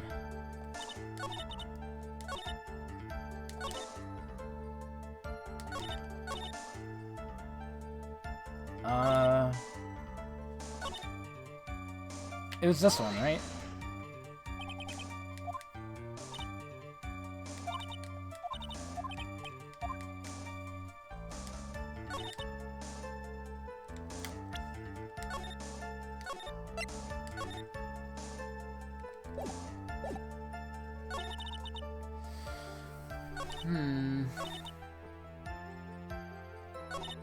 Surprised when I walked into the room and saw it in that messy state.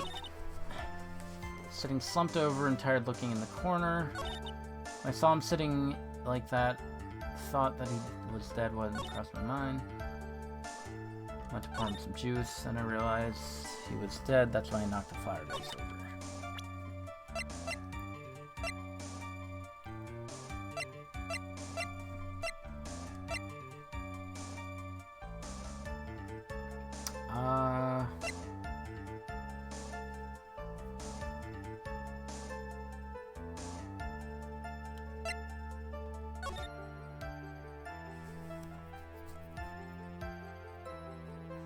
I mean,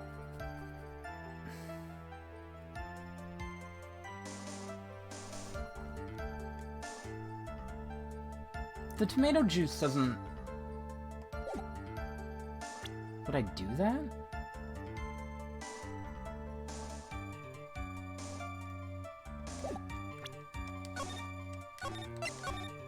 Mary came in here, rambled, and then left. And I am very confused.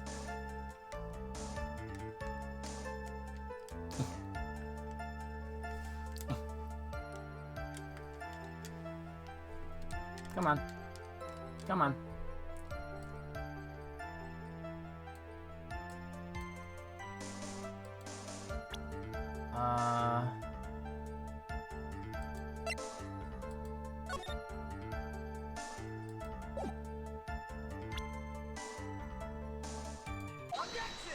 I was right. Okay, cool. So you honestly didn't think he was dead when you found him?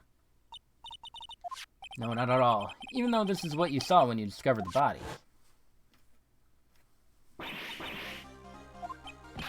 What's the meaning of this? Isn't it obvious? There's a knife sticking straight out of Corder's chest. Anyone who saw this scene would have immediately thought that there was a dead man. I doubt a single person in the world would mistake this for someone who fainted, and then so nonchalantly go pour something to drink. Your point is, your testimony just now is all one giant lie. 6. I'm counting her glasses. And your lie has proven one thing very clearly, that you were the real killer.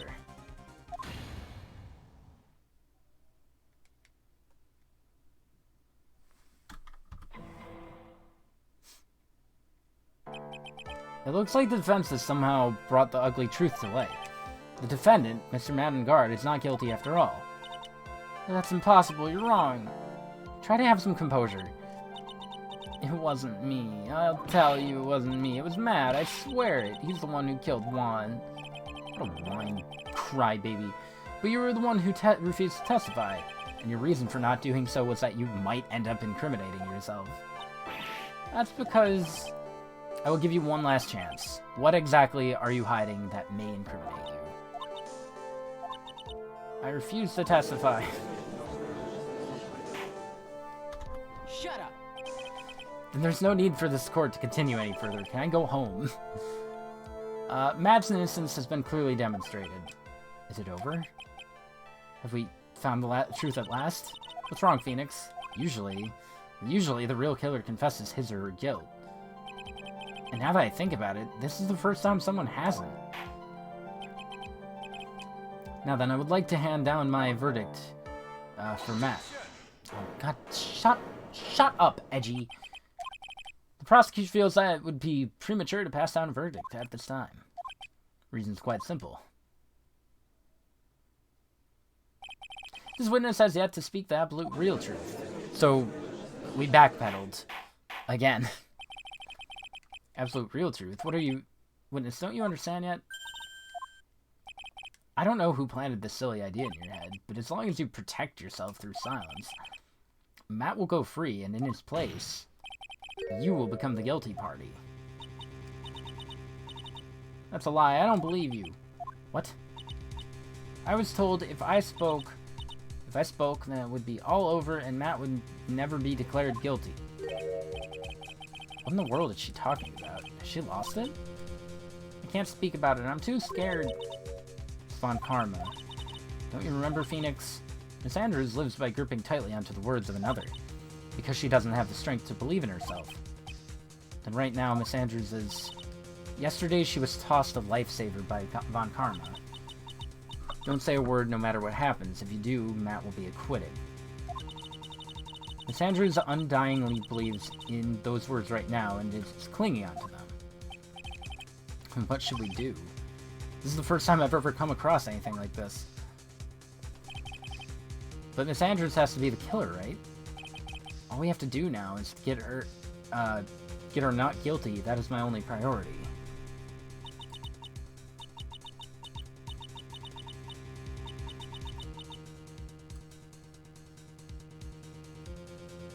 What is this?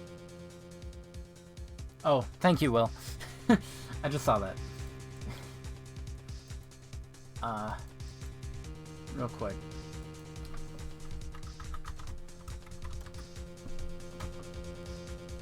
Alright, I just wanted to do that because it's bothering me. Alright.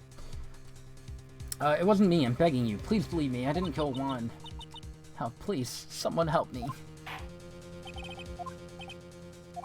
The court can't continue on like this, therefore I'd like to hear what you intend to do. What I intend to do? What am I supposed to do? What am I supposed to say?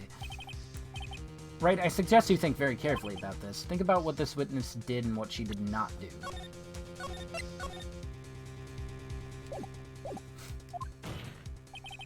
And think about who is the real mastermind behind this crime. Who's the real mastermind? Isn't that obvious? There's no one else it could be except the one crying over there, right? Come now, what will you do? What kind of man are you, Mr. Phoenix, right?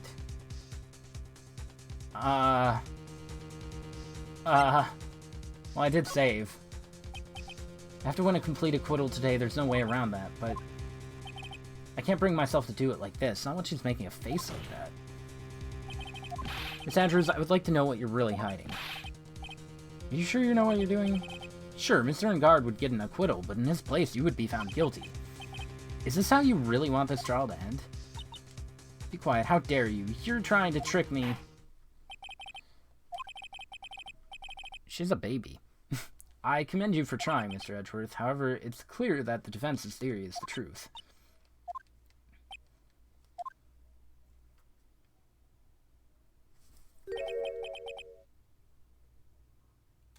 What am I hearing?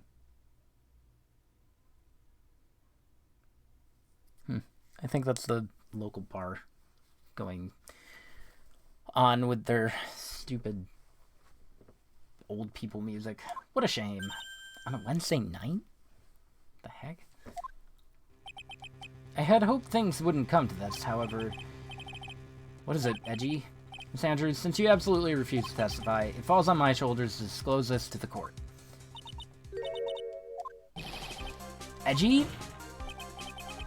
This witness, how should I put this? She has an illness. She's sick in the head. And because of this illness, she has tried to commit suicide in the past.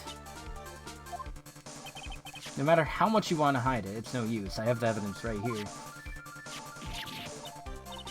That's the second part of the suicide report. The attempted suicide report. What will you do now, witness? You know what I'm about to do, don't you?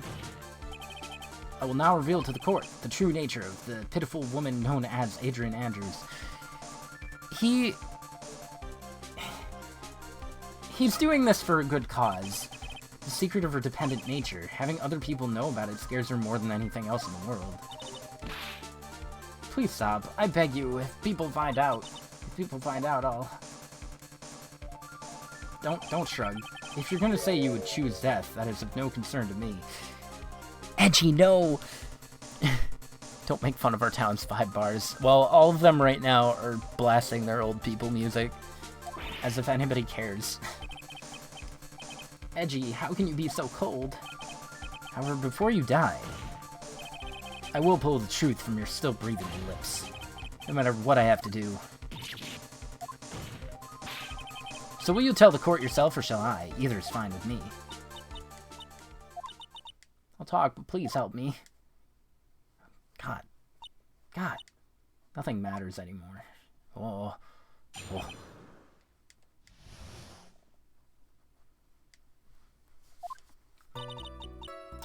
When I first saw him, I really thought he had fainted, honest. When I realized he was dead, that was when I formulated my plan. Once I made sure there was no one in the hallway, I made a dash back to Matt's room. And then I stabbed Juan's dead body with the knife and ripped off the button. Just when I finished and was returning to Matt's room, I had a bit of an inconvenience. And that's why I ended up using the Nickel Samurai costume. Stabbed the body with a knife, but why did you do that? Isn't it obvious to pin the blame on a certain person? A certain cowardly man. What do you mean by all of this? It might take this court a little while to understand, but this is the truth. The real killer is Matt, that scumbag of a man. I'll never forgive him. He's trying to escape his guilt again, just like last time. So Miss Andrews stabbed the victim, Juan Corda, in the chest with the knife. However, she didn't do it with murder in mind. She did it with the intent of framing Matt for the murder. And this is her crime. What? How's this possible? I mean, wasn't Miss Andrews supposed to be the real murderer? Mr. Wright, please get over your shock and commence the cross-exam. Some of us have places to be.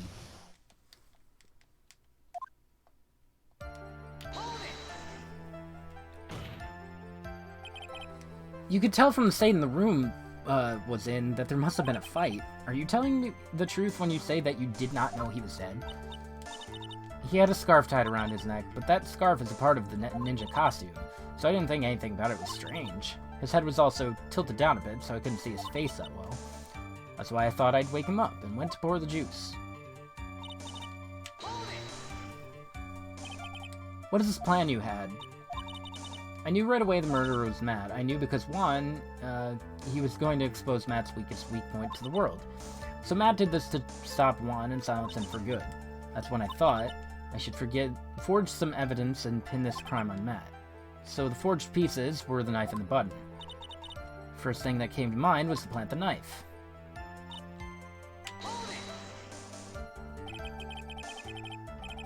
Like bed. That was so you could get the knife, correct?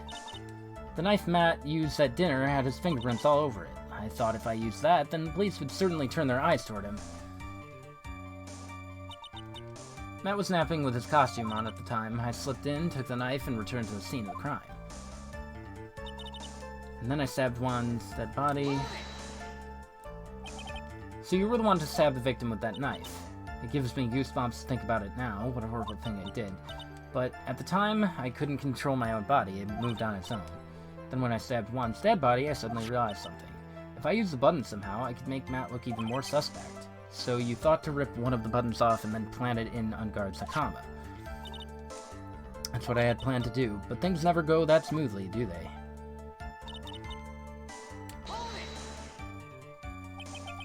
An inconvenience? There was a woman with a camera at the ready, loitering in the hallway. I'm willing to bet my spikes it was Lada. There was also a woman with a ray gun at the ready pacing back and forth. And that's old bag. I had already been caught and made into a big scoop for a certain weekly tabloid once, so I couldn't very well go out looking like myself and get caught again.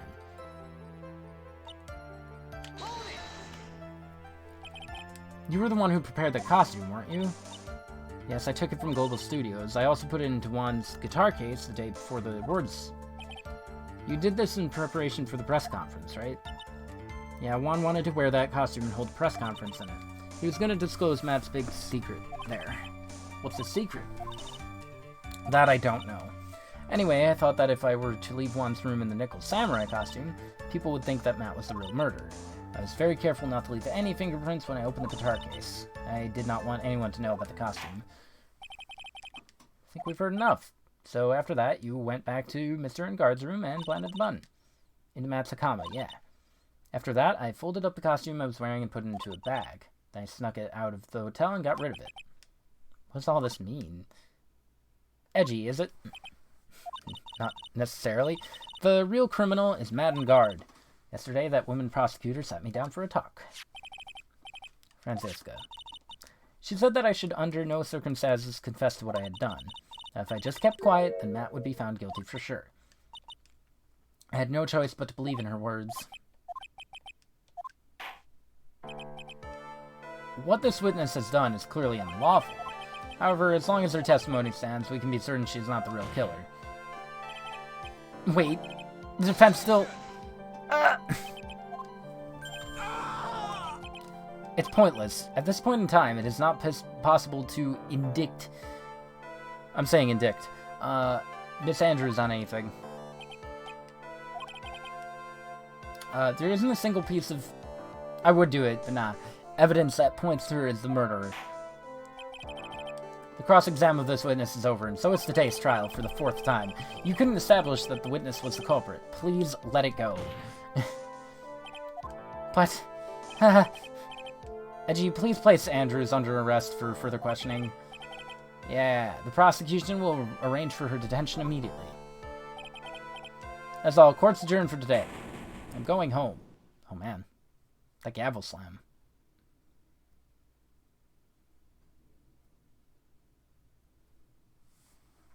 He left. He, like, ran out.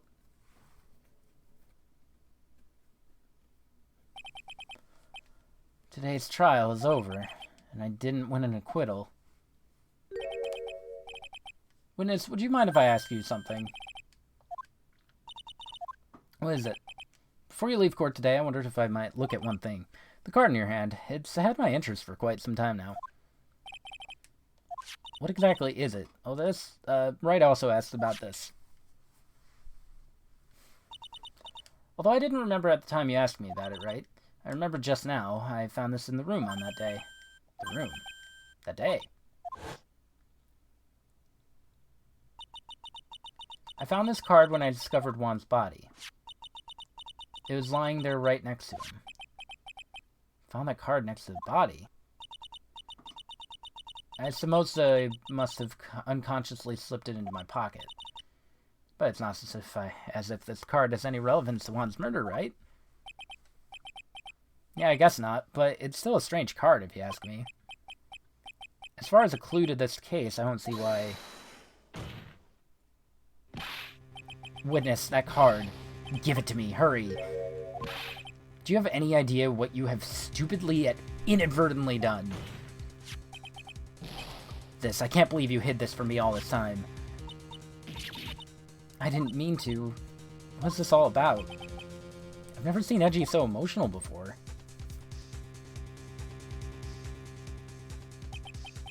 That card, what in the world is it, and what does it mean? We'll find out next time on Ace Attorney. Boop. Okay, now we're done. Now you can give me your story. I guess I did reach 4 hours about. Wild. I didn't think that was gonna go that long. This is a long case. Alright. Oh, wait. I didn't mean to do that. There. That's fine. Nowhere near as interesting as this game. Well, I mean, I made a promise. I do intend to stick to it. And there's no music playing right now. I'm stuck on this screen with this muted screen. So it's even perfect. More perfect. I don't have to worry about audio bouncing. You don't have to sound muffled.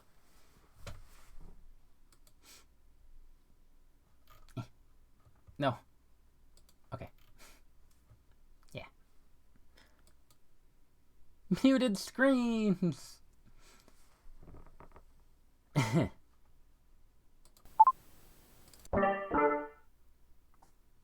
Hello.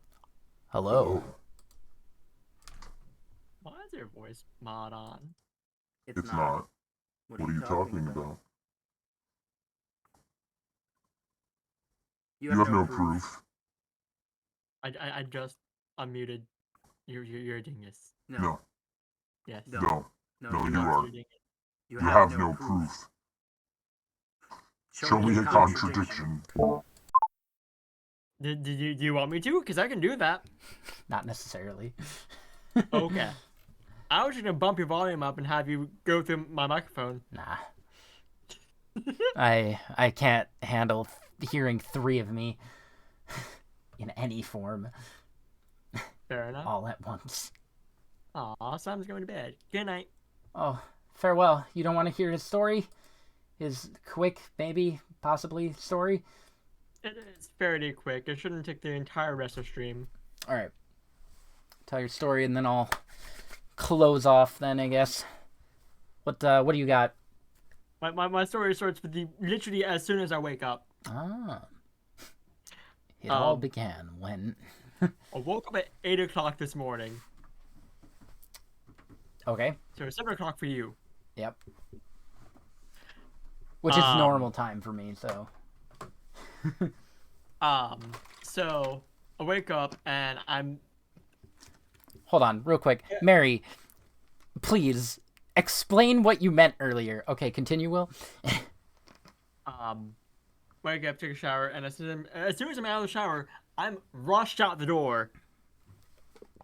Gotcha. And one thing to keep in mind is that today was the involvement fair for my college, and the game club. As far I was told that the game club was to be part of this involvement fair, so I offered to pack up my Switch and take it with me to let people play Smash Brothers, to let people know about the game club.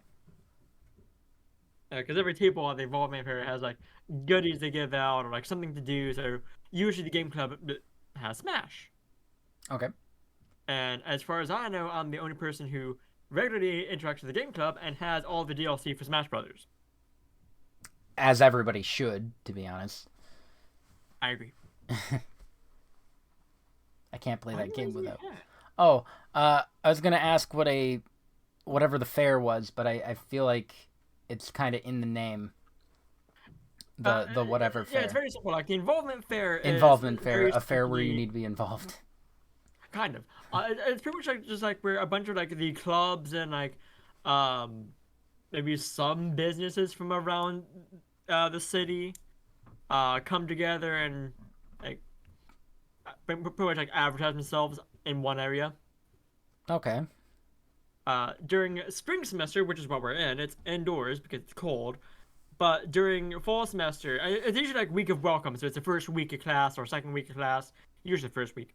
By the fall semester, it's outdoors unless it's raining. Yes, I barely had enough time to pack up my Switch, the dock, my controllers, and all my chargers before I was rushed out the door. That's Because my mom had to take my grandmother to the doctor today. yeah. Because my grandmother has a touch of pneumonia and needed medicine, so. But she swears the medicine was too strong for her. It kept her up, and different story. So I'm rushing out the door. So I tell my mom, don't worry. I know you gotta get down and pick up your grandmother. So you just drop me off on campus. I'll have someone drive me to get breakfast because I didn't have the chance to get breakfast at home. So I get to campus. and I walk up to a friend who has offered to drive with no issues and tell him, hey, we're going to Bojangles. Ah, Bojangles. The myth that it is. Just come down to Georgia, dude. Let me just. Come down and visit. Let me just do Bojangs. that. Bojangs. Bojang. I would think it would just be bows or jangles. It actually is. It is Bo's. Okay. You Bojangles? Bojangles is delicious, dude. What are you talking about? What are they even? Never mind. Southern comfort food. Fried chicken, mashed potatoes, mac and cheese. If it's a Southern comfort food, you can probably get Bojangles. Oh, I probably wouldn't like Bojangles. Wait, you don't like fried chicken? Do you like Zaxby's? It's actually alright. It was cardboard. I hated it when I went. Yeah, it's not super great. Like between the usual 3 fast food restaurants I go to, it's definitely bottom tier. Yeah. The amount of salt on everything was unreal. Ivy swears by it, but like, Bojangles is so good. Like we all went. Their fries are typically more miss than hits. Their bow rounds are more hit than miss, and the chicken's half and half. What's a bow round? A bow round is it's like a hash brown, but has onions in it, and it's round. It's a home fry. Yes.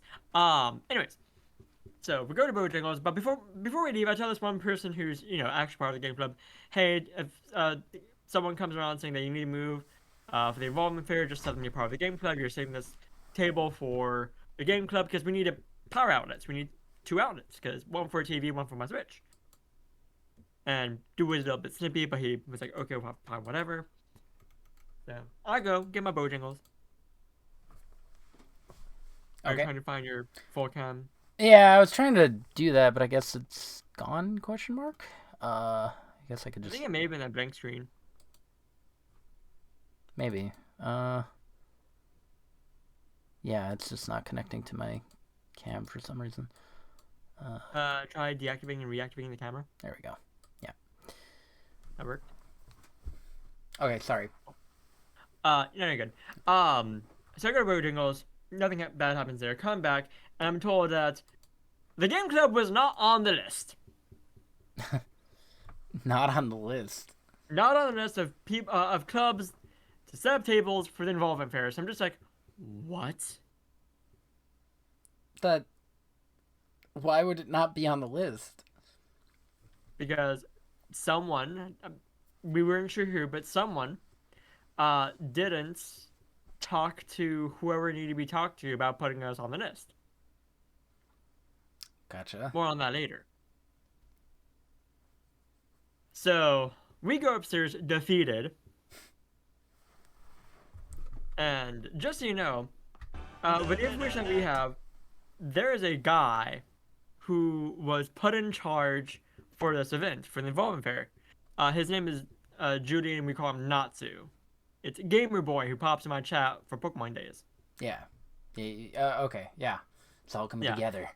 He's the guy who is he's called the introductory leader, which is just a fancy title of like he's the guy who helps with the week of welcome and during the summer the Wednesdays where we advertise the game club for like 3 hours in the heat. He's the Walmart greeter. Got it. Kind of, because technically speaking, that's me too. You're both Walmart greeters. Got it. Yes, but like he was the person who was put in charge of this. More on that later. So we assume it's his fault for not talking to the right people. Because honestly, this dude is just, oof. If you go to a dictionary and you look up the word distractible, easily distracted, this guy's face pops up. Wouldn't distractible be Markiplier's thing though? You're correct, which is why I corrected myself. Yeah, it was... brain couch. Easy distracted is this guy. Very bad at communicating as well. I know so many people. Is he bad at communicating? That are bad at communicating. So many. This is the same dude who, back in October, was a fall family festival for the cottage, where we had a very similar table. It was Fall Family Festival, as my would guess, is it's a family event where just families can come by and find out what and just like have a good time, have a grand old time. So we just have Smash Brothers. That goes off without any problems, Yeah. except the usual set of problems. No. More on that in a bit. Oh, it did. But when the Fall Family Festival ended and we were cleaning up, he said, "Okay, I'm gonna take this HDMI cable that we borrowed for this event back to where we got it." I'm like, "Okay, cool. You better come back." He got instructed immediately and left me by myself for an entire hour. Wow. An entire When we were hour. supposed to be cleaning up. I'm just like, dude, really? And how did you? When did he come back after the hour, or did you have to like be like, Find dude? him. Yeah, you had to I find had to him. find him. I couldn't, so I just yelled at him the next time I saw him. I'm not letting him live that down, by the way. There, that's what I meant. Yes. Yes. We're upstairs. We're in the upper part of the student center, just hanging out. A bunch of us. Natsu's not there, and like the bunch of us who are there, we're just like, why is he the introductory leader? He's so bad at like communicating and like actually being a leader. Sam, yes, you, More on that in a bit. among others. So we're messaging the president of the game club and the secretary of the game club saying we're not on the list, what do we do? We're told if we're actually not on the list, then it's not a big deal because, well, it's spring semester. There are like maybe a handful of new students. Like we're not gonna get a bunch of people joining the game club. Nowhere near as many as the amount that joined during the summer and during fall semester. So we're told to just not worry about it. So I'm like, okay, cool. Not worrying about it. The secretary eventually finds a list of the people who are involved with the involvement fair, and we're on the list. So, all right. Want to know what happened? Want to know my theory as to what happened there? What's your game theory? This might be doxing me a little bit. So, I don't have a technically censor speaking, the beep yet. full name of the game club is not the game club. It is Roadrunner Game Club. I don't think that would dox you. As I Google it. It could. What I imagine happened was the person who I asked to tell whoever would come over and kick us out from downstairs said that, yeah, we're the game club. Person next to the list of clubs on there doesn't find game club. Doesn't find anything like that. Mm-hmm. So he's like, yeah, you're not on the list. I think if the person had said, we are the Roadrunner Game Club, person on the list, Roadrunner Game Club. Okay, cool. So, because Roadrunner is a long word. It's a longer word, so if a person's dumb like me, which is very possible, it turns out, they're probably going to look for the first word, so if it's not game, we're not on the list. Oh. But if we had said Roadrunner Game Club, they'd be like, okay, Roadrunner Game Club, you're good to go. That's how I would read the list. You're under That's R. how I would read the list. So, You're under R, not G. yes. Which we have a similar problem with several codes for the salads at work, where you would think kidney bean salad would be under K. It's under C because it's creamy kidney bean salad. Yes. That's our issue. Also, Awful. I may have lied. I'm going over 4 hours. That's My right. That's fine. And it's at this point that I found out that the president had actually personally made sure that we were registered for the involvement fair. Roger. So I'm like, okay, cool. The president, who I trust to get things done, got things done. Awesome. Like, if it was either him or the secretary, like, both of them will get things done. So, like, cool. We got that figured out. So we go back downstairs, get half the things set up, because it turns out Natsu forgot the TV. How do you forget a TV? You know what? I'd probably do the same. Sure. Like, he realized he had forgotten the TV halfway out, like, on the drive to the college. He was in his car, he's like, wait. Message, I forgot the TV. I'm like, how do you... Okay. Fine. You had one job! one job. Legit. Just one. So we go downstairs. I got my Switch all set up, sans TV, and he fucks off to go get the TV. He doesn't live too far away from the campus, so it was no big deal. But I'm sitting there, naked table, aside from the Switch that I have set up, and 2 controllers, and the one in my hand, I'm scrubbing with a toothbrush because Lynn has dry skin. Okay, well, same. I should probably So, invest in some more gamer lotion. gunk. Gamer gunk all over that controller. Good old gamer gunk. Yeah. Gross. So I'm just sitting there scrubbing it with a toothbrush for a good, like, 30 minutes. Because it's just a dry toothbrush, no isopropyl alcohol. Okay. I feel very awkward just sitting there scrubbing a toothbrush while table next to me, which is, mind you, pretty much the students. So the group of students who like make sure that events get done.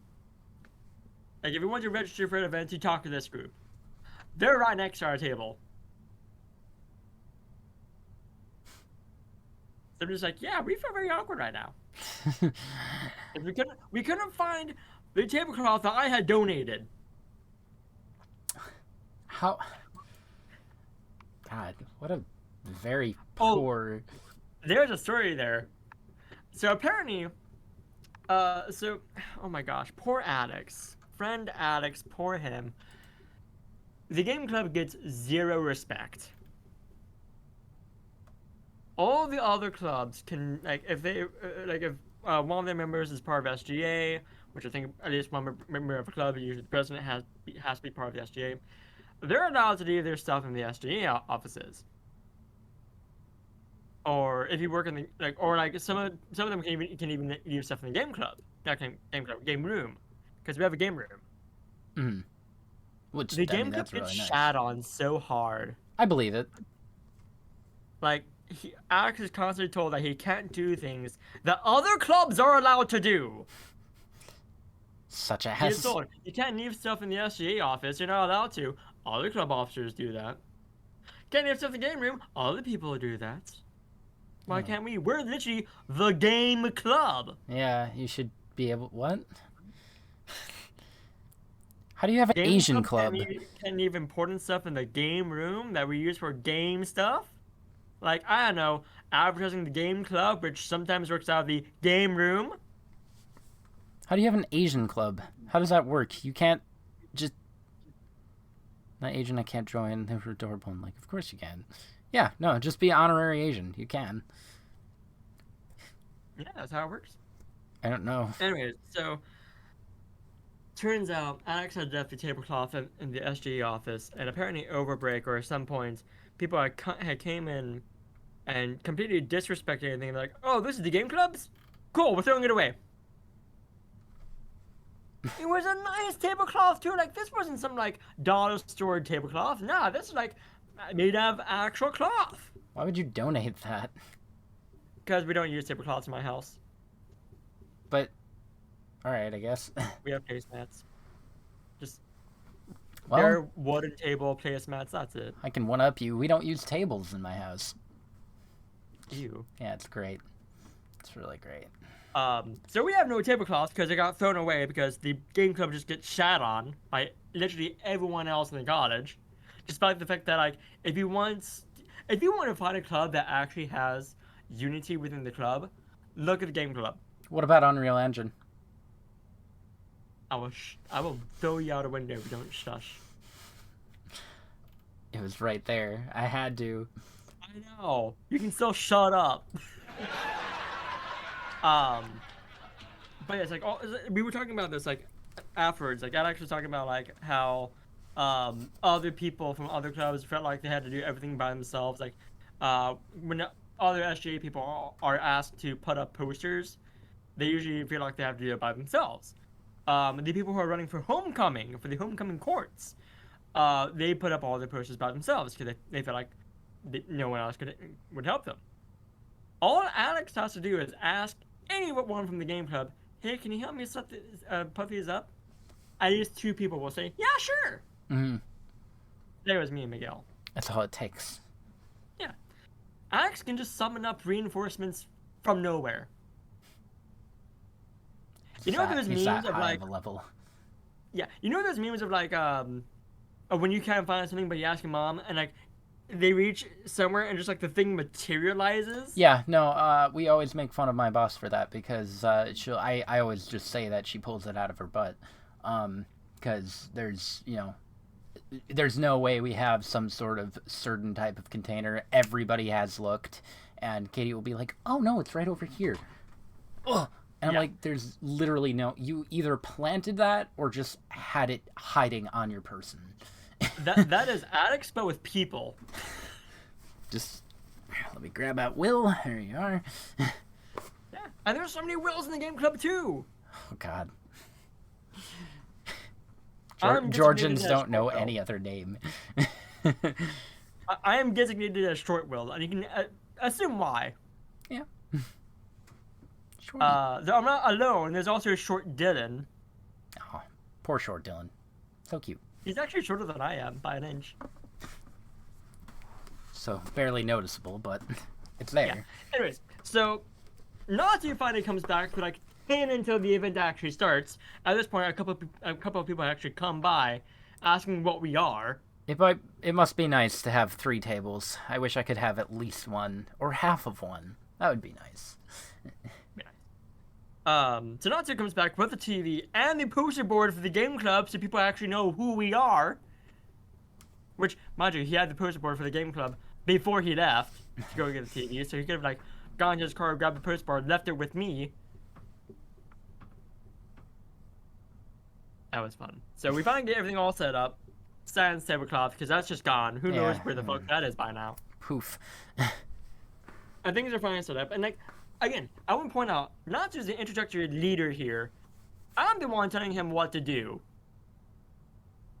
I'm the one saying, hey, set this up. I'm going to set this up. And I do actually ask him for his opinion. Like, okay, there's going to be Smash Brothers here. How long do you think a battle should be? Do we want to do this? How do we do that? Okay, cool. I get everything all set up. Thanks to him. He does help. If you ask him a question, he will give an answer. Sometimes the answer is not super useful, but he will give an answer. Well, that's good at least, I guess. But it's something. he has no incentive to get started on things himself. You basically have to tell him what to do. I feel that sometimes, but he's like that all the time. Yeah. It's also very funny. Like, so you know vaguely how tall I am, right? Yeah. You've met me in person. Yes. This dude towers over me, so you just have me barking orders at him. Hey, you. Hey, I need to set this up. Cool. This is set up now? Set this up set this up while I set this up. Awesome.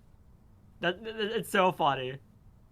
It's so funny to me, like, that I usually wind up bossing people around, telling them what to do, because I have all the confidence in the world, and people are like, how are you so confident?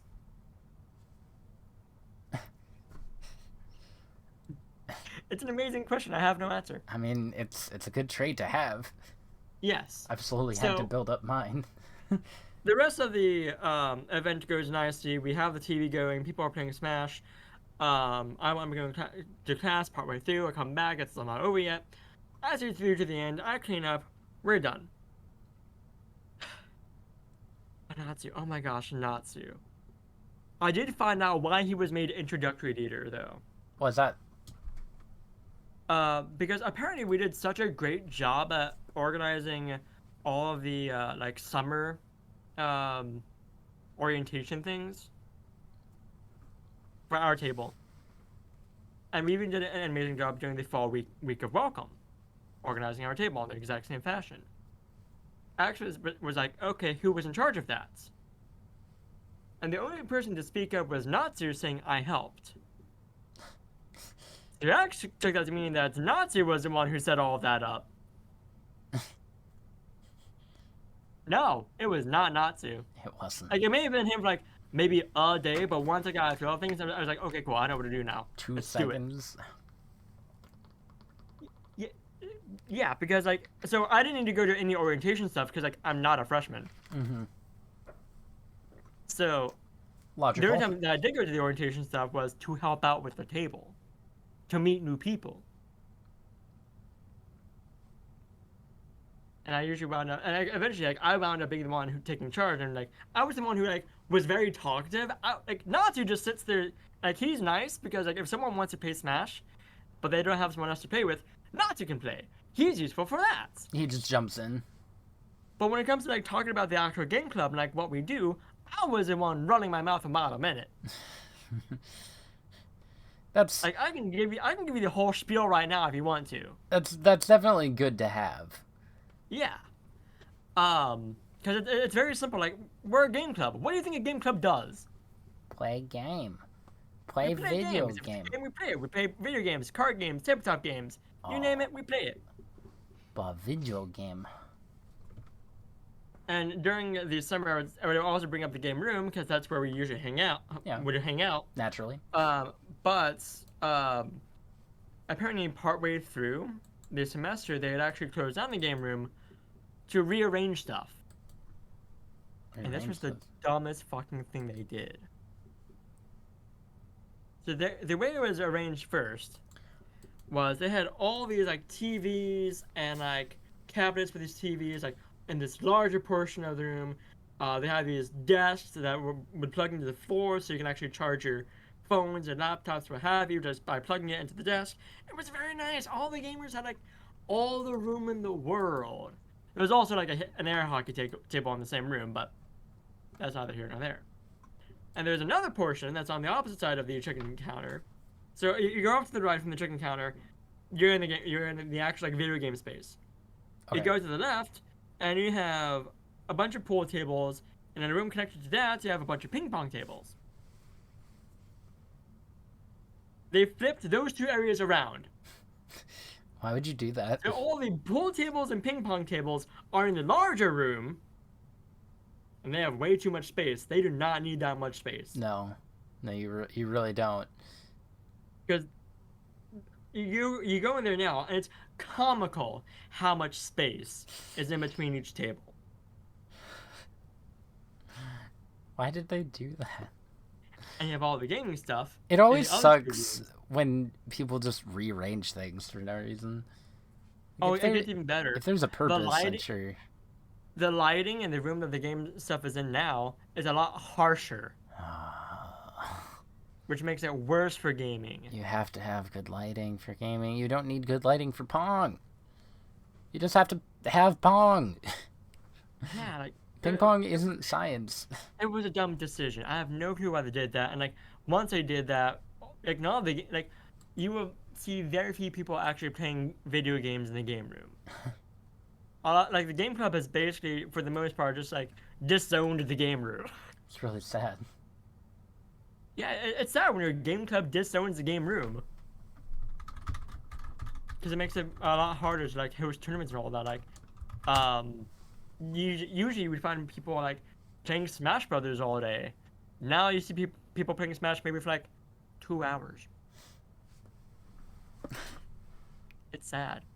It is. That is very sad. I feel that. God. Yeah, so that was my day. My day was handling the usual like shenanigans with trying to get everything all set up with Natsu. For It seemed kind of messy. Yeah.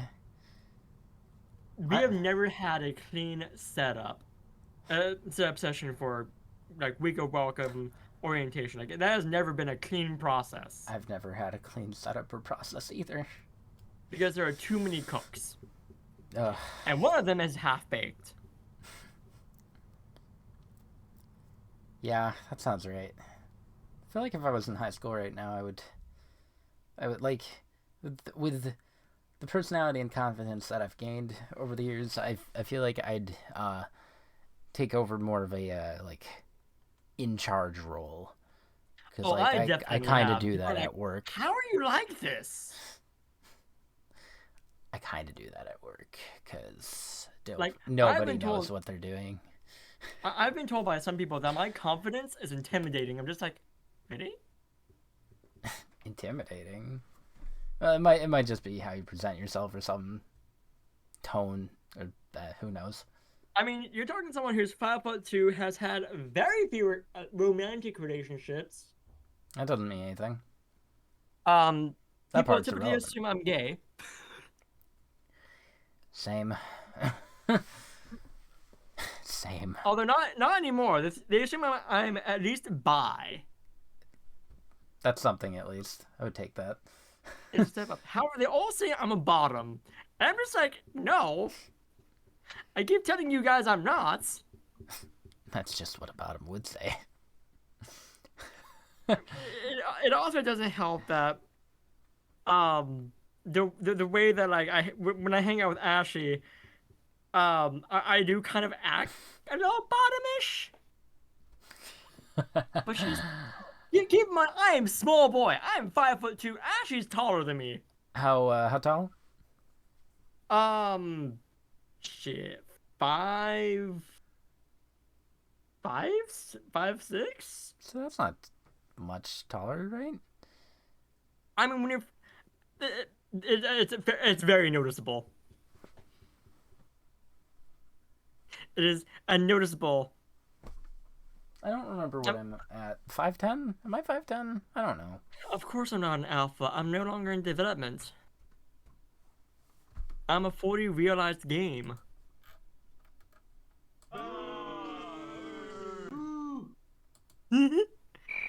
You're 5'8". See, okay, so I want to point out. This could be another weird topic maybe, but you guys are gonna learn a little bit more about me than you may want to know. Oh. Where's this thought begin? And you're maybe 5'9". Not much time, man. I have to look at this every time. And I don't even know if this is accurate. I just checked my wallet. Cause So this comes out. the average height for a girl is like what? 5'10". I'm 5'10" apparently. 5'5", something like that. I sometimes open my wallet to check the thing, and like my first instinct is to be like, see, look at it. That's my height, or that's my height. And it's like, no, don't do that. Don't do that. That's doxing yourself, dude. That's bad. Don't do that. Bad idea. Do not.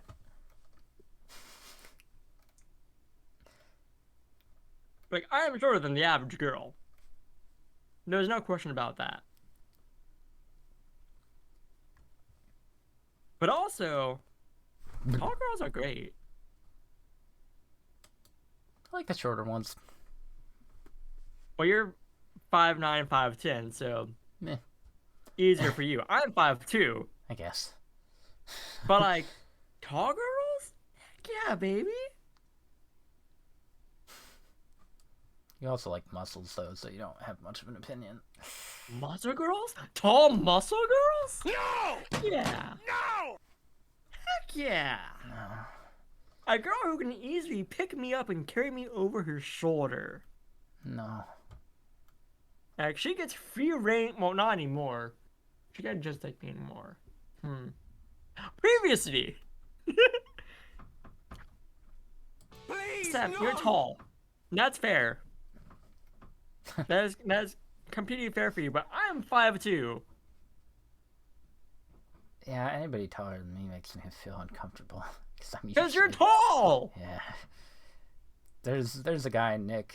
He's a cool dude. He used to work at the deli, and he was very tall. He had to be like 7 feet. Look at me pretending I know what feet are. But he was really big. He was like... Tall boy. He could... If he came in here, he'd probably hit his head standing straight up. He'd probably hit his head on the fan. Yeah. But yeah, no, like, I do want to point out, like, while tall girls are amazing, just girls are amazing. Correct. You guys have seen that video from Joe Cat, I Like Girls? Yes, That's just me, baby. he's right for most of it. He's right for all of it. What are you talking about? No muscles. Nah, muscles are great. No muscles. Muscles are great. No muscles. Otherwise. No. Muscles, yes. But muscles are... You're disappointing. No. No. No, no. No. Again, muscle girls previously could just pick. If they can pick me up and carry me away, they deserve me. You concern They me. can take me right there. I don't care.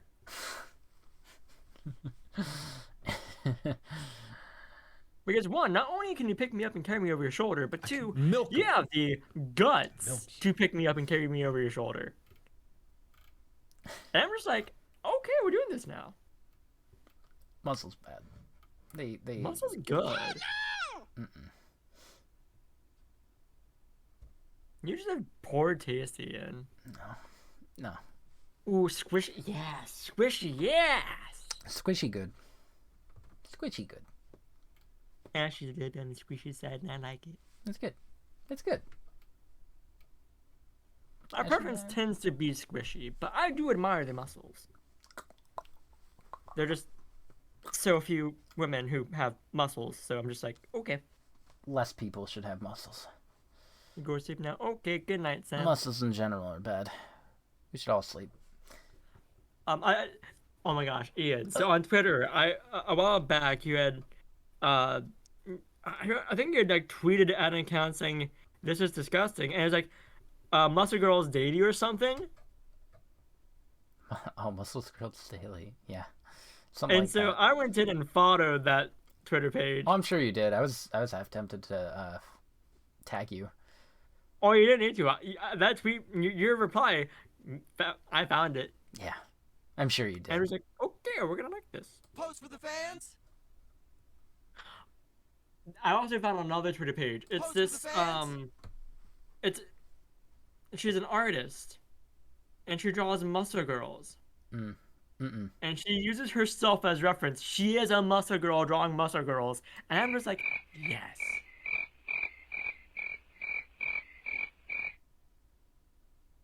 It's always longer than I expect it to be.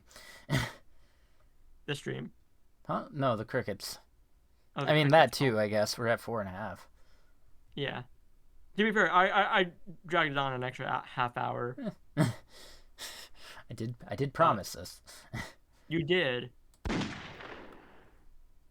And Friday, you can get more of me obsessing over muscle girls. Oh, no. Friday's And canceled. Ashley. Probably more of the Ashley thing on next Friday. 'Cause I gotta hang out with her on Monday. Yay! That's good, though.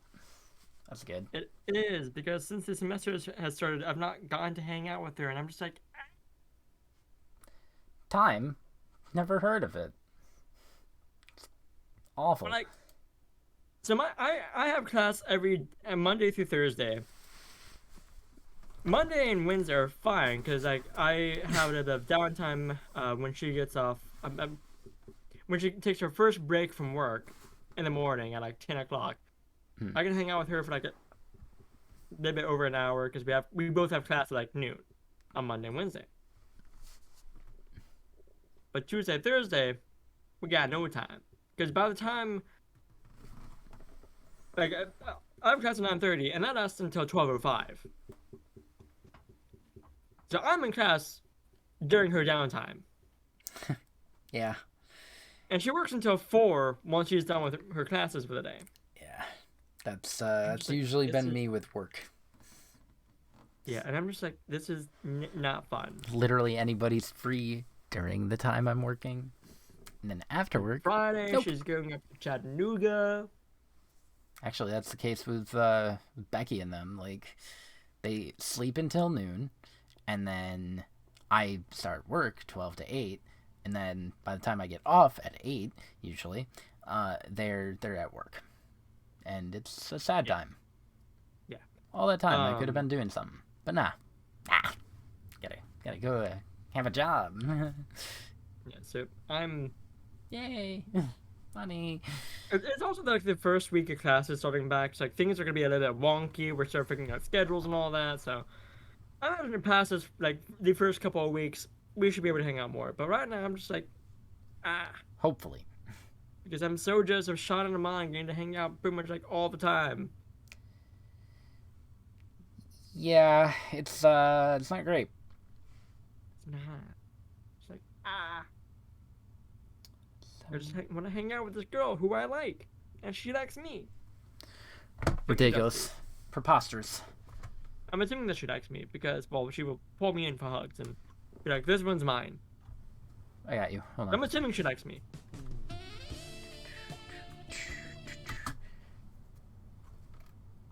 I don't know how long of that clip that I can play, but I'm pretty sure all of it. How much more would it take? I don't know how much of that I can play. Oh, I don't think I heard it. I think your noise suppression's on. Oh, there's no way. Have you been hearing any of the... Oh, screw noise suppression. You haven't been hearing any of the sounds I've been playing. I heard some of them, but they get suppressed.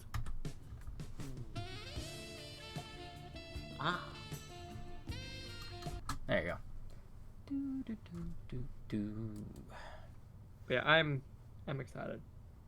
That's good. It'll be a good time. Once you've figured it out, all out. I'm also like excited for Valentine's Day. Oh, I keep forgetting about it. If we're still going out by then, I don't because even... I know exactly what I'm getting her. When is that? So you know how sometimes I wear this like big old like soft covered hoodie. Yes. I'm surprised you didn't use the name. I'm gonna get her one of these with a different with like bats on it. Oh, she like bats? Yes. Oh. For Secret Santa, I got her this little plush bat, and she freaked out over it. That's nice.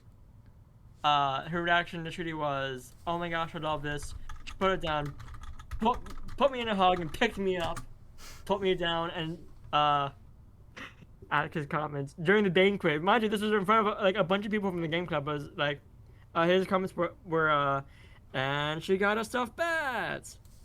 Asher picks me up, puts me down, and William got dominated. Without missing a beat, I said, Hooray. "It's a dream come true." And the people who heard me were like, "Wait, what?" You sure you're not about him? I'm a Switch. Like the Nintendo. No, you're not. What do you mean I'm not? Nah. I thought I had something. I don't have it. Nah. You don't have an... Oh my. I can't play Breath of the Wild on you. Not yet.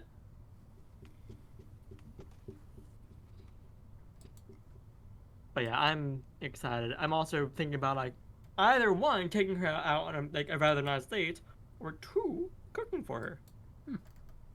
Cooking's always fun. It Best is. way to anybody's art is food. But also, like, I wouldn't mind taking her out on like a fancier date than what we've done so far. Ah, yeah, but that's money. Yeah, and? That's money. Yeah, and? It's money. Yeah, and? That would be money. What's your point?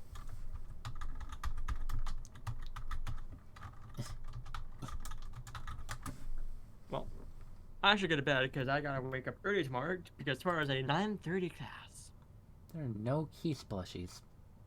They don't exist. Plushies. Yeah, I was looking for them. But Let alright, me- fair enough. Let me send you this plush bat Bassinter.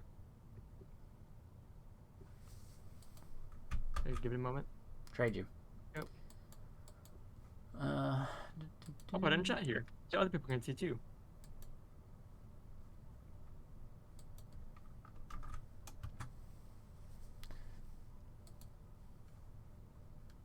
You Squish ball. schlong boy?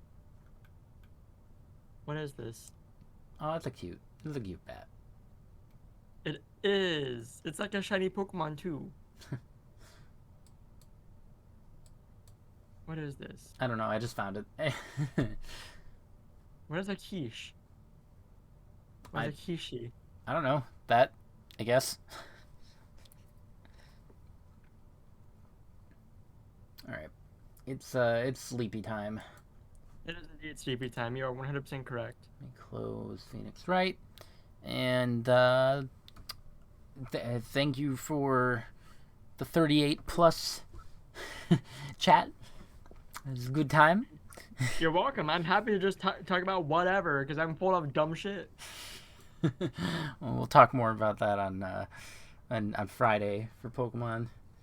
Be a good time. Oh, I recognize the Kishi. Do you? Yeah, some of this person's artwork actually pops up on my Twitter feed. Huh. That's interesting. Small world. Yeah, let me just, there you go. Good night, everyone! All right. Adios.